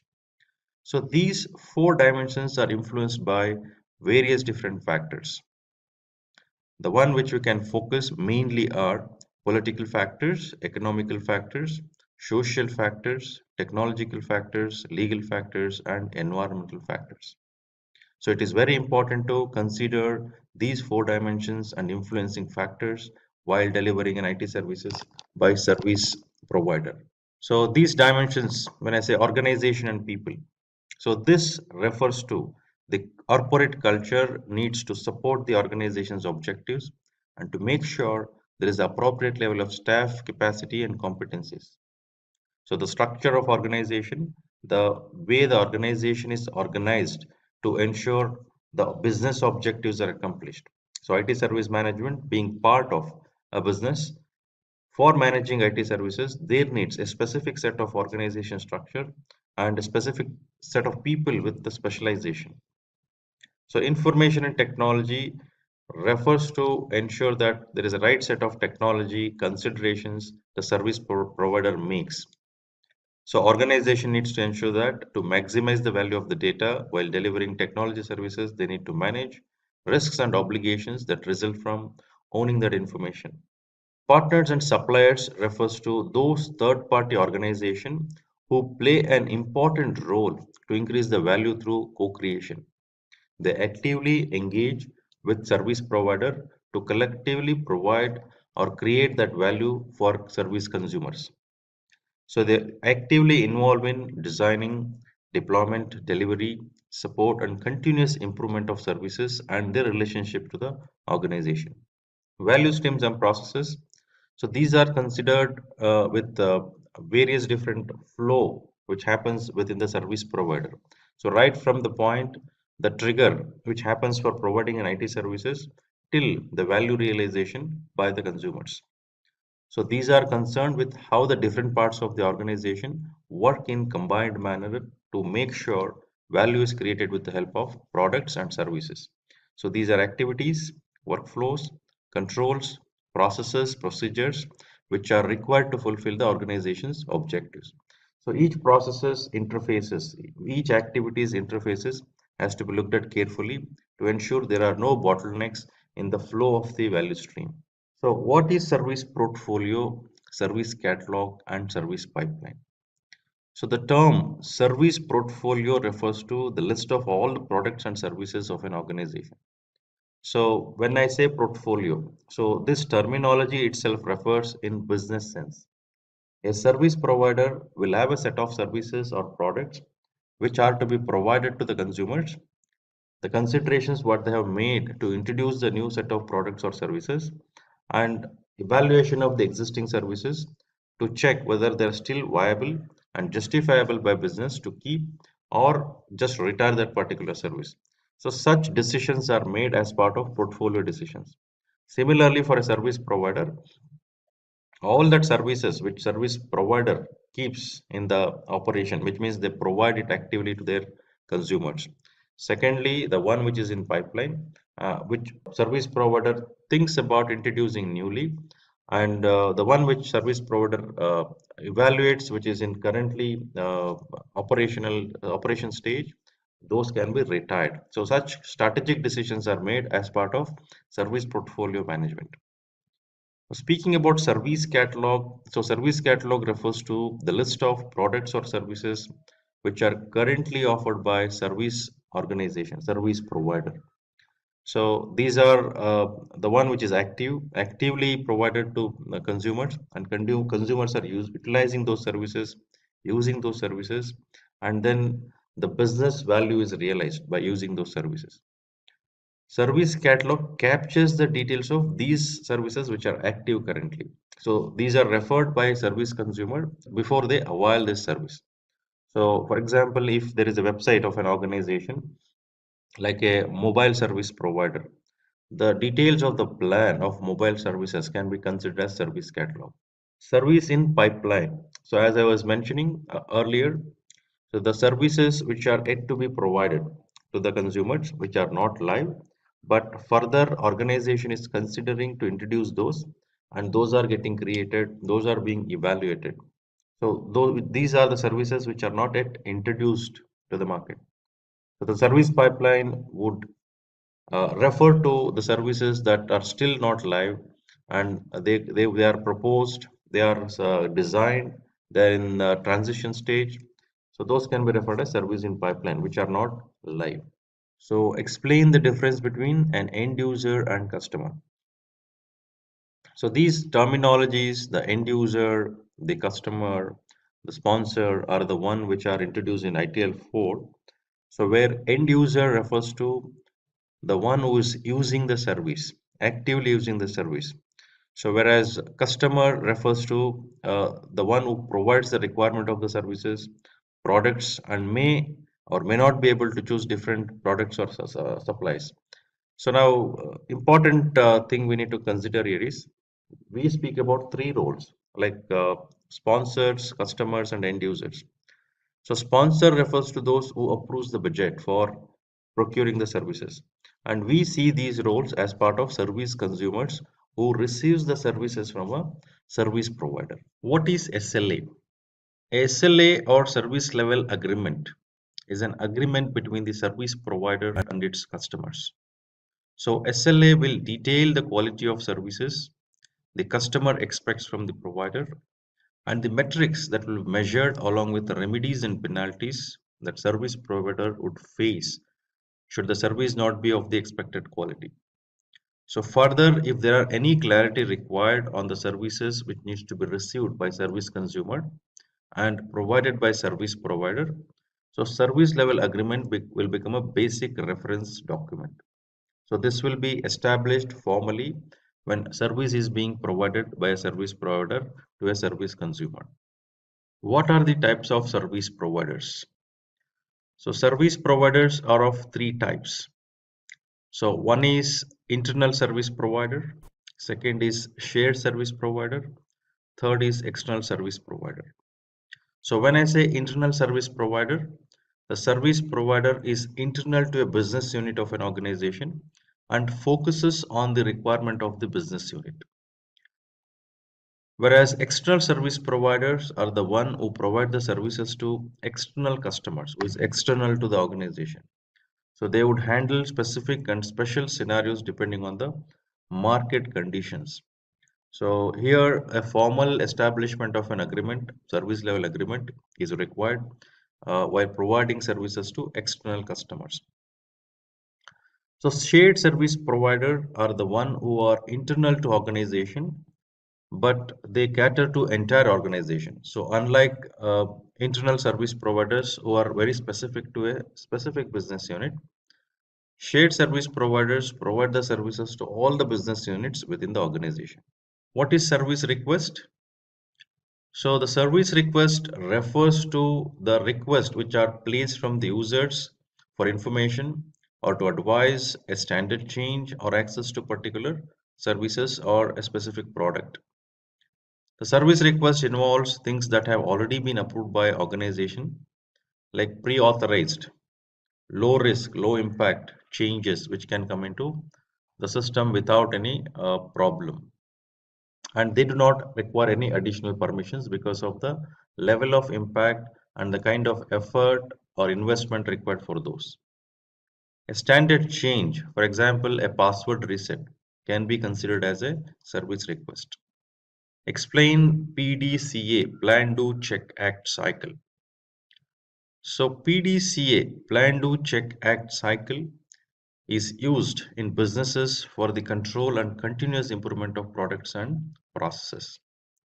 So this involves 4 activities: plan, do, check, act, where while planning, the improvements are analyzed, checked, and then those are planned, and there is a measure of success which needs to be checked at when that is implemented. So all these are planned very well. So what could be the reason for trigger to putting certain efforts of improvement or resolving of certain problems? So these requires a thorough analysis before something is planned to implement it. So once the plan is ready, so that will be implemented. So that will be done as part of do, which involves the implementation of those improvements, resolution of whatever is proposed for a specific causes, and all the activities which are planned, all the activities which are defined as part of the plan are put into action here and deliver those results required. So once it is executed, it is very important to check whether the results are accomplished as planned. So this involves monitoring, measuring, reviewing, and the results obtained here are compared to the factors that constitute success discussed in the planning stage. So once it is checked, it will become visible whether it is successful or not. Based on that findings, whether we accomplish that improvement what was planned, did we achieve the results what was intended, or is there any deviations from what we had planned? So those are understood that the further actions are determined. So explain the RACI model. So RACI. So RACI stands for responsible, accountable, consulted, and informed. So the RACI model is a tool that helps identify different roles and responsibilities with ease during the project or services. The requirement of RASI chart, the establishment of RASI chart helps the individual roles in the organization to understand what is that they are responsible and accountable for. The term responsible refers to those who perform the work to complete the task. Depending on the task, responsibilities are assigned to them. Whereas the term accountable refers to those who is responsible for the specific deliverable. More than responsible, it is accountable, answerable, the ownership through the correct completion of the task. So they take the ownership for successful completion of that particular activity assigned to them as accountable. The individuals who are accountable can also be responsible. So R and A in a RASI chart can exist together. But for a given activity, only one person, one role should be accountable. So consultant refers to an individual who provide information about the task and are consulted as it progresses. This usually involves back and forth communication. And when I need certain guidance or when I need certain clarifications, we will consult certain individuals with certain specialization. So that roles, the performing individuals who are responsible can easily understand whom should they consult while delivering certain activities. So informed refers to the individuals who are kept informed regarding the progress about the completion, about the percentage of completion. So these roles may be someone who may require to do the activities related to completion of the one which is done relating to this particular deliverable. At the same time, inform to those authorities who should know the status of that specific deliverable. So responsible, accountable, consulted, and informed. So these are the four RACI are represented against the activity to a given role. So typical RASI charts looks like this. So looking at this, we see that there are 5 roles like project manager, strategist, designer, front-end developer, and back-end developer. So project deliverables are given.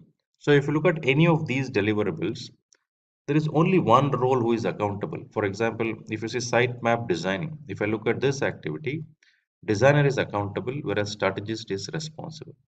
So you can see C and I in various different roles. A should be always with one role for a given activity. R can be as many roles as possible. Similarly with C and I. R can also exist with A. That is possible.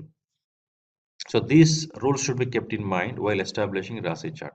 So these type of metrics creation is essential so that the roles would have a proper clarity about what is that they're accountable for, what is that they're responsible for. So based on that, they can deliver and perform the activities.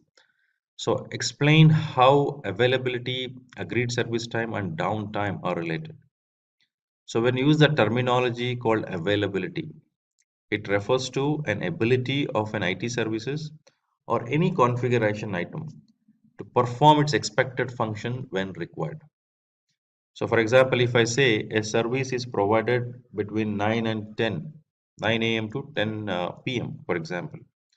So if that counter is open from 9 a.m. to 10 p.m., means that is service is available.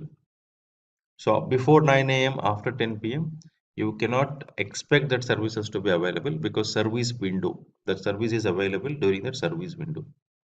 Similarly, for today's scenario where IT services, where those services are done online, so portal are available 24 bar 7.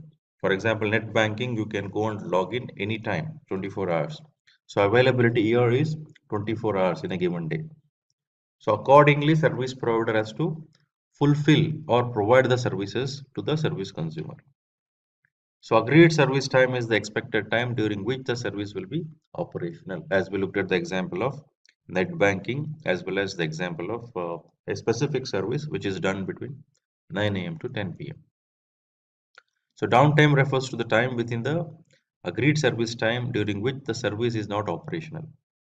Now, if by chance we took the net banking as an example, if by chance the net banking goes down because of various reasons, so server may go down, network may go down, application may go down. So any downtime of these components which are contributing to the services may result in service unavailability. So the downtime contributes towards service unavailability, results in service unavailability. So the reduction of number of downtimes, the reduction of number of times the services degrades ensures high availability. So high availability solutions has to be looked at based on the availability expectation of the service consumer. So availability can be calculated using this formula which says agreed service time. For example, net banking, when I say 24/7, 24 hours. Downtime, let me say there are certain incidences which resulted in service going down for 15 minutes. So 24 hours minus 15 minutes. So we can convert the 24 hours into number of minutes and then that can become base. So that will provide you the percentage of availability in a given service window. What is post-implementation review? So the post-implementation review refers to an evaluation analysis of the working solution in its final state. It is performed after a change request is made and to determine if the change and its implementation is successful or not. So any initiative taken, so like PDCA we were speaking about, plan, do, check, act for improving some things or delivering certain specific deliverables as part of the services or project. So did we really accomplish it? Did we achieve those results what is required? So these are checked in post implementation review, and if there are any variances founded, so necessary change requests are taken to address those specific deviations. So post implementation review answers the questions like this: did the change solve the problem it aims to address? In the case of failure, did the backup plan work? Did the change have an impact on the customers? Were resources allocated effectively through the processes?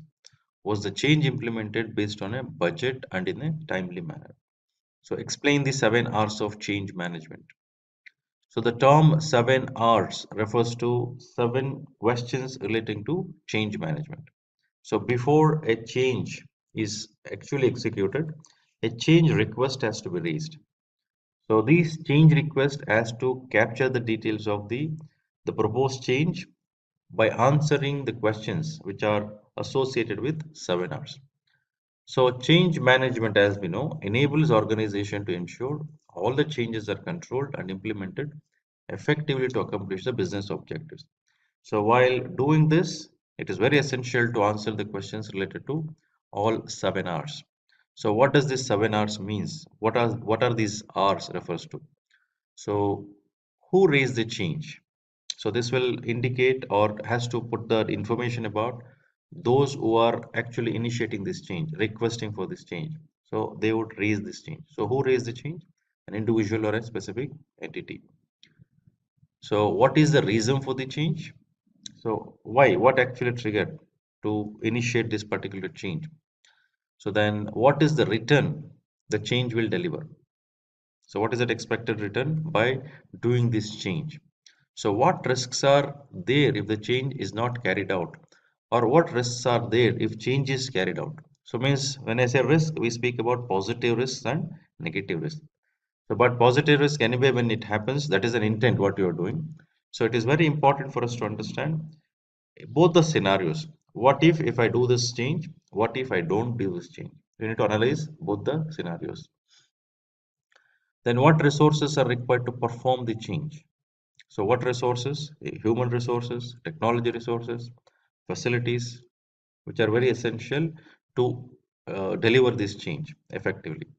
So who is responsible for this change?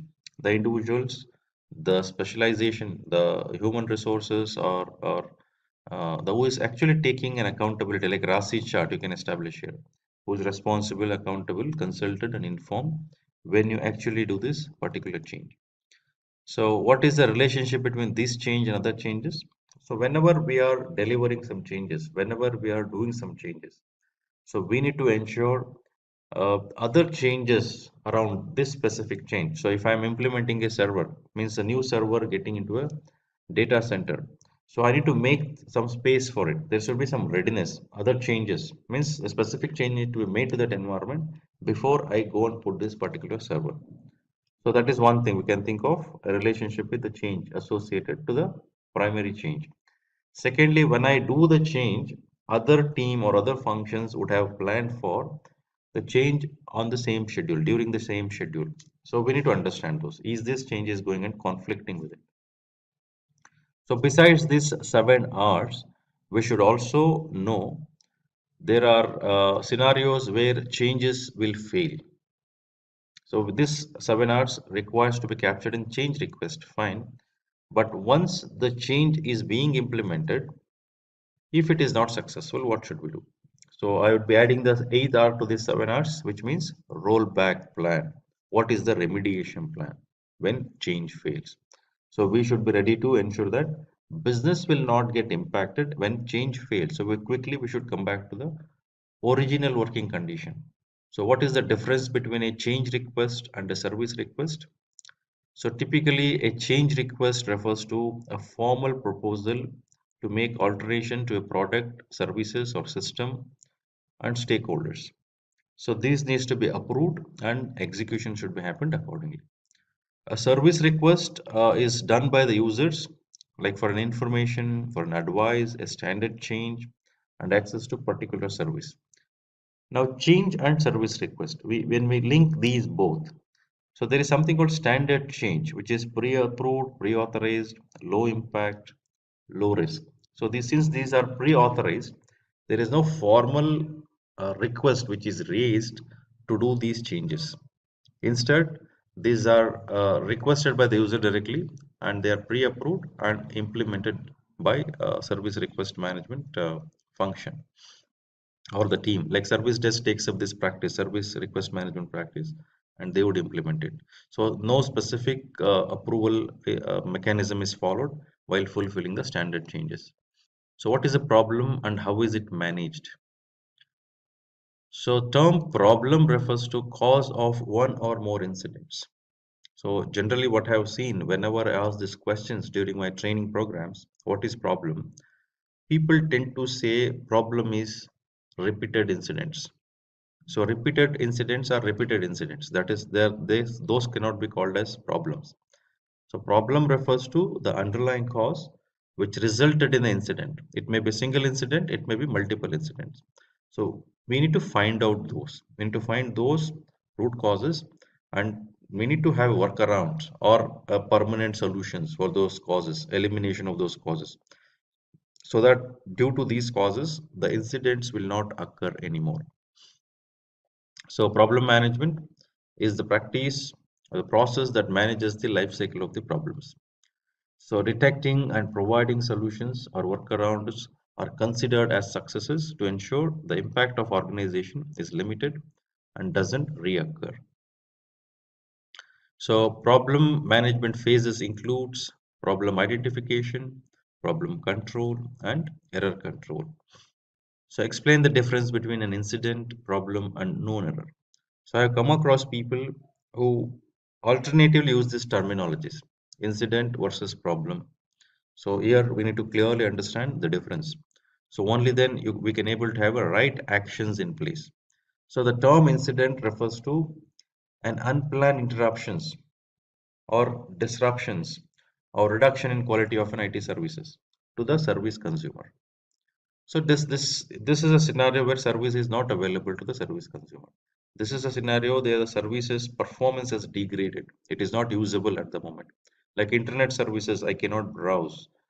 It is very slow. These are the incident scenarios as an example. So for the occurrence of those incidences, there may be certain specific root causes. So we call those root causes as problem. So problem needs to be analyzed. The root causes needs to be eliminated so that the incidents related to those causes will not occur in future. So the known error refers to the problem that is already diagnosed. There is a workaround or permanent solutions that has already been created. Means known error in the sense, yes, we know about this particular causes and we have the solutions or workaround for those. So there may be scenario where we know the causes, but we may not even know the workaround or solutions. So problem management is the process or practice which helps us to identify those. Then what is a workaround? So the term workaround refers to a temporary fixes or resolution for a specific occurrence of an incident which will have a known problem or known underlying cause, which is not where we don't know either what could be the permanent solution for this. So we just go through the workaround for that incident which has occurred and ensure business will have a least impact. So that is workaround. Workaround to restore, workaround to ensure the people who are working on it has a specific solution so that they can continue working it. So parallelly, the root causes are found, the workaround for that will be found, and also maybe permanent solution if it is feasible and possible. So the time frame for a workaround is not defined and could range from just a few seconds to several years because nobody knows what is the cause, nobody knows what could be the solution for that particular cause which is found. So as a scenario of business should not have any negative impacts.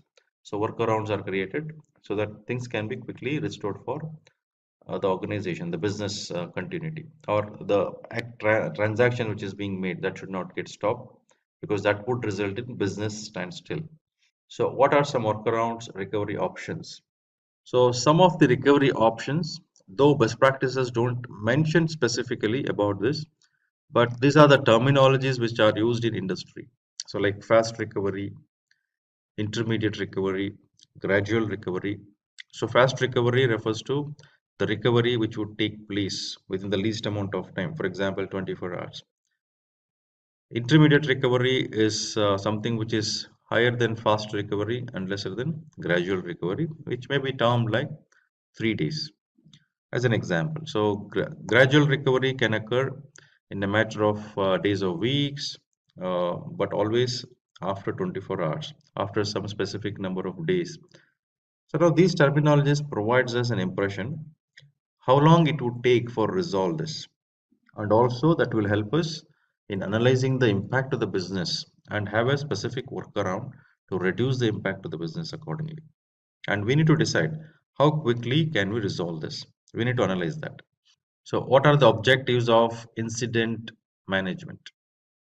So incident management, when we say, we should understand what is incident, so which we discussed a few slides back. Now incident management is part of IT service management practices that ensures restoring the services to normal working condition as early as possible. So this will have an objective of reporting and resolving the incident with IT services as soon as it occurs. So focusing on the satisfaction of customers and users. So ultimately, business should have a least impact and that should able to function and accomplish the business objectives. So what are some knowledge management systems? Capacity management information system, one knowledge management system, which is part of the entire management system. This can be one example what we can think of. Similarly, availability management information system. So likewise, we'll have many MIS, management information systems, for each of the practices which are used. So if I look at capacity management information system, so this is a collection of information regarding to IT infrastructure usage, capacity and performance. The data is gathered in a consistent manner that is stored in either a single or series of databases. So one important thing when we do this is ensuring the integrity of these knowledge management systems. So that should be up to date and current and relevant. So similarly, availability management information system can also be referred as a repository of all availability management data and usually stored in multiple physical location as we looked at for CMIS. So further we can think about known error database, which are managed by problem management process with the details of known error, the identified errors, along with what could be the turnaround or restoration or workaround for this particular known error. So these can be referred by the team which is doing incident management whenever such incident occurs. The first thing the service desk or the team who is actually resolving the incident would look at the moment there is a incident logged. So they will check if there any resolution already there for these type of incidents in known error database. So this will help in quick resolutions of those incidents. What is a standard change? So every changes implemented into a system has to have a specific change request and approvals. But however, the standard change are the one which are pre-approved, pre-authorized, low impact and low risk. So these are identified and then approved in advance, and service request management will fulfill this. So users would request to service desk through an email or through a call or through the platforms what they have to place those requests, and service request management will take care of fulfilling those standard changes. So what is service value system? Explain service value system. So service value system is defined in ITIL 4, which describes the different components and activities of organization which should be working together as a whole to enable value creation. So these involves the various inputs, the value being the output. So there are around 5 components we need to look at when I say service value system. So that is guiding principle, the governance, service value chain, practices, and continual improvement. So unlike we discussed service life cycle scenario while studying ITL V3, ITL 4 definitely acknowledges the thought of service life cycle because service life cycle exists. So at a given point in time for an organization, all the services in certain stage of their life cycles has to be looked together to ensure the value is created to the consumers as well as the business on continuous basis. So and those services has to be managed together, and that involves today's market dynamics. So service value system helps organization to understand those dynamics and fulfill the business requirements. So the guiding principles refers to the recommendations that can guide an organization in every scenarios regardless of their changing goals, strategies, type of work and management or structure. So those are applicable irrespective of the change of scenario, different scenarios the organization has. So the term governance provides the structure through which an organization can ensure that the directions can be established and control can be maintained. And all investments made by an organizations are aimed to create value and to support business objectives. So when it comes to service value chain, which is core of service value system, it is an operating model for creation, delivery, and continuous improvement of services. So it consists of 6 activities that can be combined in a wide variety of ways to form multiple value streams. So whereas practice refers to those set of organizational resources aimed at performing work or to fulfill an objective. So ITL 4 defines 34 practices. So these are put into action as part of service value chain. Continuous service improvement focuses on improvement by improving efficiency, effectiveness, and reducing the cost. Well, more than reducing the cost, optimizing the cost, resources, and other IT management practices. And applicability of continual improvement can be to the entire service value system. Like in the improvement should be seen in service value chain. Improvement should be seen in practices. Similarly, in governance. So it is applicable to all those what we do as part of service management. Opportunity and demand. Opportunity refers to options, means the one which is available for service provider to grab or to consider so that the necessary requirement of the consumers are realized. So the possibilities are seen where the organization can provide value to the stakeholders and ensure that that value is realized by service consumer as well. So opportunity exists, but that needs to be realized. Whereas demand refers to the needs or desire for products which are being asked right now. So those needs to be fulfilled. The moment demand comes in, it has to be fulfilled. For example, if I speak about scenario of ticket booking portal as an example, the service provider who would see the ticket, who has created the ticket booking platform, has seen the opportunity. So people go over the counter, purchase the ticket. For example, movie ticket or sports events ticket. So they go to the counter and purchase. There is a long queue. It is an opportunity exists. So if I make the ticket booking online, can I eliminate these challenges or reduce that uh, clarity? What or the ambiguity of scenario? What if I go there? Do I really get the ticket? The service consumer may not have the clarity until the person goes there and stands in the queue and purchase the tickets. It's time consuming, tedious, as well as not very certain. It is very uncertain whether are we going to get the ticket or not, depending on the crowd. But realizing this opportunity when there is online platform or a mobile app is created. So I as a consumer can just go and see, okay, these are the number of tickets sold, or these are the one which are available, and I would purchase. So ease of transactions and confirmation to me that it is available, not available. So I can decide whether to go or not. So I can avoid, I can save my time and energy. So that is the solutions what is made to fulfill that opportunity. But what happens when the portal is created now, the solution is implemented, people starts logging in and start booking tickets. So that we call it as a demand, which needs to be fulfilled. So these demands will have variations depending on number of consumers or users visiting the website and then booking the tickets. So demand refers to those which is in front of you, means the service provider to fulfill.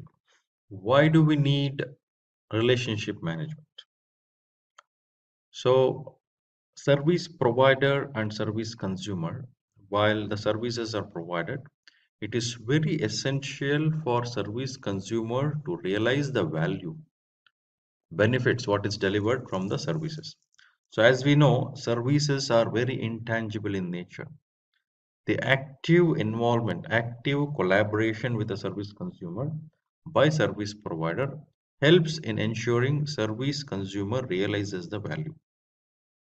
And also, service provider will get insights in terms of what kind of services are to be provided to the service consumer and how my services are creating value or fitting into the structure of business what service consumer has and how is it complementing. That picture will be very clear. So because of that, what happens?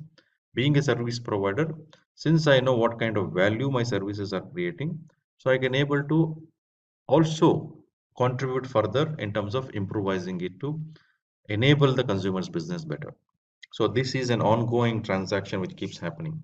So relationship management ensures that the organizations supplies that particular service and ensures the performance is managed appropriately to support the provision of the services seamlessly with the quality required to the products or services.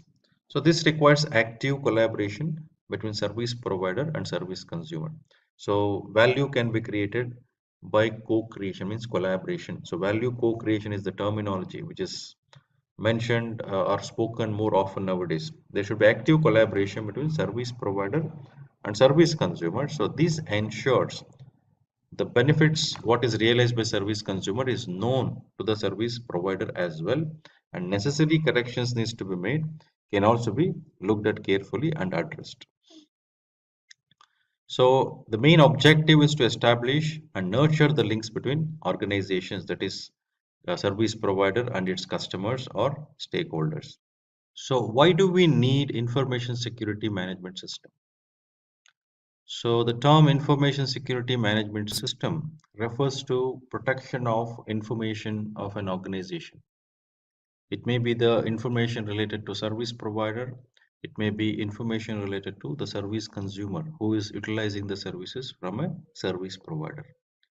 So it is very essential for a service provider to consider the information related to stakeholders across the organization, within the organization, the information related to all the customers, consumers who are external, internal, and also the suppliers who is external again. So these needs to be safeguarded so that those are not misused or misrepresented or worked against the organization.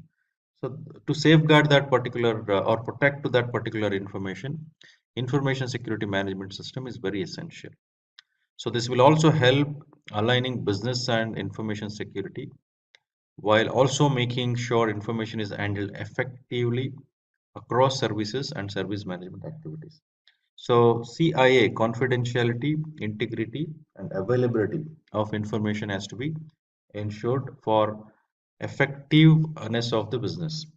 So only then I think organization will have a better protection and better ability to make decision with by having access to right set of data and information. So information security management system has to ensure that information is available and usable when required, and that these system can resist, recover, or prevent failures. Access to information is only to those individuals who have the right to know it or right to access it and use it. The information should be complete, accurate, and safe from unauthorized access. So information exchange or business transaction has to be trusted, and that should have an integrity. The integrity of the information has to be maintained. So what is known error? The term known error refers to the problem that has been analyzed and has not been resolved. So this term associates with problem management because problem management focuses on identifying the underlying cause related to occurrence of certain incidents. It may be a single incident or multiple incidents. So as the cause of incidents are identified, as the problems are identified, it is required to have a workaround or resolution for those particular cause which are found. So these root cause are referred as errors. So the resolution of these errors may not have a permanent solution. For that there can be a workaround. So the known error database captures the details of the probable workaround and solutions for the errors which are identified and analyzed. So this will help resolving the incident quickly and restore the services for users. What is warranty? So the term warranty refers to an assurance that a product or services will meet agreed requirements. When we say warranty, generally people think it's about number of years the organization says the warranty applies. But the number of years which is mentioned there itself is not warranty. Instead, the term warranty in that scenario refers that aspects of warranty applies for that number of years. So warranty touches upon availability, capacity, security, and continuity of any services. So it focuses on how the services performs and to find whether the service is fit for use. It typically refers to the availability of the service, its degree of security, its capacity, and its continual working. What is service desk? So service desk is a function or a practice where it acts as a single point of contact for all the users. So whenever users have an incident, as an issue, as a query, has to fulfill their standard service requests, they connect to service desk. So service desk provides a communication point for users to report operational issues, queries, and requests. So the roles in the service desk requires a great customer handling skills, and they should have ability to connect with the customers, consumers, users in such a way that they can able to address the issues or queries which has come from the users. This requires a very good communication skills, an ability to empathize and emotional intelligence, and also a great interpersonal skills. What are the objectives of service desk? So some of the objectives of service desk includes restoring the services, the incidents quickly, and restore the normal service operations in the event of any such disruptions or interruptions. So there are various different steps which is followed by service desk, which is defined in incident management practice, service management practice. So steps needed to taken to make improvement for user awareness about the IT issues and to encourage the use of IT services, components, and resources. So IT service desk will also assist ITSM processes and functions by escalations if they are unable to resolve at their level. Explain the objectives of design and transition on value chain. So service value chain defined in service value system focuses on ensuring that designing and transition aspects are considered so that business value is created. So service value chain consists of the activities that help in creation of value. So this component, the design and transition activity, which is defined in service value chain, is used to ensure the product and services meet the quality, cost and time requirements of the stakeholder. What is the purpose of the deployment management practice? So the deployment management practice is used to move new or changed hardware, software, documentation, processes or any other component to a live environment. So earlier we used to speak like release and deployment management as a single process. So from ITIL 4 onwards, the dynamics associated with releasing a specific service or service component versus deployment of a service component or ensuring that is available for user to use, there is a difference. So one requires a planning and a specific practice to ensure that it is scheduled and that schedule is adhered with, whereas deployment refers to doing the activity of deployment in that schedule, which involves the activities related to technology as well as any other readiness which is required for ensuring the product or services are available to user to use. It can also be involved in deploying components to other environments for the process of testing and staging. So what is continual improvement model? The continual improvement model defines a set of steps for implementing improvements. The model uses techniques like SWOT analysis, which refers to strength, weakness, opportunity, and threats, balanced scorecard reviews, and maturity assessments. In specific, ITIL, the IT Service Management Best Practices, uses a continual improvement model which involves various different questions like what is the vision, where are we now, where do we want it to be, how do we get there, did we get there, and how to keep the momentum going. So in between you will take the action which is required to implement that improvements. So it acts as high level guide to support improvement initiatives. With its iterative approach, it increases the chance of ITSM initiatives becoming success. Strong focus is placed on customer value and make sure improvements can be connected to the organization's vision. So this requires measuring the services and service performance, not just service performance, the components performance, CIs, configuration items performance, technology components, people's performance, the process performance, which ultimately complement to the performance of the service.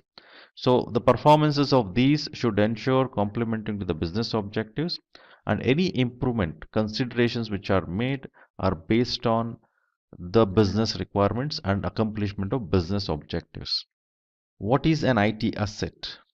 An IT asset represents any financially valuable component that can contribute to delivery of an IT product or service.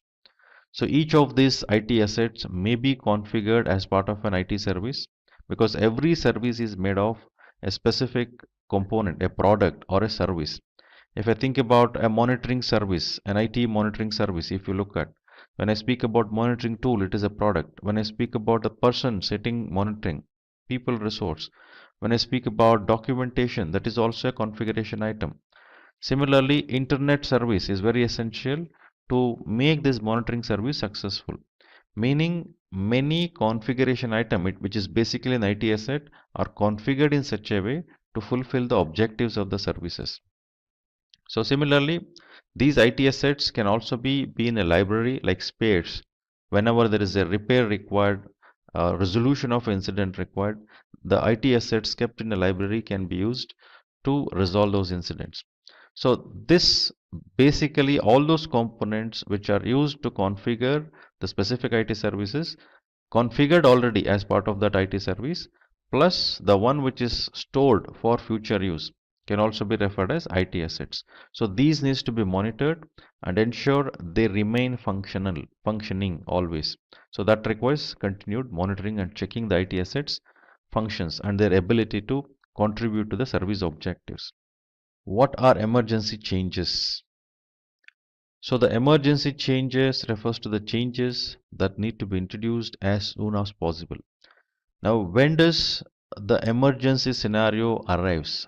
So when would anyone considers the services requires a resolution, like incident occurred, some major impact occurred. So it is required to ensure the resolution has been implemented to resolve that incident so that business will have a normal services for them to function. Now, whenever the incident occurs, whenever such emergency scenarios occurs, and that resolutions has to be done only by doing certain changes. So, in that scenarios, the emergency change requests are raised, which are used to resolve the incidents and then quickly restore the services for the business. Otherwise, other two types of changes we can think of is the normal change, which has a significant impact to the business in terms of improvement, in terms of bringing new features, functionality into existing services, which also needs a specific change request has to be raised, and whether it is normal change request or emergency changes, that has to be approved by change control board or change advisory board. However, in emergency changes scenario, this change advisory board is a subset of main change advisory board who are having an authority to authorize the emergency changes. So while authorizing, the impact to the business, the impact to the various different business scenarios are analyzed before approval. What is change enablement? The change enablement is the practice of maximizing the number of IT changes that are successful by making sure risks are properly assessed, changes are authorized to proceed, and to manage the change schedule. So whenever there is a request for change raised, so that needs to be thoroughly evaluated and approved, so which is done by change advisory board. So implementation plans are looked at, the various different resources, the cost, the schedules which are evaluated, and at the same time, what if the change fail? What is that change fails? What is the remediation? How are you going to roll back to the original condition and minimize the impact to the business in a case where change fails? And also the conflicting of schedule with other changes which are initiated are also checked. So change enablement has to ensure the value creation better than the one which is currently. So change enablement, as we were mentioning earlier, involves understanding normal change scenario, emergency change scenario, and standard change scenario. These needs to be very well documented, very well defined, so that same can be followed to accomplish the compliance as well as the standardization of that for better control. So any change should ensure a better control of changes. Any change enablement practice has to ensure efficiency and effectiveness of the changes implemented. What is the purpose of supplier management? So supplier term refers to the third party organization who supplies certain services or products to service provider. So supplier management ensures that organizations, suppliers and their performance is managed appropriately so that the services which are provided to the consumer by the service provider are sufficiently supported, and the services or supply from the supplier is provisioned seamlessly with the quality products and services. Whatever is supplied by a supplier, whether it is a product or goods or a service, should complement to the service provider's service objectives accomplishment. So service provider has to ensure a great relationship with supplier management, and also ensuring suppliers provide all the services which are required to complement, means as per the agreement. When I say all the services, as per the agreement, as per the mutual understanding about supply of goods or services. The main objectives of supplier management are to maintain supplier contract database, which means every supplier, third party entity who is external, there should be established contract which guides through the entire relationship. Ensure the relationship with the supplier is maintained throughout the life cycle of the supplier, means throughout the existence of that supplier in this particular service object to accomplish this service objective. Negotiating and establishing contracts with suppliers, which has to happen regularly.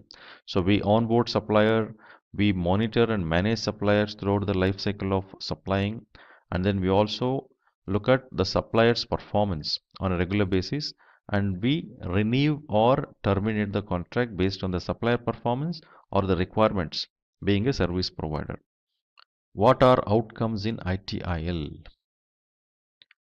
So outcome refers to the results of performing an activity, following a process, delivering an IT service, and so on. It is used to refer to intended results and actual results.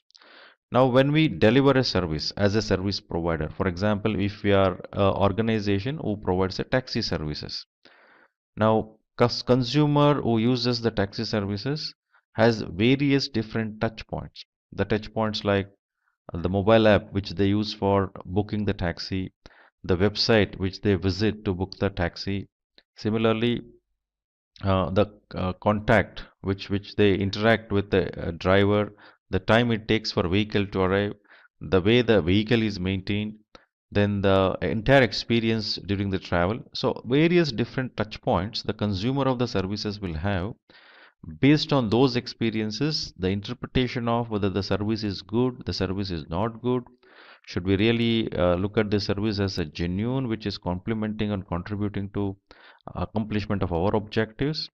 So all these experiences where the service consumer, the user comes across, impress upon determining what exactly the value of the service means. Outcomes, the outcomes are realized. So we can speak about the output, the results, what is accomplished by a service, like the time it took to reach the consumer after booking the taxi, the way the vehicle is maintained. So all these have certain amount of metrics to check, but the experience of the consumer determines the perception mainly. So how the customer perceives, the user perceives that particular value determine that outcomes. Outcome refers to the result of performing an activity, result of those particular features, functionality which creates an experience to the consumer. So every services which is provided by a service provider, it is very essential to understand not just an output but also the outcomes which can get created to the consumer, and this also requires an active collaboration with the consumers. So which means value co-creation, active involvement of consumers and service providers, and together realizing the value. Service provider provides it whereas service consumer realizes it while consuming the service. So service provider should ensure the perspective of the service is properly understood by service consumer, and service consumer objectives are accomplished by utilizing these services. So that's how the value co-creation happens.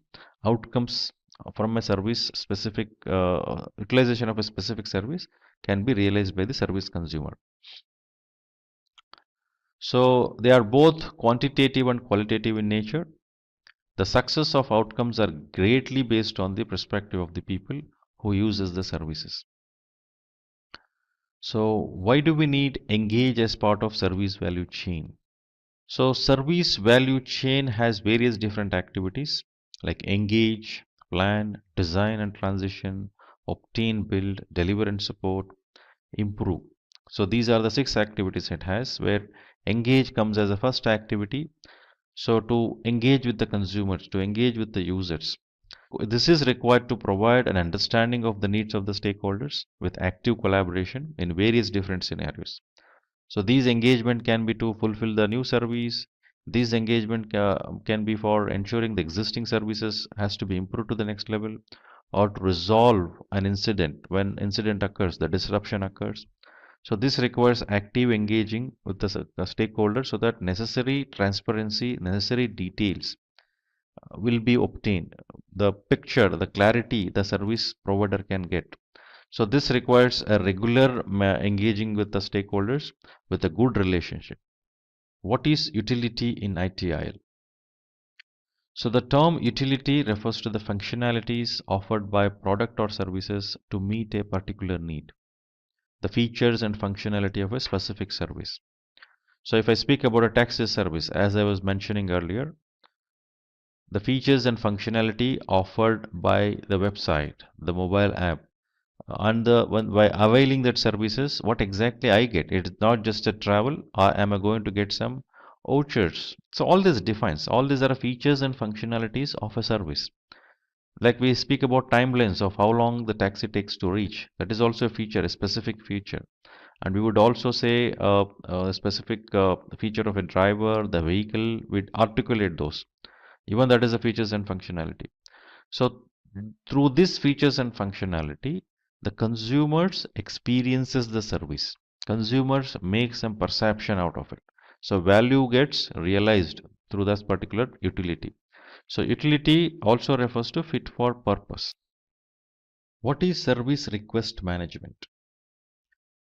So the service request management practice supports the agreed quality of service by handling service requests in an user-friendly and effective manner. So service requests are the one which are standard request, like standard change, which is pre-approved, pre-authorized, low risk, low impact. So request can be for a query, request can be for implementation of some specific applications, some messengers as an example, which users request, which are already pre-approved. So lot of requests would come across whenever there is a query. I need to understand about something. How does this work? Where do I find specific details about this particular service? I need to have a resetting my password. So these are all comes under standard service request. Reason being that doesn't need a specific approvals and it becomes part of the regular transactions what is being made while utilizing the services. So the prioritization and categorization of service requests is also an essential requirement, because what kind of requests are coming up, how can we able to bring more automation? Like today, password reset is more automated in nature, so nobody should require it's not required for anyone to call the service desk to ask for password reset. So they will have a forgot password feature through which they can reset the password. So likewise, how can I shift back to the user, shift left, so that all those service requests which are standard can be fulfilled by click of a button by the user themselves. So that effort at the service desk level relating to service request can be reduced, which also improves the user experiences. Right? These depends on processes and procedures to maximize the certainty, means the efficiency of the practice with the help of tracking and automation tools, as I was mentioning. So what are the objectives of the guiding principles in the service value system? So the objectives of the guiding principles are various. However, we need to understand what is that principles are. So principles are something which is guiding the entire service management, and it is looking at organization as a whole, entire system as a whole, which can be followed at any given scenarios. So it is global, it is universal, it is self-validating and empowering. So these are the recommendations that would guide an organization in every scenarios, regardless of the changing goals, the strategies, type of work, the management or structure. So following or demonstrating these principles by the service provider on a regular basis ensure the value creation to the consumer as well as to the business of a service provider. What is value? So the term value refers to the perceived benefit which is realized by utilizing the service. So it is very intangible in nature and depends on the experiences of the service consumer. So each service consumer, while they acquire the service, when they receive the service, so they will have a certain set of experiences which they undergo. So these experiences will determine whether these experiences actually made sense to that consumer who is using the service. Is that a value for money what they are paying? All the experiences which the service consumer and users undergoes while receiving that services determines the value, and it is a perceived one. For example, if we use a specific product or service, we go to, for example, use the taxi services. Few of our friends travel in a taxi. Now all of us need not say this was a great experience. All of us need not say, may not say this is not a good experience. So one of us would say it is a great experience, one of us would say it is okay, other one would say it is not a good experience, it is okay, kind of thing. So there is a variation in terms of perception, the experiences, the interpretation of the consumers. So this requires a closer collaboration with the consumers and understanding their perspective views, how consumer realizes the value. So this helps in actually understanding the services value, how it is realized and how I can enable that more. So value is perceived benefit which is realized by the service consumer by using or utilizing a specific service or product. What happens to cost and risk when a consumer receives a service? So when a consumer receives a service, so consumer basically paying certain amount of monetary value, right? So to avail that service. Now what if I do it myself? Now when I compare to that, I do it myself versus I go for a service, I avail a service. When I compare that way, so it is very visible to me the difference in terms of cost and risk which I need to incur as well as which I need to manage. So which means when I go for a service as a consumer, when I pay for a service, I'm just paying for certain amount of money which is not equal to the cost and risk which I may require to undergo or I may require to consider when I do it myself. So all that cost and risk are transferred to the service provider from consumer while receiving the service from a service provider. So for example, taxi, if I have my own car and I start driving it, so all the cost associated with purchasing a car, maintaining it, insurance, again I need to purchase for that car, then a driver, the maintenance of the car, cleaning services every day, and then using it. So this is a costly thing. So cost and risk associated with is higher compared to just using a taxi services and paying some minimal amount to move from place 1 to place 2. So that way cost and risks are transferred to service provider and the cost and risk which are there with the service consumer is as minimal as possible. What are the roles of service consumer? So there are three roles of consumer, that is customer, user and sponsor. So the customer refers to that role in the service consumer organization who provides the requirements, whereas user is the one who uses the service and sponsor role approves the budget or gives that money which is required for service, pays that money. Now this dynamics differs when there is a services which is being done to a business versus a service which is done to an individual. When the service is done to a business, now there are various roles which are there in an organization. So it has a specific structure. If, for example, a training service, if I take an example, Simplilearn being a training organization, there is one organization who comes and approaches Simplilearn, we need ITIL training. Now Simplilearn is mostly discussing with learning and development team in that organization who is playing the role of customer. Now who are the users? The employees of an organization, of that organization, who comes and participates in the training. So they will be the users. Who are the sponsors? The department heads or a specific individual in the organization, like financial head is another thing, or HR head, who approves the budget for this training. He's playing the role of sponsor. So we can easily see these three roles existing in an organization perspective. But if I am seeing someone approaches, an individual approaches Simplilearn that I want to go through this training.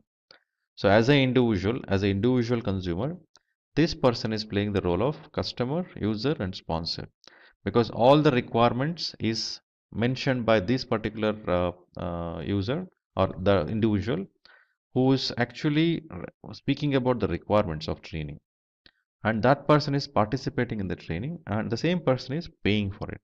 So meaning the role of customer, user and sponsor is played by the single individual in the case of retail scenarios where single user goes and receives that service, pays for that service and expresses the requirements related to that services. So three roles of consumers involves customer, user and sponsor. So what does service relationship includes?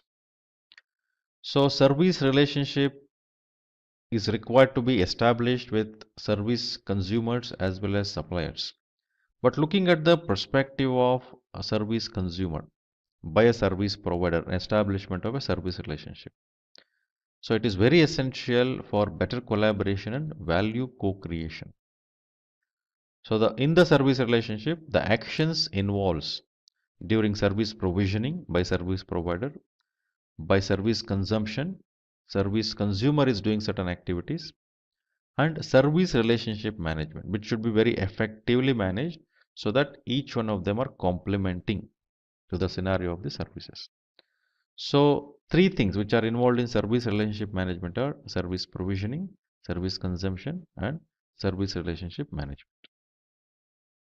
How are the classifications of the suppliers done? So already we know when we say supplier, it's an external organization who is providing certain product or services to the service provider, third party organization.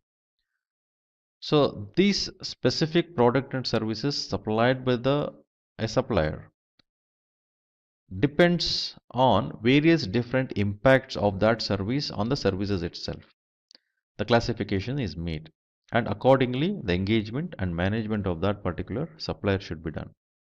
So the four classification levels can be looked at like strategic supplier, tactical suppliers, operational supplier, commodity suppliers. So strategic suppliers are the one without their services, my services cannot run.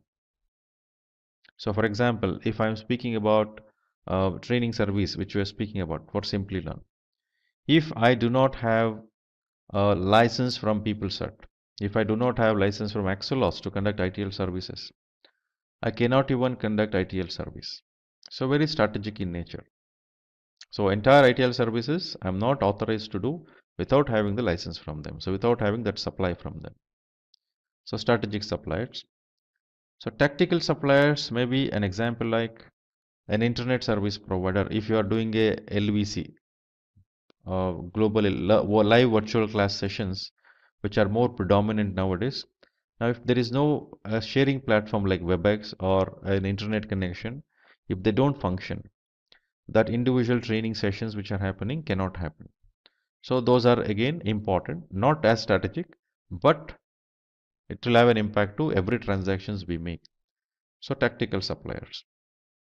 Operation suppliers, the organizations who provide the services to me to monitor the functioning, who can, for example, who develop a material for me, training material, maybe who monitors my infrastructure.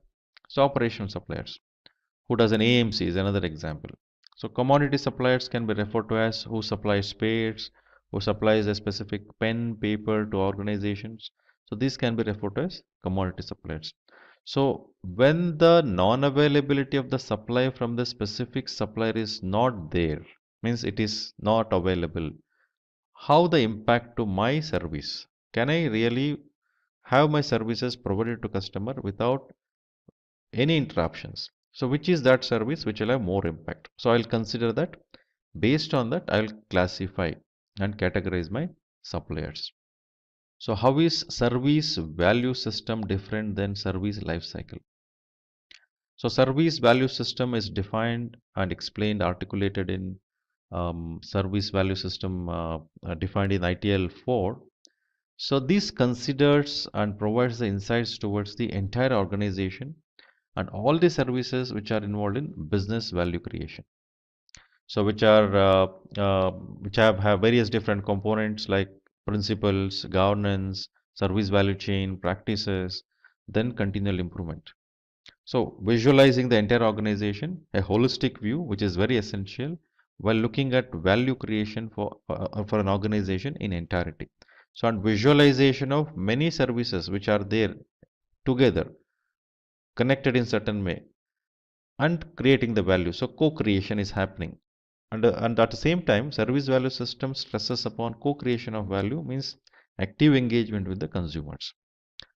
Now when it comes to service life cycle, so we are looking at a individual specific service and its life cycle, the beginning and end of its life, particular service. So it starts and people start using it, then it peaks up and saturation point it reach. Maybe there are other set of services which gets introduced meanwhile. So because of that, their efficiency and effectiveness, which the newly introduced service or product, the one which is already peaked its saturation level will decline. For example, if I speak about a service like telegraph services or telegram services for quick messaging. So today it is not there. We use SMS service or messengers, what we use for quick messaging. So likewise, various different technology advancement happens, various different ways of fulfilling the specific requirement happens. The way it was fulfilled earlier would get retired. So new way of doing it will become more and more utilization of that, and as lessen the existing services utilization, that will be retired. So from the point a service is introduced till the service is retired, it is called service life cycle. So many such services with various different life cycle stage we can see in a service value system. So all of them are seen together, visualized together, and then managing them together to create the value ultimately. That's what the visualization service value system would have. What does EDM refers to in governance? So EDM defined in governance refers to evaluate, direct and monitor. So the governing body of an organization evaluates the various different scenarios around the business and provide the necessary directions to the management.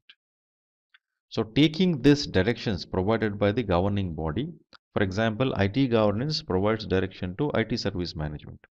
So taking these directions, based on that directions, management puts efforts or defines the processes and the structure which is required to ensure the achievement of those business objectives or the objectives which are provided, a direction which is provided by governing body.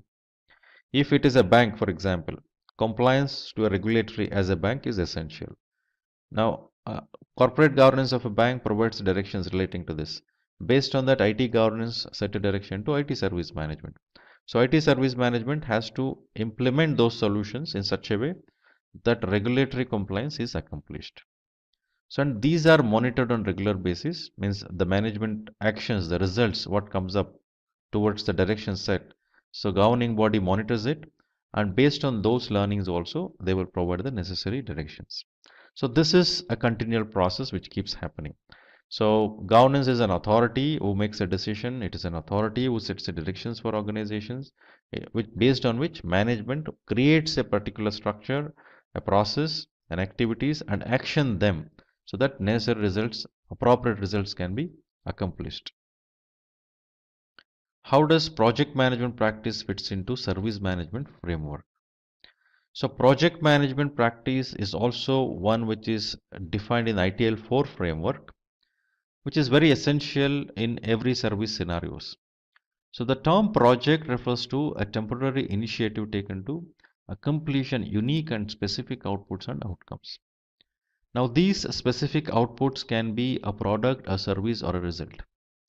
So how do you use this in service management scenario? So when I visualize a specific service and its life cycle, so we need projects triggered in the entire service life cycle. So why do we trigger project for a service? So we need project, we should trigger a project to introduce service. We need to have a project triggered for modifying the features functionality of a project. We need to trigger a project to improve the service performance. We need to trigger a project to retire a service. So in the entire life cycle of that service, we will come across many different projects triggered to accomplish a specific objectives related to that particular service. So service introduction, service modification, service retirements, each of these scenarios requires triggering a project management approaches, a best practices of project management. So guys, that's a wrap on our ITIL full course. If you have any doubts or questions, you can ask them in the comment section below. Our team of experts will reply you as soon as possible. Till then, thank you and keep learning with Simplilearn. Hi there, if you like this video, subscribe to the Simplilearn YouTube channel and click here to watch similar videos. To nerd up and get certified, click here.